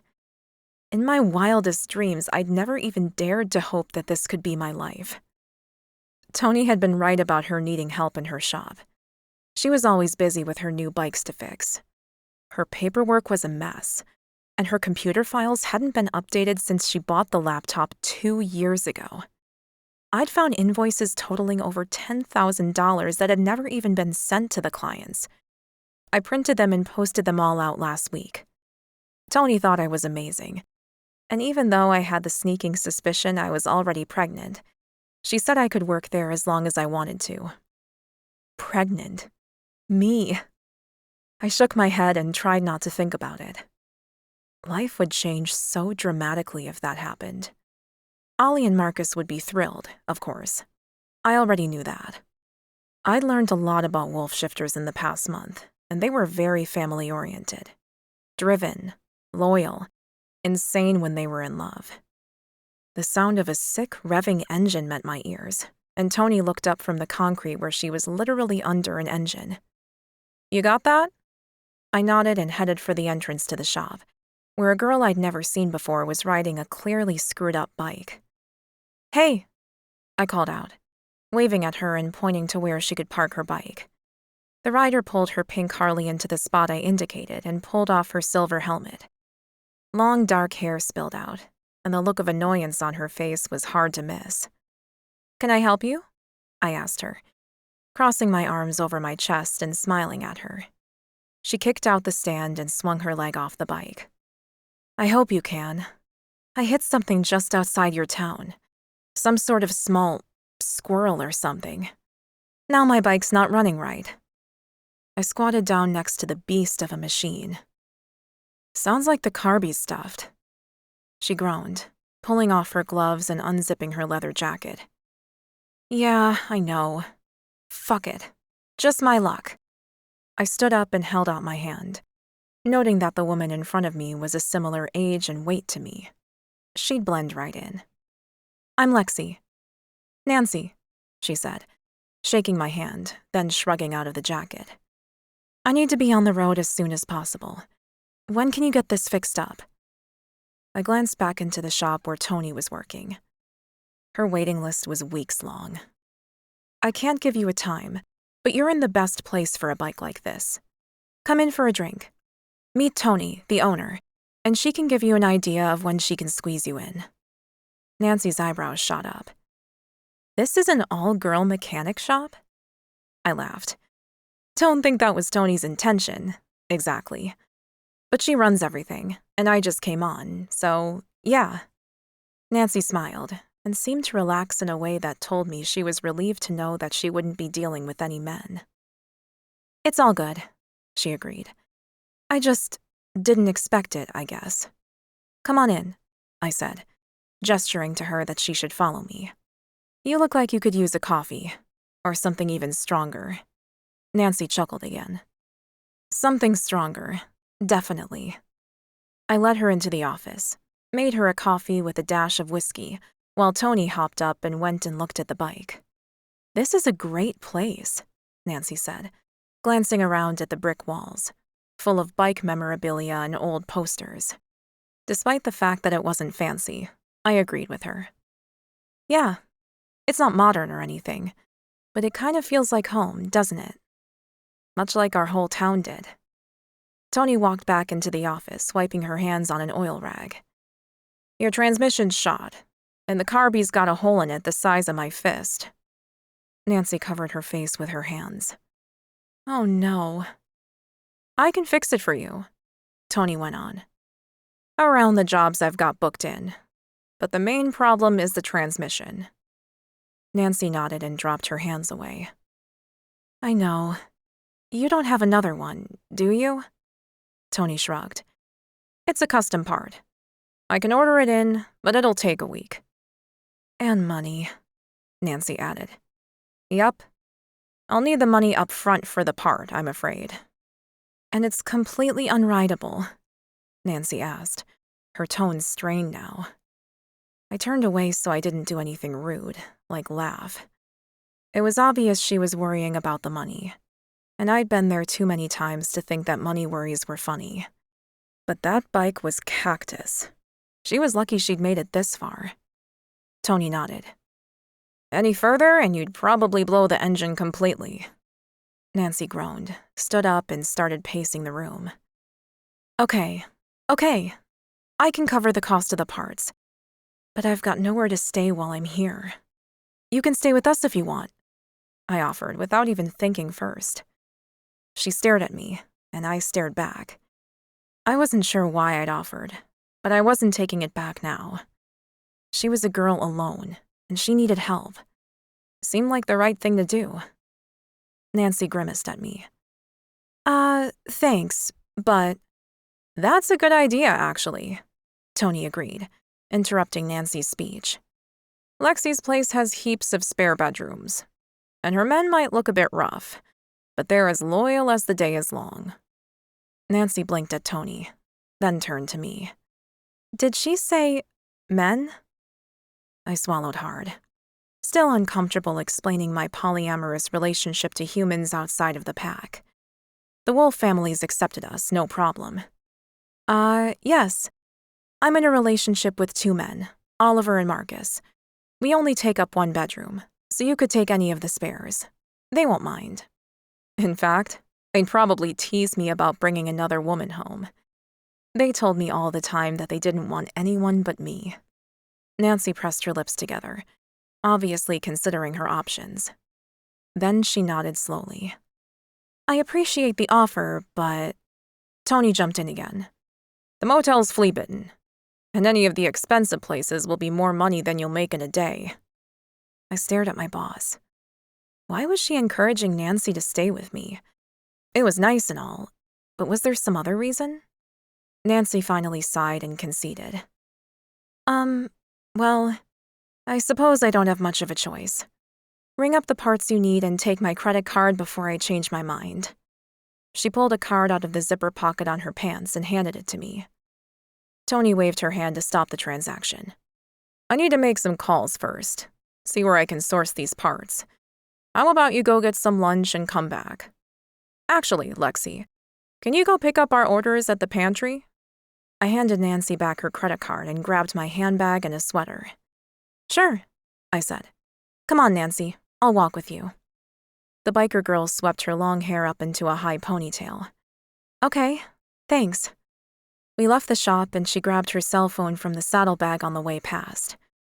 I can't believe my bad luck, she grumbled. Seriously. I shrugged, remembering that feeling all too well. At least you're okay. The bike's fixable. Things could always be worse. Yeah, but I'm down to my last few grand, she said, staring at the road as we walked along the footpath. I'll have to get a job here or something. What do you do? I asked. She turned towards me with a smile. I'm a hairdresser, actually. Know anyone who needs a cut? A hairdresser? On those sorts of wheels? I tilted my head at her. Seriously? She burst out laughing. Seriously. I just like bikes. Always have. We'd reached the pantry and I opened the door for her. I know the feeling. Tanner and Wade walked through the door before Nancy could walk around.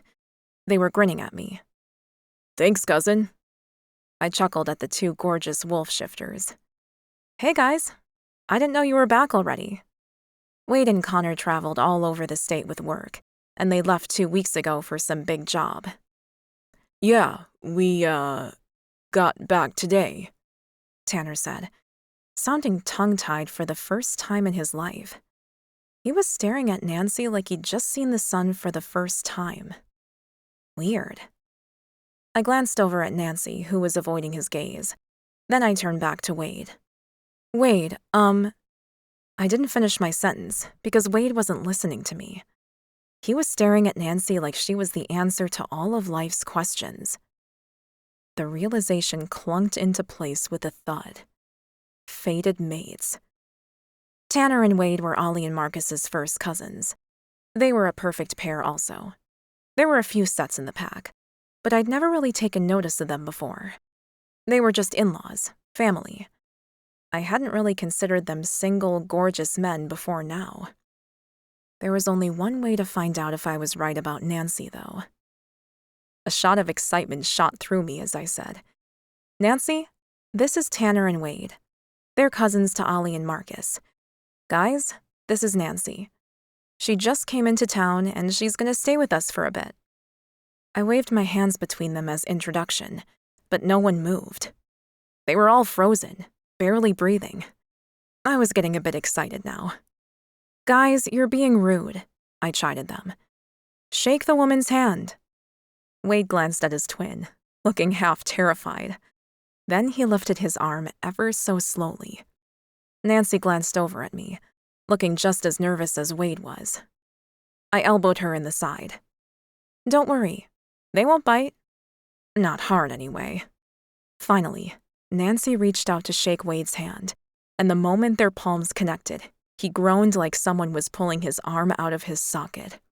I gasped loudly at the sound. I remembered that noise. Then, Wade collapsed onto his knees.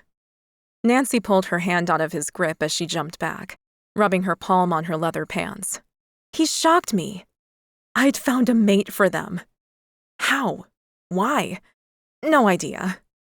I covered my mouth with my hand as a laugh burst out of me, pure happiness filling up my heart. Ollie and Markus were gonna love this. Nancy rounded on me with a clearly angry expression. What the hell is going on here? 3 years later. Lexie. My mother-in-law smiled brightly at me as she tucked the twins into the car seat she'd bought just for her car. What a turnaround from when we'd first met. Me standing up to her that day of the Wolf Council meeting had been the best thing I'd done to shake her out of her narrow-mindedness. She'd been begrudging in the beginning, but over time had come to accept me as her son's true mate. Our children had helped forge a positive bond, of course, and now there was one more on the way. Thanks, Anne. I really appreciate you taking them for the night. Of course, Anne said. You know I'm always happy to have my grandbabies. I rubbed my huge belly, the baby shifting and kicking hard. And if we need you to keep the boys a little longer? She glanced down at my belly and smiled. If you need time to rest, or if you go into labor, I'll keep them for a week. You don't need to worry at all. I've got you. I blinked back tears of gratitude for the woman who had moved heaven and earth to repair the relationship she'd almost completely shattered. We'd had several heart-to-heart discussions since then, and when she learned more about the upbringing I'd had, she'd opened her arms and pulled me in for a hug. Then she'd told me she would try to be the mother I'd missed out on in my early years. There had been lots of tears shed on both sides, and now we had a genuine bond that I truly enjoyed. I'm not due for a couple of weeks, but I just feel different. She nodded with a knowing air. Katie was a month early, the little scamp, always doing things before she was ready. I chuckled, thinking that sounded like my mate's sister. She hasn't changed. No. Anne waved goodbye and got in the car. I walked up and blew kisses in the car window. Be good for Grandma. Bye, Mama. Bye, the twins chorused, waving as Anne drove away. Nathan and Caleb had just turned 2. My perfect pair. Nathan was as light and serious as Caleb was dark and carefree. Their fathers couldn't be prouder. And speaking of, Marcus's truck pulled into the driveway, and I waved at him, a sharp twang pulling at my lower belly. I stifled a groan. Calm down, little girl. You're not quite cooked yet. I was so excited to be having a baby girl after 2 rambunctious boys. Not that I should complain. The boys were healthy and strong, and that was the only important thing. Hey, beautiful, Markus called out as he hopped out of his truck and came over to kiss me in greeting. He had been the model husband and father since the moment he decided he was all in on this relationship. Ollie, of course, had always been all in. Your mom just picked up the boys, which gives us a couple of days to just chill a little. Markus laughed. Chill? You're nesting big time. When did you start reorganizing today? I covered my face with my hands. The pantry. But it needed a thorough tidying. Markus pulled me in for another kiss, then grabbed my hand and walked me inside our massive ranch-style home. 5 bedrooms, 3 bathrooms, and sitting on 10 acres. It was a dream property, and I still couldn't believe it was ours. Well, I've got some of the guys coming out tomorrow to finish putting up the pergola you wanted, and we still need to do some landscaping around the pool.